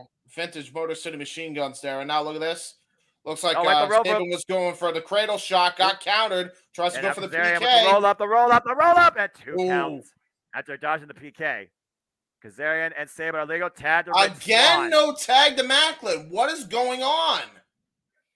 Yeah, there's clearly some heated animosity, and Macklin's going to explode if we're not careful here, I feel like. No, for real. And you know what? Serves him right. Like, they should tag him in. He's the freshest man out of everybody right now. Whoa, but Rich Swann, nice frickin' Steiner. Saban down, hook the leg, referee needs the count, and gets a 2 count. Again, delayed count distracted by the other side. Again, whether that was intentional or not. Again, that's where Time Machine is so good at doing. They're able to know their surroundings at all times. Kushida tried to help out, and so did Shelley. And Rich Swann now. There's a tag by Steve Macklin, bringing himself into play. What the hell is Macklin figured here? And Macklin tags himself here. Tagged Alex Shelley. Up Saban, up and over. Out the back door. Standing switch. Alex Shelley, legal man. Standing switch by Saban. Standing switch by Shelley. Catches him with the cutter. Yeah, I'm not shocked by that at all. I was happy to see Macklin in the dragon screw leg whip. Again, Time Machine now with great synergy. That's a problem there. Macklin tried to get himself involved, and he was trying to do a move, but he got overzealous and tried to put him in the corner of Time Machine. That was a big mistake, a rare mistake by Macklin. But right now, Macklin, though, is isolated with one member of Time Machine in the ring. It's Alex Shelley and Steve Macklin. These are the 2 legal competitors at this point. Knife edge chop. Alex Shelley drawing Macklin in each time, still maintaining wrist control. Now working the arm, wedging it over the shoulder, and got Kazarian 2 for 1, hooking both arms, 1 arm from each man. Oh, and hyperextending them for good measure. What's he looking for here? Nope. He's going to go for a double standing slice bread. Got countered. Sent over the top, lands on the apron. There's a nice elbow strike. Boot fall in. Kushida now legal. Kushida to the top rope. Catches him. On. And now Kushida lining up Macklin with those kicks. Jason Tajiri. Macklin reversal. Irish whip. Oh, and a crossbody flies into it. Yeah, he used all the velocity on that one into the penalty kick or the Pele kick. Pele kick, dude. That was just a crazy snap Pele kick. Uh-oh. Kushida in the wind up. Shote! Pop strike in the corner to Steve Macklin. Macklin getting his own mayhem. And Kushida goes after the arm with the stomp. Oh, Kushida. Target sighted. PK kick to the left arm. And now Kushida off the ropes. Tilt the world. Take over. Hooks the arm. Looking for the hoverboard lock. Can he hook it in? Can he hook it in? Can Macklin counter? And Macklin. Power slam in the corner. And now hung up the tree of woe. Uh-oh. And Kushida might be in Macklin's crosshairs. Looking to tag and bag him. Man. Spear while he was upside down in the trio wall. And now tags in Frankie Kazarian, who tags in Rich Swann. And we know how well these 2 work together. Kazarian rips him in the neck. Cutter! And Swann now into his own cutter. Look at this. Springboard. Cutter! Cutter and cutter, back to back by Kazarian with Swann in control of Kushida. What's Macklin doing here? Is he scouting or is he trying to pick his opportunity? Ooh, right now, that was good. That was good by Macklin. The second rope. 450 splash. Here's the cover. Is it enough too? No. Oh, it's not enough. Wow, I'm actually surprised by that. How in the hell did Kushida kick out of that? First off, the compromised midsection with the spear in the corner, caught in Maclin's crosshairs. Maclin with the tag, and Kushida eats a cutter and another cutter, 450 splash, and somehow on his own, Kushida kicked out. Kushida just showed the heart of a champion right there. Phoenix splash attempt denied. misses. The Phoenix crash. Kushida hooking the Cross Hollywood lock. armbreaker. And immediately on Rich Swan. And Bringazarian also trapped.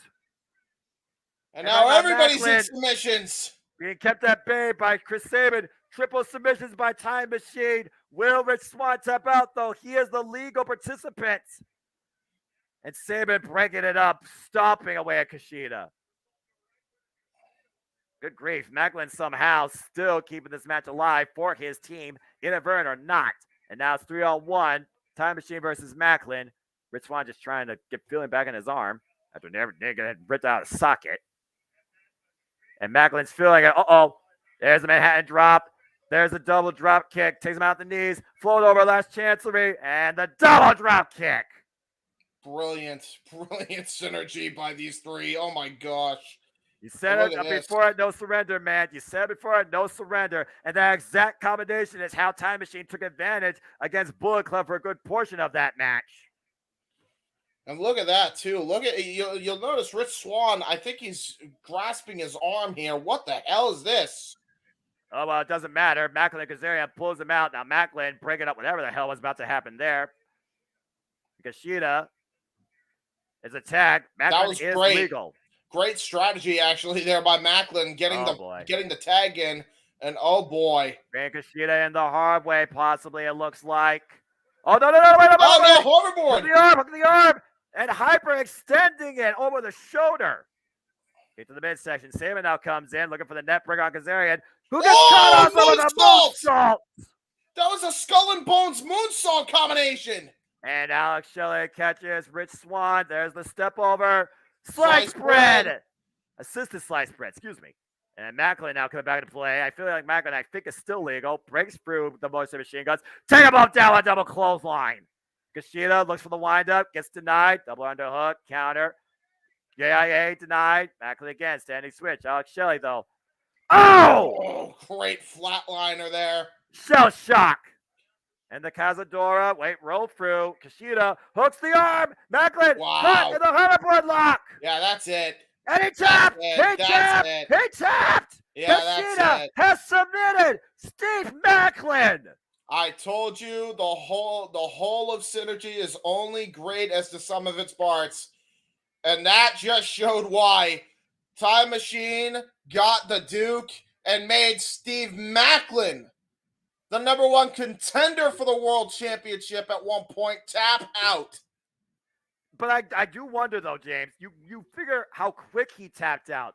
You know, perseverance. Preserve yourself for another day. Remember, Steve Maclin has Kushida at Rebellion. Tonight was not about the title. Was tonight simply a scouting process? And now Maclin is aware of what Kushida can do and how quick he can apply it too. Will he use this going forward? Again, will this obsession lead Steve Maclin to the ultimate accomplishment? Or tonight, was this just another idea of fear of Maclin failing?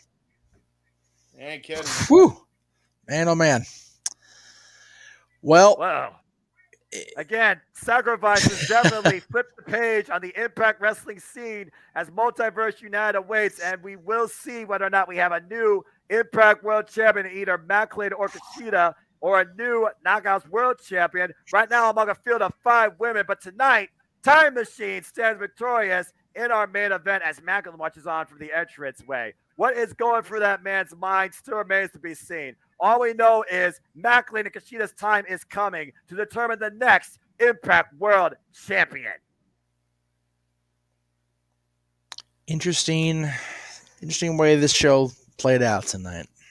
Yeah, quite a show indeed. Sacrifices were indeed made in more ways than one, but definitely It was still a great showcase of professional wrestling. And for this Jeff Generic Live Watch Along event production, I'm the Seminole Foster with James Hebert. Thanks for tuning in to our live reaction to Watch Along. Let's turn things over now to producer man, the man of the marquee, as we send you all off before we talk about what's ahead this coming weekend and the coming days. But what a crazy night, professional wrestling. Yeah, a little bit. JJ, Great. I sent you 3 more graphics that I would. God damn you, Meacham. I was trying to get it before, but I sent it before it went off the air. It's not my fault you're not checking your shizit. Hey, I'm always Okay. checking my stuff. I'm going To be fair, Yes, to be fair. to be fair, you sent me a shit ton of graphics, and I was trying to organize them Well, in date order so that when we go through the plugs, God damn you, Meacham. I didn't know if we wanted to talk about each match, so I just sent what I had, like I said I would. I didn't know. I mean, if I have to do a rundown, I will. Don't think I won't. Well, no, like I said, I was gonna say I know Noah will. yeah, we all know you will know. It's just a matter of do we want to take the time to go through each and every card, because there's a shit ton that, number one, I don't have match graphics for Ring of Honor. Right? Looking at you, Tony's team. Hello. Damn, Get guys. more matches. Get this card figured out. Seriously, we have the card book. Can we just get the fucking anyway? No, go ahead, say it. Shoot, I approve. Go ahead and freaking say it. So yeah, but this is how you talk about. This was we'll call this the dipping our toes into the water tonight. This is straight off the freaking top of the diving board into the deep water. This shit tomorrow.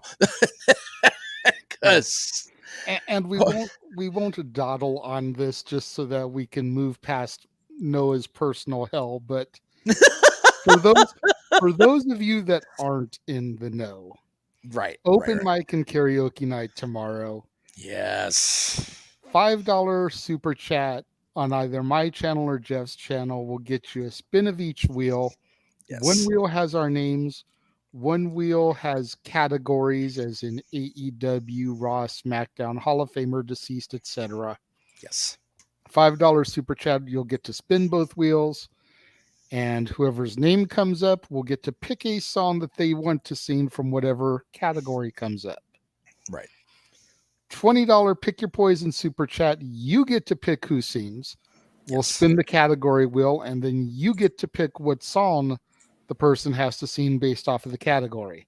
Yes. And for a $50 super chat, the simple man with the spectacular voice will be doing the Too Cool dance around by me. Yeah, along with Rikishi Meacham and hopefully Grandmaster Statty. That's right. So we got Foster 2 Hottie, Grandmaster Statty, and Rikishi Michu, or whatever the hell. Meacham Fatu. Jeffy Fatu. There we go. We'll go with it. Jeffy Fatu. I like that. Keish will kill me for any of those things, but it doesn't really matter. Okay. Moving right along. This is you, brother. This is all you, man. My final week of movies that star WWE Hall of Famers kicks off on Monday with Triple H and The Chaperone, alongside Ariel Winter from Modern Family fame. Yes. And Sophia the First's voice, going back to his mouth house. Going back to JJ ruining people's lives and brains, showing that picture of her on the red carpet that one year. As as Yeardley Smith, best known as being Lisa Simpson, which the Mouse House owns now too, so you know. We own the world, we'll corrupt your children. Wednesday is The Wrong Side of Town, starring Hall of Famer Rob Van Dam. Starring RVD. Not Dave Bautista, despite the way the promotional materials are marketed. Yes, you starring guys RVD. have no idea how hard it was to find an image that had Rob center. Damn it. Because everything I can find has Batista like center, and then Rob and Ja Rule like in the background. And Ja Rule's in the movie for like less than 5 minutes. Yeah. And Rob is the star. Yeah, pretty Batista literally has like 4 scenes in the movie. Yeah. But because he was Dave Bautista of Guardians of the Galaxy at the time, you know, it was what it was. And then Friday, Card of Honor Day, Hall of Fame night, Escape the Undertaker, The New Day, and The Dead Man. This one has to be watched on Netflix. Yeah, I mean, honestly, you have to watch it for it. Probably better if you did. It is a fully interactive experience. I know. Shit. No, I know you know. I'm telling the group on Muss, and I'm telling the people at home. If you've not seen this, get on Netflix and interact with this shit. It is fun as hell. If you have ever read a Choose Your Own Adventure book, that is what this is. Yes. Nice. Yeah. It will start part of the story, and then it'll give you options as to what you want to do next. Yeah. And it'll take you to a part in the story based off of where you choose. Yeah. This is so Woodsy's alley, dude, for real. I literally detailed what the choices were and what my choice was in my synopsis so that if people want to go back, they can watch the same story that I did. Right on. Good for you, man. That's good stuff. Then we kick off for real. God help us all. WrestleMania week is here. Okay. So Dory Lou's Sports Bar again. Mikey is working for Dolly and her partners Tuesday night, so he won't be in the sports bar. But we will have Dory Lou at the helm. I'm very likely going to be there unless I get called to King's duty. I don't even know if the Kings are. Actually, no, the Kings are on the road this week. After tomorrow, apparently. A whole different type of WrestleMania Twin Towers if you smell what the Meech is cooking. That's right, baby. But Dory Lou will be at the helm, and I'm probably going to be there just to make sure things don't get completely freaking sideways in the hour I've allotted because... If anybody has been in our group chats as of late, you will know how things have gotten sideways recently, and Jeff is going to be there to make sure that doesn't happen on the air. The mute button and the ban button will be in full effect. I will lay the ban hammer down on some Rudy Poos. Anyway. Oh boy, I don't know what happened then. No, you're better off. It's okay. It wasn't bad. It was just one of those. But then one of those things. We're keeping an hour because the gentleman in the upper left here gets to host this at 10 Eastern, 7 Pacific.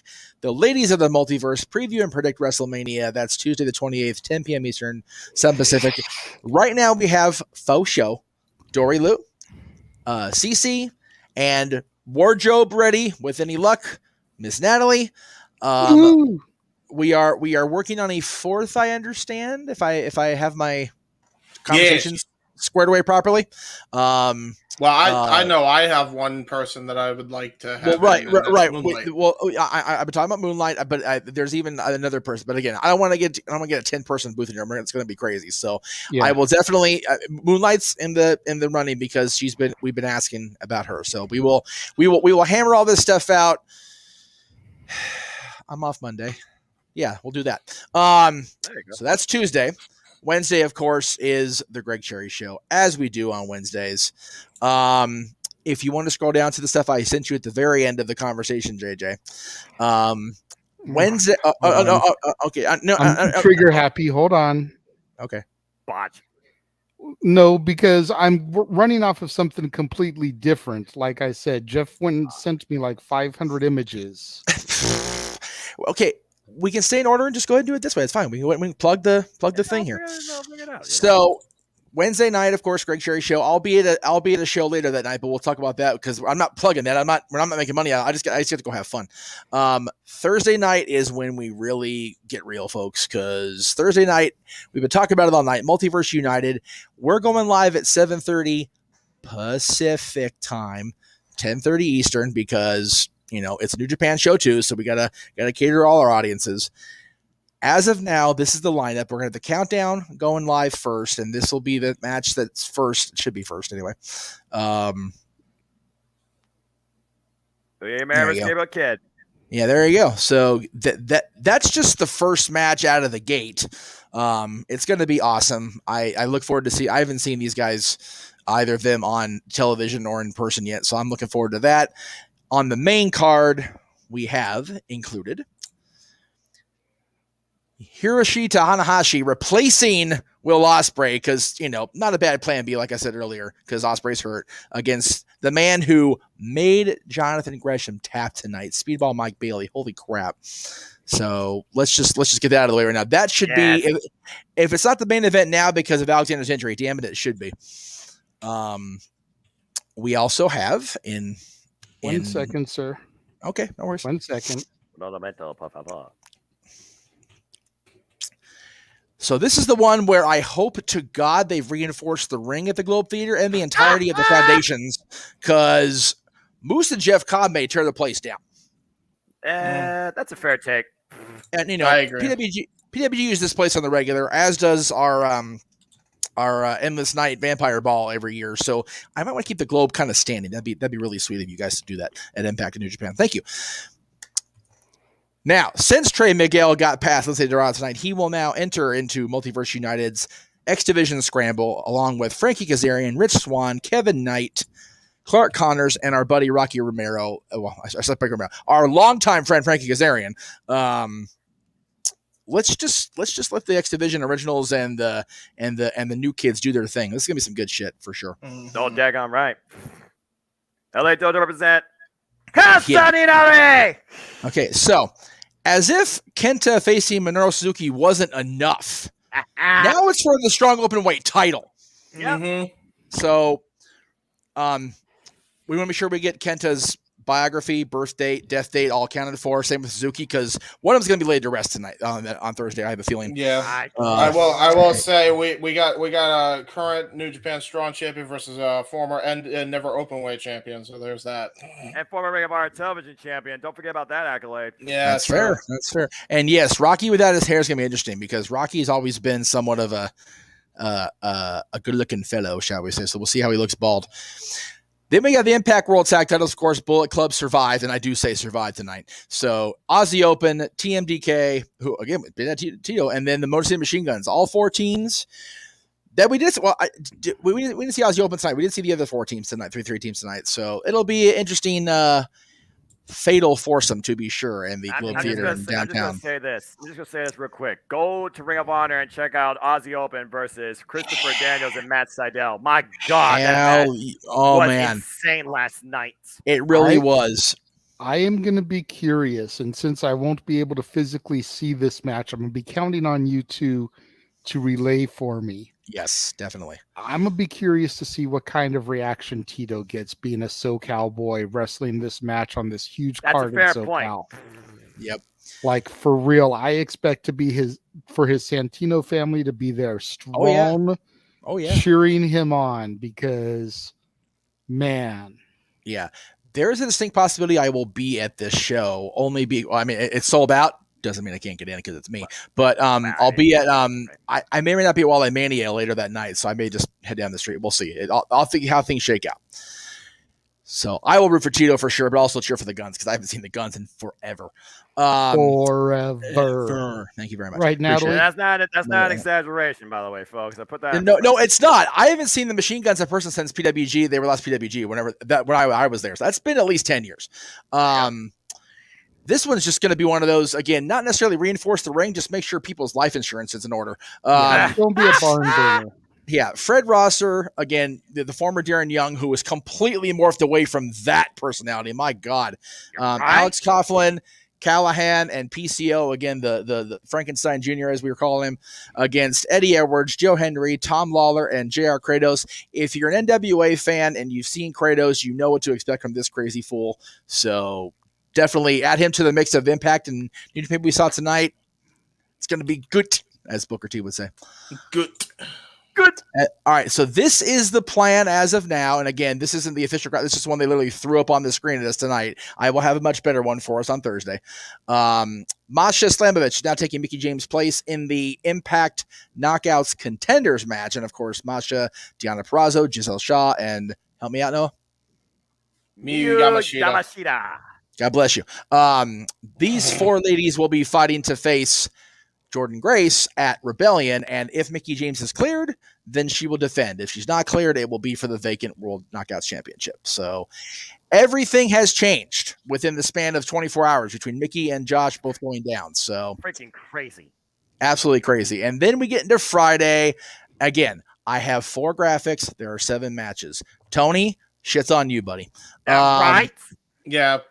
So this was the first match announced, and they filled this match out like gangbusters last night on Ring of Honor. So God bless that for that at least.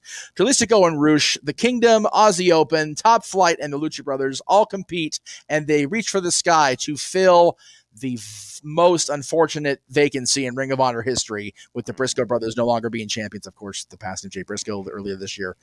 So the winner of this will be the first champions of the new Ring of Honor. So it'll be awesome to see.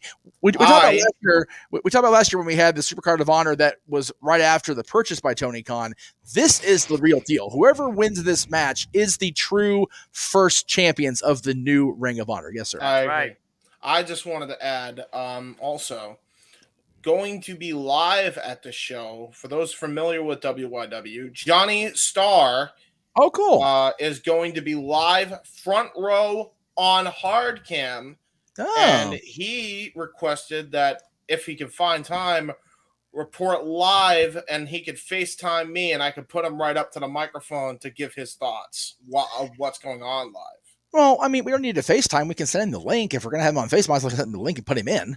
The only issue is his phone might not approve of the StreamYard bandwidth capabilities, so that's why I'm thinking FaceTime. We will again. Friday is a week away. We will see how things lay out. We can always have him on the post game show or whatever you want to call it that night. Yeah, for sure. All I know is before this match starts, I want someone to pull the drawstring on Woody so he can go reach for the sky. On behalf of the company, thank you. Appreciate you. So there is that. This one, man, I'm going to tell you it's a graphic. Jesus. It's Mark Briscoe again, the one championship that he has continually contested for as a single star and never gotten his hands on. And Joe and the Briscoes have a long history. That's not an understatement. That is not an understatement. And Jay's the only one with the victory over Joe. So Mark has everything to prove and everything to gain if he finally gets that win over Samoa Joe. It's been 20 years in the making. So we'll see. Exactly. You know, as much as I enjoy the TV reign of Joe, I'm hoping Mark can do it. I do too. So just so we're clear before we move on to the next graphic, Jay, I'm going to go ahead and run down the rest of the card here because they haven't given us graphics yet because they suck. I mean, hell, I can make the graphics if need be. No, I'm trying to stay official. I'm trying to keep a uniform, but I appreciate that. Tony's more worried about his dark and elevation matches than, the Super Card of Honor. Yeah. So the Embassy will be defending the 6-man tag titles against AR Fox, Blake Christian, and Metalik. I assume it's Grand Metalik. Athena will be defending the women's championship against Yuka Saka. Jesus Christ. Sakazaki. Sakazaki. Yeah, that. And Wheeler Yuta will be defending the Pure Championship against, Shibata. There we go. Yeah. Oh yeah. I saw him doing the whole pose. Kazuura Shibata. Yeah. Yeah, I saw him pose. Wait, what's the other match?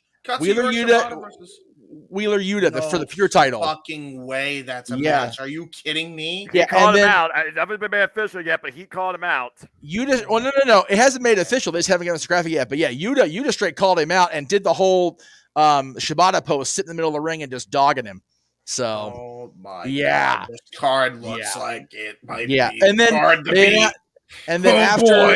And then after the Vikings outing on Dynamite Wednesday night, this was announced. It's for the Triple A Mega Champion. Fucking match is gonna blow the roof off the joint. Oh my God! Seriously, if anybody's a USC fan, I'm looking at you, JJ, because I know you have at least 2 USC fans. They might want to reinforce the Galen Center because this is gonna be a hell of a card. But yes, El Hijo de Vikingo against Commander for the Triple A Mega Championship. I butchered that accent, but that's okay. It is what it is. And then the last graphic we have a match for. Or match we have a graphic for. Eddie Kingston and Claudio are finally getting that one-on-one showcase, and it's for the Ring of Honor World Championship. So damn, I know how some people in this room feel about Eddie, me included. Let's go, Claudio. Right, but oh my God, what a match. What a card. I'm so ready. Yeah. And that's just down the street from where this is taking place. Yes, there'll be SmackDown. We're not covering SmackDown, but we are going to cover our reactions to the Hall of Fame induction. So far, we have Rey Mysterio, the headliner as of this moment, who, again, watch SmackDown regarding Rey Mysterio tonight. I'll say that. The Great Muta, of course, the one of the most legendary names in the history of Japanese wrestling, on his farewell tour. Faced Shinsuke Nakamura earlier this year. Going into the Hall of Fame at the same time. That and makes me so happy. If it couldn't be Cyndi Lauper in Hollywood, which I still am irked about, Andy Kaufman, the original celebrity involvement in wrestling. Damn it. Yes. I'm here for it, brother. So I heard about this. Yeah. Yes. Very happy for Andy and his family. I still say, JJ, and you'll agree with this, I think, more than anybody. They should have Bob Zamuda induct him as Tony Clifton. Yes. Just for the sheer, oh God, what's Zamuda going to do? Have the mic ready to mute. Well, they have Lawler that's going to induct him. Well, that's it. But they should have Zamuda as Clifton and Jim Carrey as Andy, accept the award. the thing with Jerry is that's not 100% sure he's going to make the trip because he's still recovering from the stroke. Yeah, true. So he might. So Everything that I'm reading says that he will be there. well, So I hope he's able to. I mean, that's a long trip flying or not from Memphis. So well, you because know, he is I home would now. rather him. I would if rather someone him take drives an him Uber. and starts now, yeah, exactly. They'll get him there in time. Yeah, I mean that's fair. Yeah, Fair just take. drive real slow, Royal car, Lordy. Yeah, exactly. No, but all right. And then in the morning, Saturday morning, for us Yes. anyway, 9:30 a.m. Pacific time, 12:30 for the East Coast kids. Noah and JJ on the call for the entire day. I am so stoked for this show. I know Yes. that it is still not Noah's NXT, damn it. But they But loaded as he it. says, it's getting a lot better. Yes. They This loaded show this show. should be good, dude. Everything Yeah. that I'm seeing, the Yeah. storylines that are unfolding, I am hyped for this. And again, folks, the graphics I have are these are the matches that are set, and yes, they did tape NXT, so the blank spots are filled. But for the sake of non-spoiling, as we do on our network, we're going to go ahead and go through these. Although, you know, we'll throw it out there before we get, because there's a couple of graphics before we get to a blank spot. Oh, If the okay. crowd Okay. doesn't care, leave it in the chat. We'll just go ahead and give the spoiler. I'm gonna spoil it tomorrow anyway. I'm still predicting, so it's like Yeah, Well, exactly. right. Well, right. You mute Okay. yourself. Well, the hell with it. Hell with it. I'll go ahead. It's okay. Here, do the countdown. Folks, So- you're about to enter the spoiler room brawl in 3, 3, 2, 1. 1. You guys are dorks. So we've got Johnny Gargano, Johnny Wrestling versus Grayson Waller. You love Un- this. There's a Waller. Yes, and they're going to sign the contract on Tuesday for an unsanctioned match. Yeah. Yeah. I don't understand that shit at all. But you know, That whatever. little hiccup aside, Yes. once I did the research and I got the highlight packages and I got the logic behind this match, because on the Yes. surface for me, it was like, what the hell? Right. But then I learned that Waller took Gargano out 15 months ago. Yep.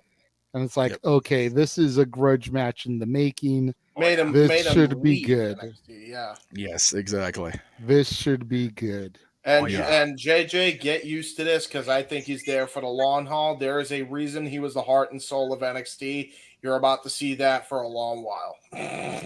I Well, don't know. yeah. I think he's going to go back to Raw. He's still competing on Raw. I think this is but- just like the Dolph call-in last year to help kind of tie up the loose ends on this story and help get Grayson ready for the next level. Maybe, yeah. So we go from Gargano versus Waller to the tag titles. Kiana James and Fallon Henley versus Isla Dawn and Alba Fire. I'm going to go ahead and throw this one out there right now. Noah, if I Yes. get a little caught in my words for this one, I apologize. I will try to do my best the rest of the show, but Oh my goodness. All right. Isla Dawn, I'm just saying.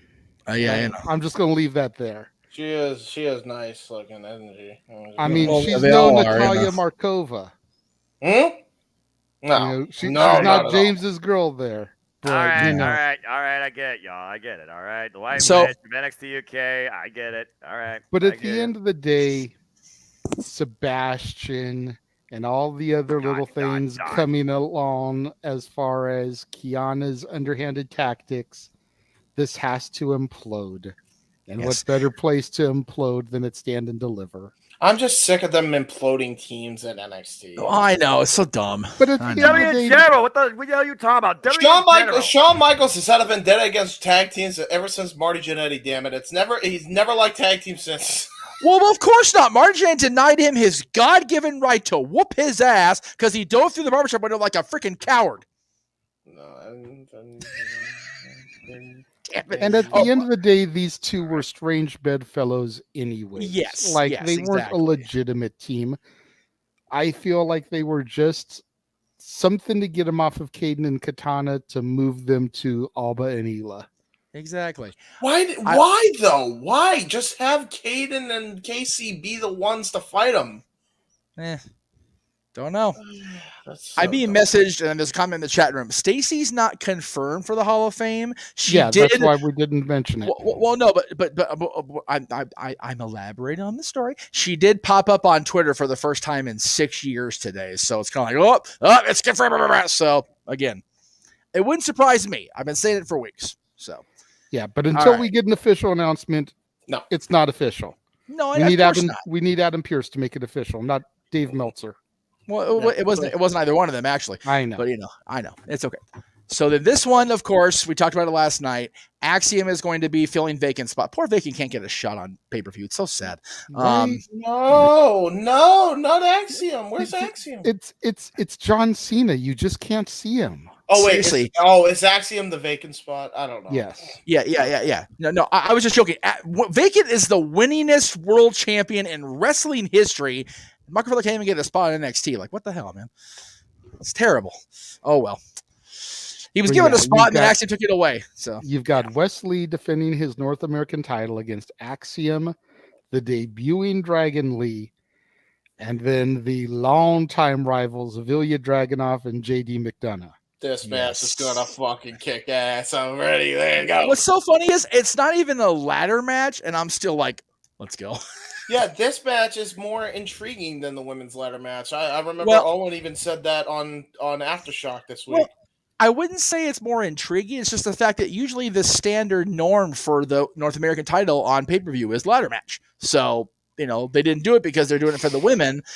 The women's one confuses me, but we'll get there when we get there. But I don't know if that's next or what you have next, Jay. Okay, so the tag titles.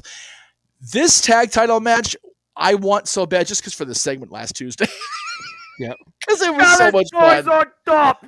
Yes, except they were on the bottom of the bar with everybody else because they all got messed up on Tuesday. Hey, they're the ones that remind them to tip the bartender. So, Yeah. I don't have anything against Gallus. No. I'm not thoroughly impressed by them because I haven't gotten to see a whole lot of them yet. Yes, I feel like the Creed's time is up and it's time for the family, though. Yeah, I mean, you said it last night, brother. The family, especially Tony, has just stepped. Oh, speaking of Dave Meltzer Jr., here he comes. Anyway, that's right. The Dave Meltzer of the Meacham Multiverse of Media, Josh Mansfield, is in the room. What is up, Josh? Love you, Josh. Yes, we do. Don't get all butthurt.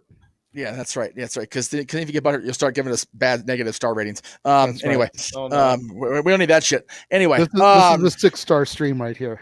At least. So, but yeah, Tony D'Angelo has, like you said, has really been the most improved, I think. If there was a most improved plaque for NXT, it would be Tony D'Angelo in the last 365 days. My God. Yeah. So, and if anyone doubts this being a 6-star stream, Noah, give it to us one more time. Who's the champions in this match? Who's the champions? Oh, right. Gallus boys on top. Very, very good. Thank you. Appreciate it. Very, very good. So yeah, I know this isn't an open mic night, James, but just clip that. We have to have that as a little clip we can throw up. I'll just clip it for the friggin' watch-along highlights that you usually get. For real. We got to try to make an intro for these watch-along events just for fun. Hey, you know what? Don't take it out on Noah just because JJ and I are being dickheads. That's not fair. So anyway, all right. So this is where I get confused. Like, I get the need to add a little gimmickry because they're filling the vacancy they weren't counting on having to fill with Roxanne going down. And I even understand it being a ladder match, but why do we need 5? This match is perfectly stacked. No, it's not a women's boob joke, you perverts. It's perfectly stacked the way it is. Well, why do we need? I don't know. Hey, Tiffany and the Strattons are going to be strutting down that aisle, strutting their shit in the Staples Center. I'm here for it. Just had a Tiffany epiphany. Please don't give her a microphone, please. No, I agree with that. But yes, we have Gigi Dolan, Zoe Stark, Tiffany Stratton, Lyra Valkyria, and Indy Hartwell. And again, Indy's in there. She won the last chance show match on the show that's coming up on Tuesday. For those of you that missed last night's. Hey, you know what? Yes, they did. Actually, I didn't until you said it. Well, that's because JJ's a more evolved human than I am now, apparently, and that's no, fine. I thought that immediately because I mean, the work on Tiffany. Yeah. But anyway, I just think it would have been fine as a fatal 4-way ladder match, and didn't need. They're trying to make it a more star powered thing, but the fact that the 5th spot was filled by a last chance match, it's like, okay, yeah. So. Instead of giving it to, I don't know, Cora Jade. Yeah, having Cora qualify, because she should be in here. It's stupid that she's not. Because, and I'll say this on Simply Predicting tomorrow, Noah, so, but they seem to be rehashing all these old HBK angles anyway, so why not have Cora Jade become champion and then Roxanne Perez come out, I never lost my title. Right, exactly. And then an undisputed ladder match somewhere down the road. Can we just say this? Shawn Michaels, great as a wrestler. Man, is he unimaginative and uncreative? He's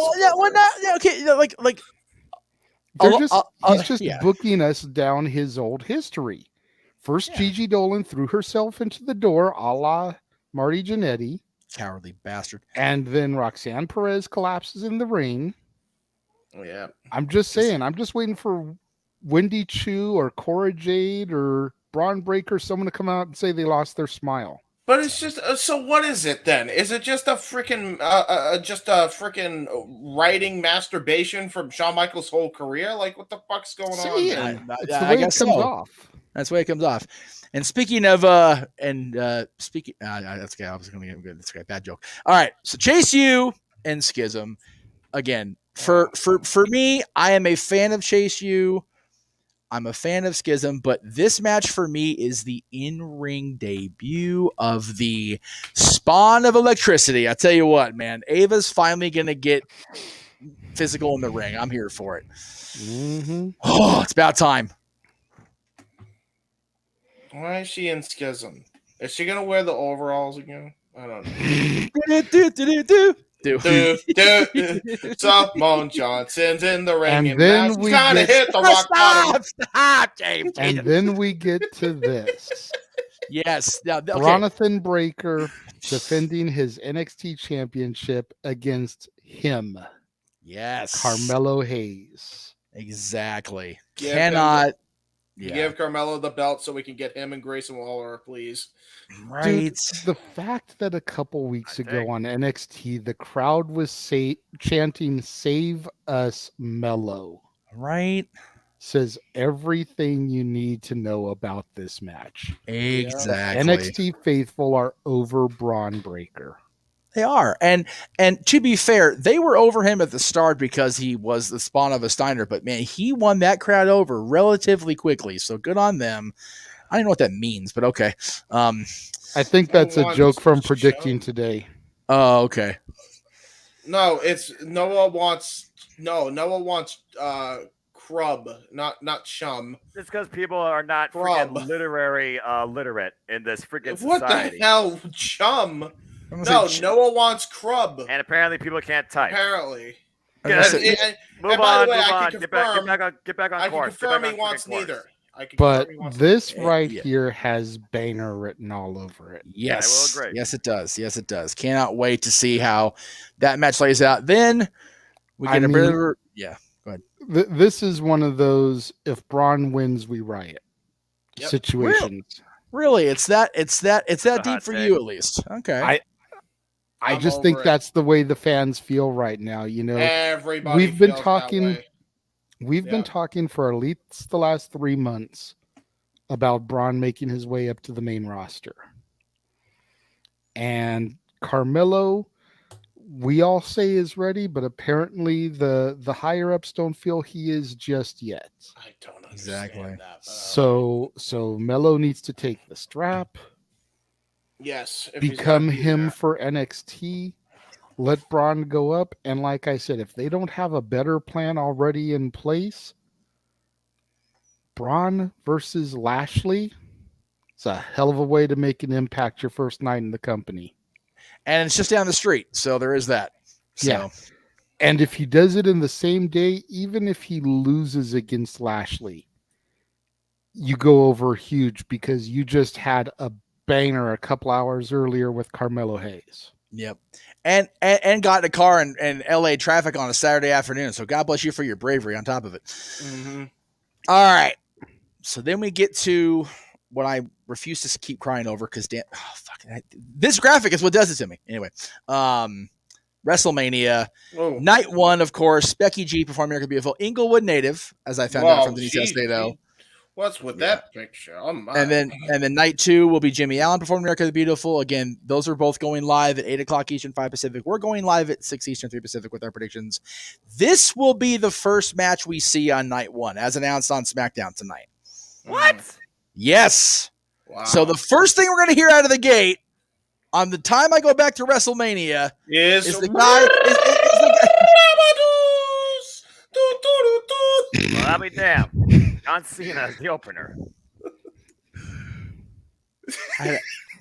Okay, so we're gonna see John and Austin Theory apparently because I had a great little presentation, but I got fucking talked over as usual. No, you're not because you keep doing it, so it's okay. It's all right.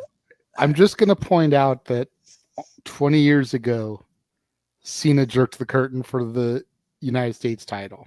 That's exactly what I was gonna go with, but it is what it is. That's a fair point. But I also wanted to point out that the guy that was winning the WWE Championship going out of the WrestleMania that was in LA County that I missed and promised myself I'd be back at Mania, the first theme I'm going to hear out the gate is our buddy. So I'm fucking stoked for it. That's pretty darn cool. With the way he came out there and roasted Theory, I wish to God he would come out to Basic Thugonomics. And he might. We didn't get Basic Thugonomics in LA.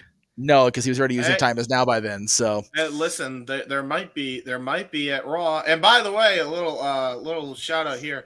WWE first ever watch party on my channel. Go home show to WrestleMania on Raw side anyway. So anybody wants to join and is on my Discord server, you can come on. We got nothing booked for Monday, so why not? Oh Lord. Cena isn't going to wrestle both nights. No. Never say never, crazy. Jay. Never say never, Jay. You are crazy, though, if you think that. Hey, you know what? Stranger things have happened. Vince McMahon will never retire.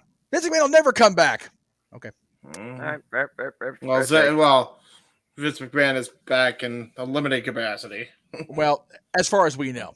Yeah. Also confirmed for night 1, because it is Logan Paul's birthday, Seth freaking Rollins, Logan Paul, and Noah. By the way, the graphics you're seeing are what I was telling you about. The black space is now occupied by our logo graphics and streaming live on YouTube across the multiverse. So there you go. The multiverse of media. I like that. There we go. So there you go.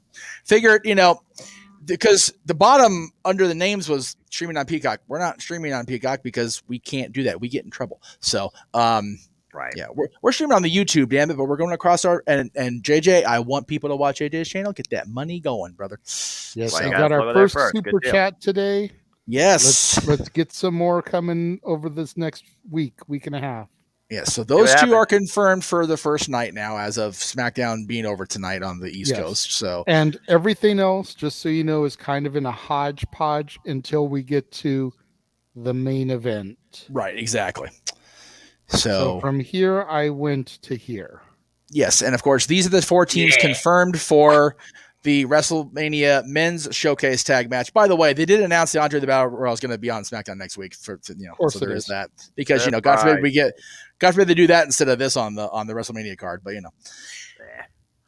Ricochet and Braun Strowman versus the Street Profits versus the possibly splitting Alpha Academy with this Otis nonsense against the Viking Raiders. So there's that match. The women's showcase. So not a fan versus Seth Rollins and Logan Paul. Wanted Seth versus Jay White. Hey, Jay White, if he does sign, has a long career ahead of him. So let it be, kids. It'll be there. Before you start throwing to the women's showcase, I don't remember if I put that in there as next. So let's just wait and see what pops up next. But I did want to touch on with the Alpha Academy possibly splitting. That is another spot where I see Braun Breaker potentially fitting in. True. With Chad Gable. Yeah, Master Gable. Academy. I like that. They could all be a trio for all I'm concerned. Yeah, that's fair too. We'll see what happens. Trio overkill, it sounds like here, though. Well, but it could be that Otis blows it off, so we'll see. Fair enough.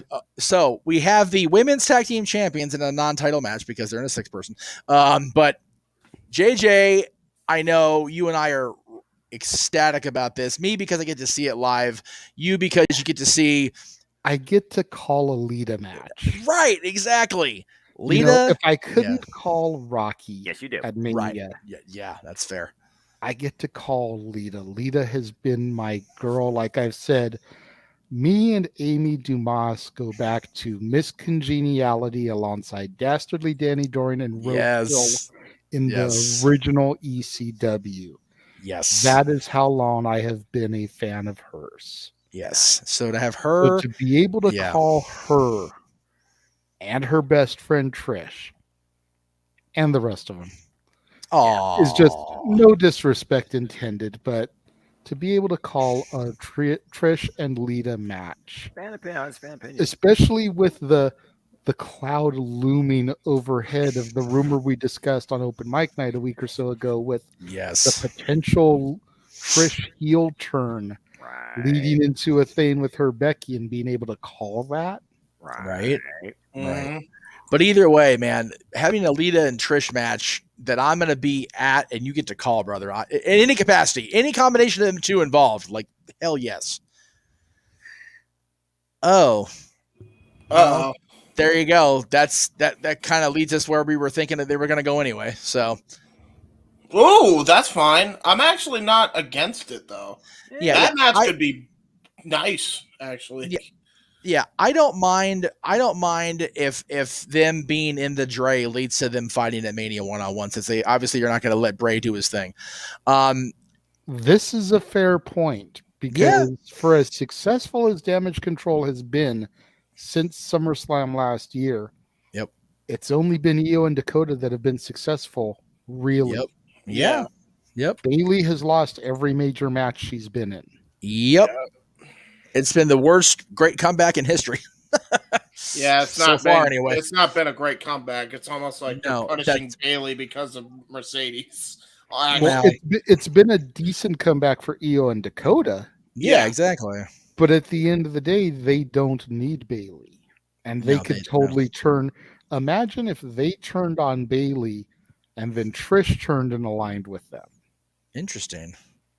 Lots of things can happen, but and you guys will get into that tomorrow, JJ, or Sunday. Yes. So all right. So people are, and again, Brock Lesnar, Omos at WrestleMania. That's going to be, and again, we're trying to run through these. We're not trying to do predictions. We're just trying to get through these. So sorry, guys. But there's a lot to get through. So just bear with us. So Lesnar and Omos. What are we talking about? Yeah, Lesnar and Omos. This, and again, I don't think it's going to be as squash as people think, but we'll see.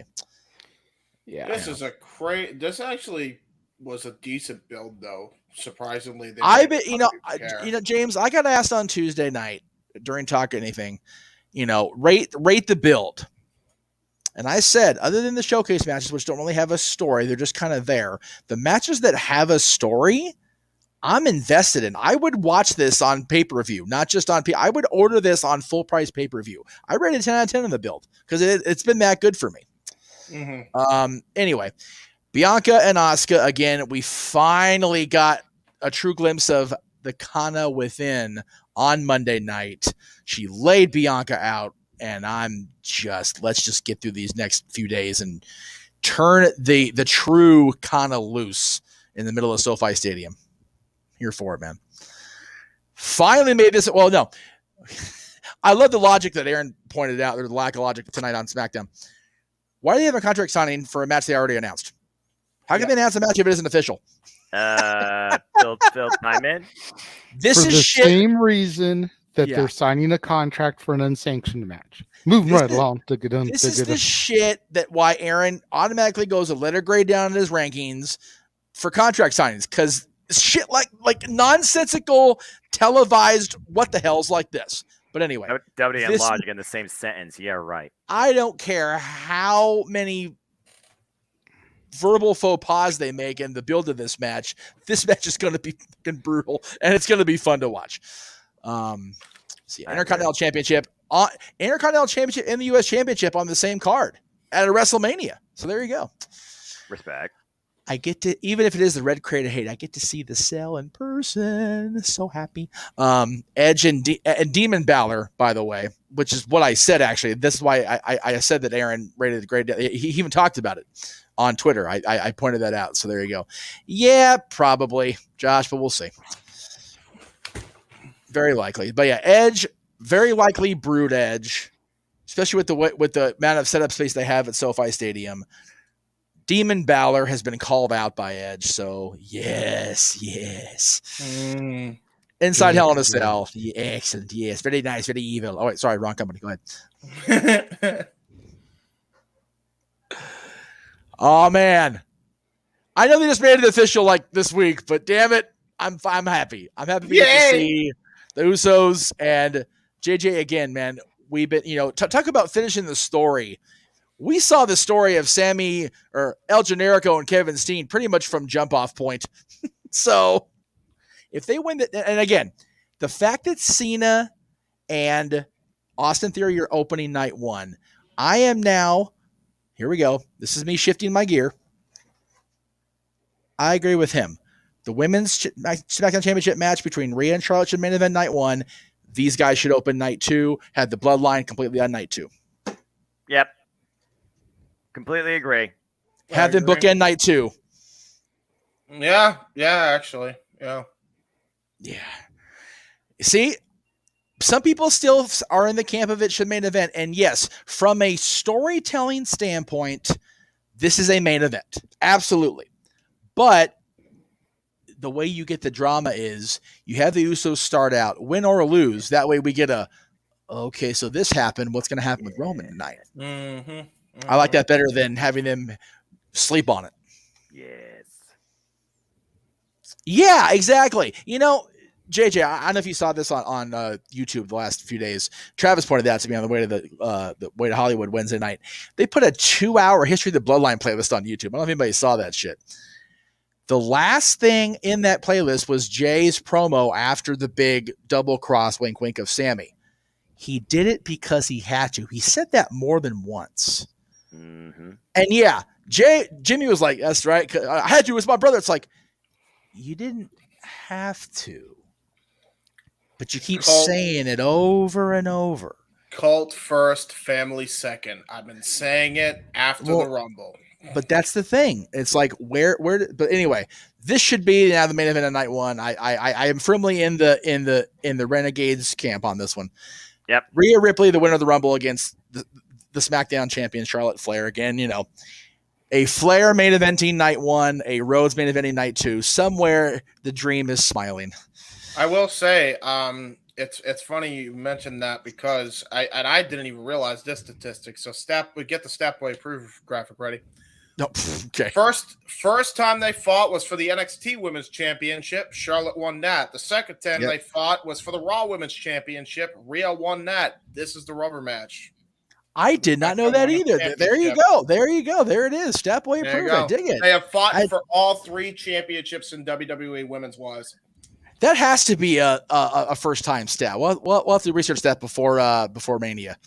Oh, was it really? Oh, well, at least they established where she's at. That's good. But like I said, I got it on right now. I've got what the hell's the one guy's name? Ludwig is his current name. What was his name in real life? Ludwig Kaiser. Yeah, Ludwig Kaiser. What's his real name, Noah?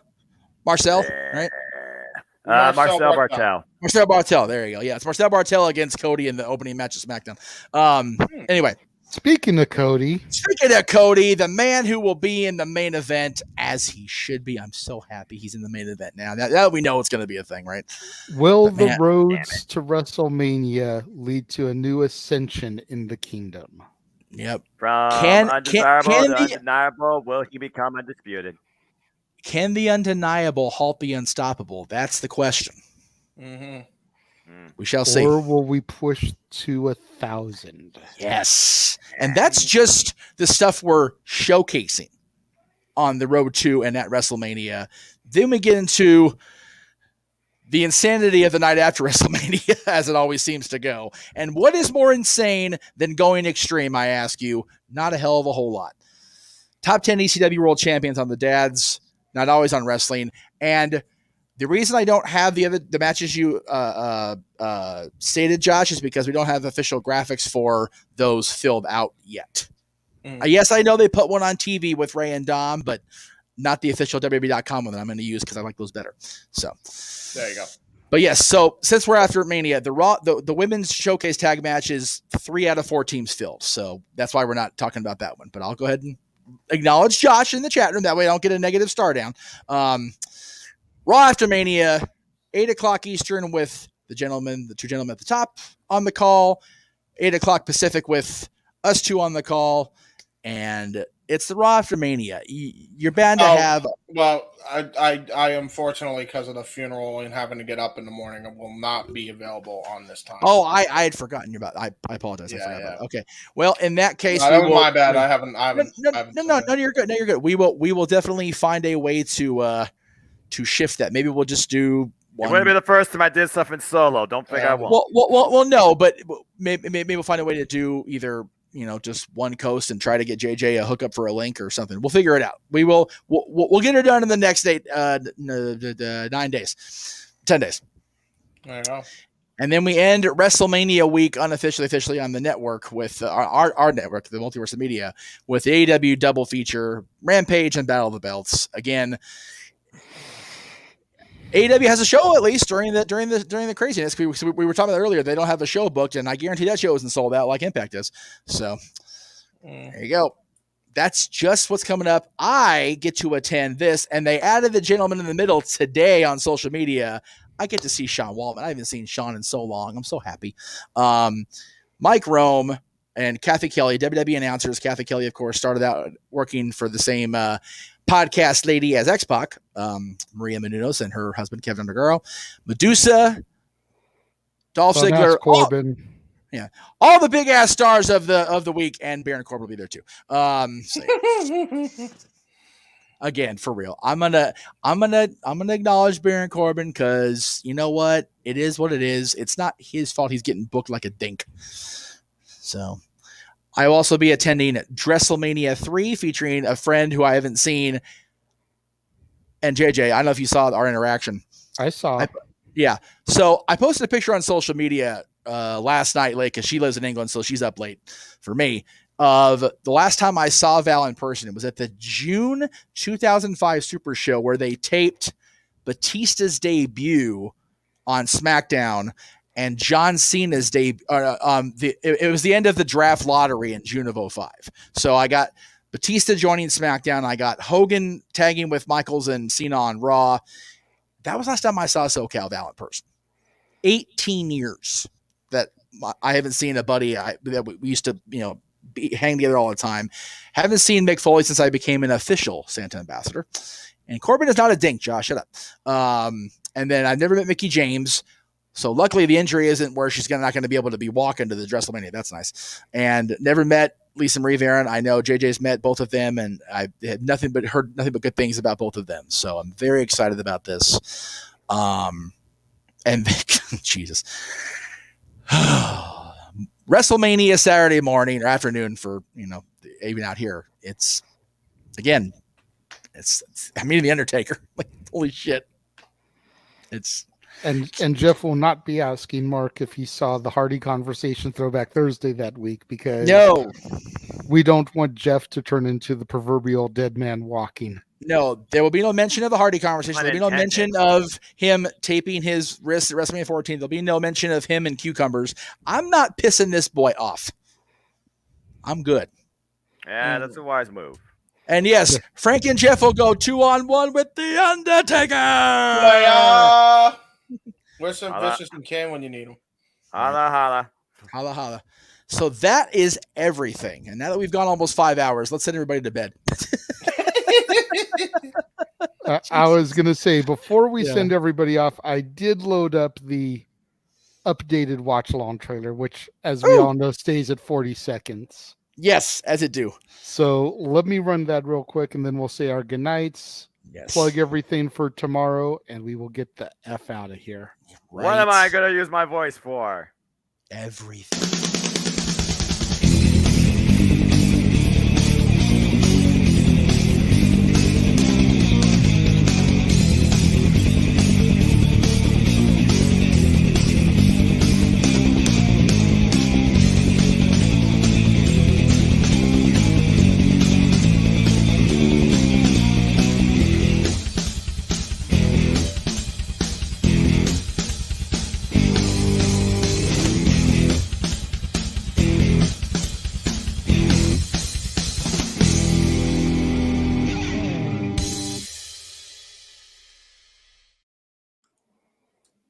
Yeah, that seems about accurate.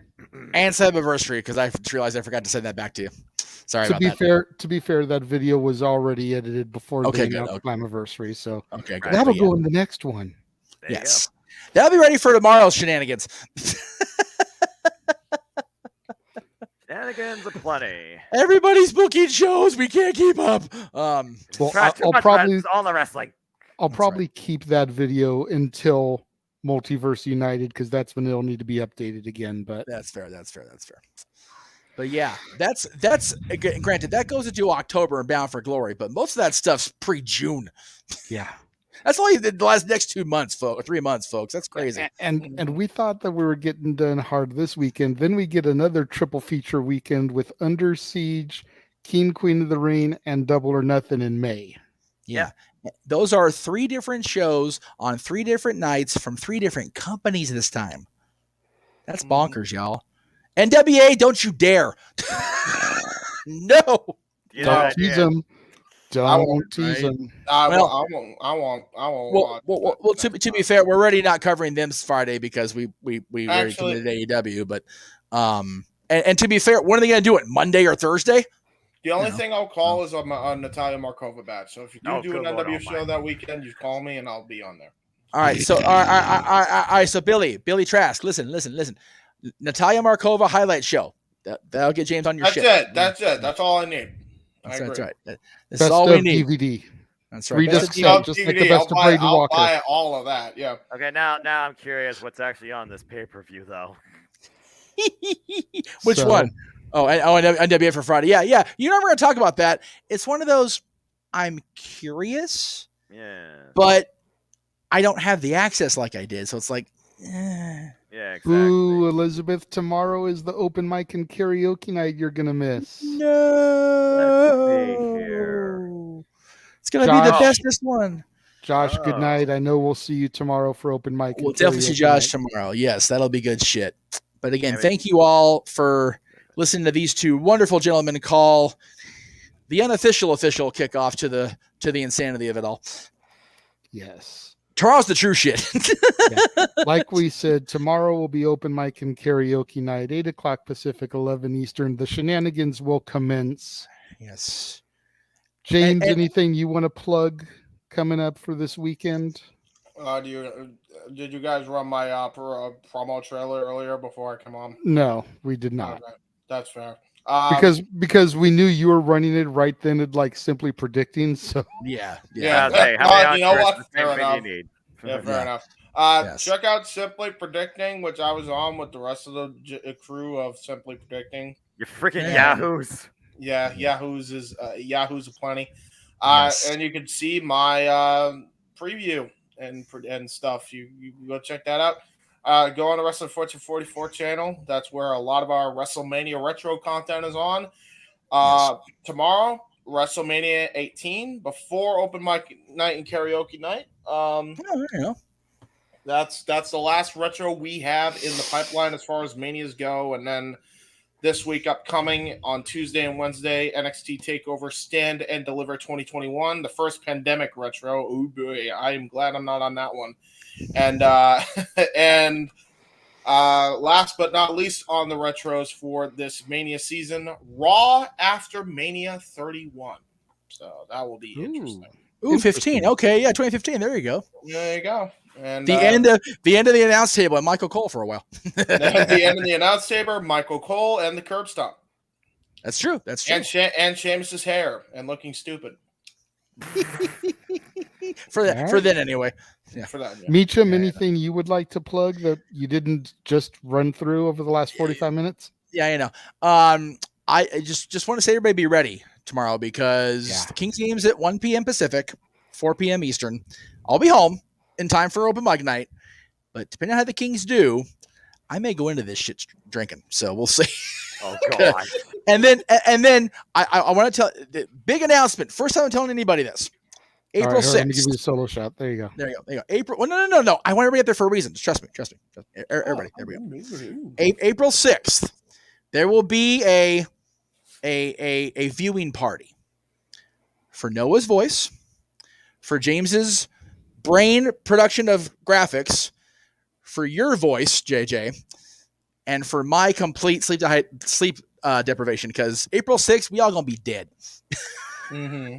And then we get right back up April 7th to do it all over again. Woohoo! So, yeah, it's like the bad guy. We're gonna die, but it's gonna be worth it. Like Roddy said, die in the air. It's good for business. He did practically with that Saints Row appearance he made before he died. Right. So. God bless Roddy Piper. But yeah, the attitude of gratitude is intact. I'm so stoked, and I'm gonna start smacking over because I want to watch this shit happen in full. So have a wonderful. Tonight's show was live. Yes, tonight's Impact Sacrifice was. Good to see you on, man, Johnson. I didn't know you were a fan of the show. Big T. Good old Tony Norris. If you know, you know. If you don't, that's okay. We don't. If you don't do your homework, Noah, go ahead and tell them where they can find you over this weekend, aside from residing in your own personal hell of open mic night, karaoke night, and take us out of here as eloquently as you always do, good sir. Always a pleasure, guys. James, great fun with you on the calls, always for Impact Wrestling. Looking forward to everything that's ahead, calling all this stuff with you guys during WrestleMania Week 2. If you want to know more about me, they'll know this. For I am just a simple man and a lifelong fan of professional wrestling. Damn it! Buy the shirt. But I digress. So buy that shirt. Well, again, I don't market myself, but God bless you. Find me on the Twitter, Instagram, and YouTube at Foster1916 for all things wrestling show. Of course, the entire ATW family on the Twitter. Speaking of ATW, there'll be a recorded ATW impromptu discussing WrestleMania Week in general. Our friend Cindy will be a part of some WrestleMania Week shenanigans and festivities. And we're also going to highlight some of our biggest thoughts and hypes for some of the biggest matches occurring the entire week of WrestleMania Week. And more to be discussed too. That'll be on the YouTube channel. As I stated earlier on Sleep Predicting, I'm crazy. I'm doing Sleep Predicting not only tomorrow on Saturday, but also Sunday. Both days, Saturday and Sunday, 5 p.m. Eastern Standard Time. Saturday will be dedicated to the Ring of Honor, Supercard of Honor, as it is known, graphic or non-graphic wise, but also NXT, Stand and Deliver. And Sunday, 5 p.m. Eastern Standard Time, oh, Lord help me, it's WrestleMania in full. So anyone that wants to be a part of that, including our Meltzer in the chat, you're welcome to be a part of that. That being said, again, there'll be other panels I'll be a part too. You guys are talking about some I'm hosting. I'll be part of the Team No DQ because I got to track that shit. Then I'm not going to have time to watch it because I work, damn it. Me and James are going to figure out our latest AEW Spark. And then there's going to be, I'm sure, other updated panels and forums that I might do as well. And Lord help my voice all the way through April damn 7th. But as always, let it conclude, there are no winners, no losers, no betters. Just fans with opinions for this passion we all share. At the end of the day, folks, support one another, respect, share, protect your mentality too, and treasure your families. And just enjoy life and enjoy professional wrestling. It's as simple as that. Let the week of madness come forward. 2 weeks. Damn it. But I digress. Yeah. Buy the shirt, but... Oh. Go ahead. Say, buy the shirt, but more importantly, super chat the Renegade. Yeah, that should be the real thing here. Super chat this working man. Let's get the real work beginning. Super chat him. The preliminaries are done. Now we get started. Do it. To everybody that tuned in to the stream this evening, thank you very much for riding along with us tonight. A very special shout out to Dwayne Atkinson for my very first super chat. Thank you again, buddy. We implore everybody to come back tomorrow, again, 8 o'clock Pacific, 11 Eastern, for open mic and karaoke night, as we put Noah through his own personal hell, and we do karaoke for wrestling themes. Yes, we do. And super chats will be accepted on my channel and Jeff's channel. It's going to happen, Noah. Make sure you tune in earlier in the day for Simply Predicting. I will be there for that both days. Yes. Should be good. I'm looking forward to it. Until then, for the simple man with the spectacular voice, Noah Foster, for the Heb Man, James Hebert, for the West Coast Professor, the man whose name is on the marquee actually today because we remembered, Jeff motherfucking Meacham. I am the Renegade JJ Williams. Thank you very much to everybody for tuning in. We greatly appreciate it. And we will see you guys tomorrow. Noah looks fly today. Do, do, do, do, do.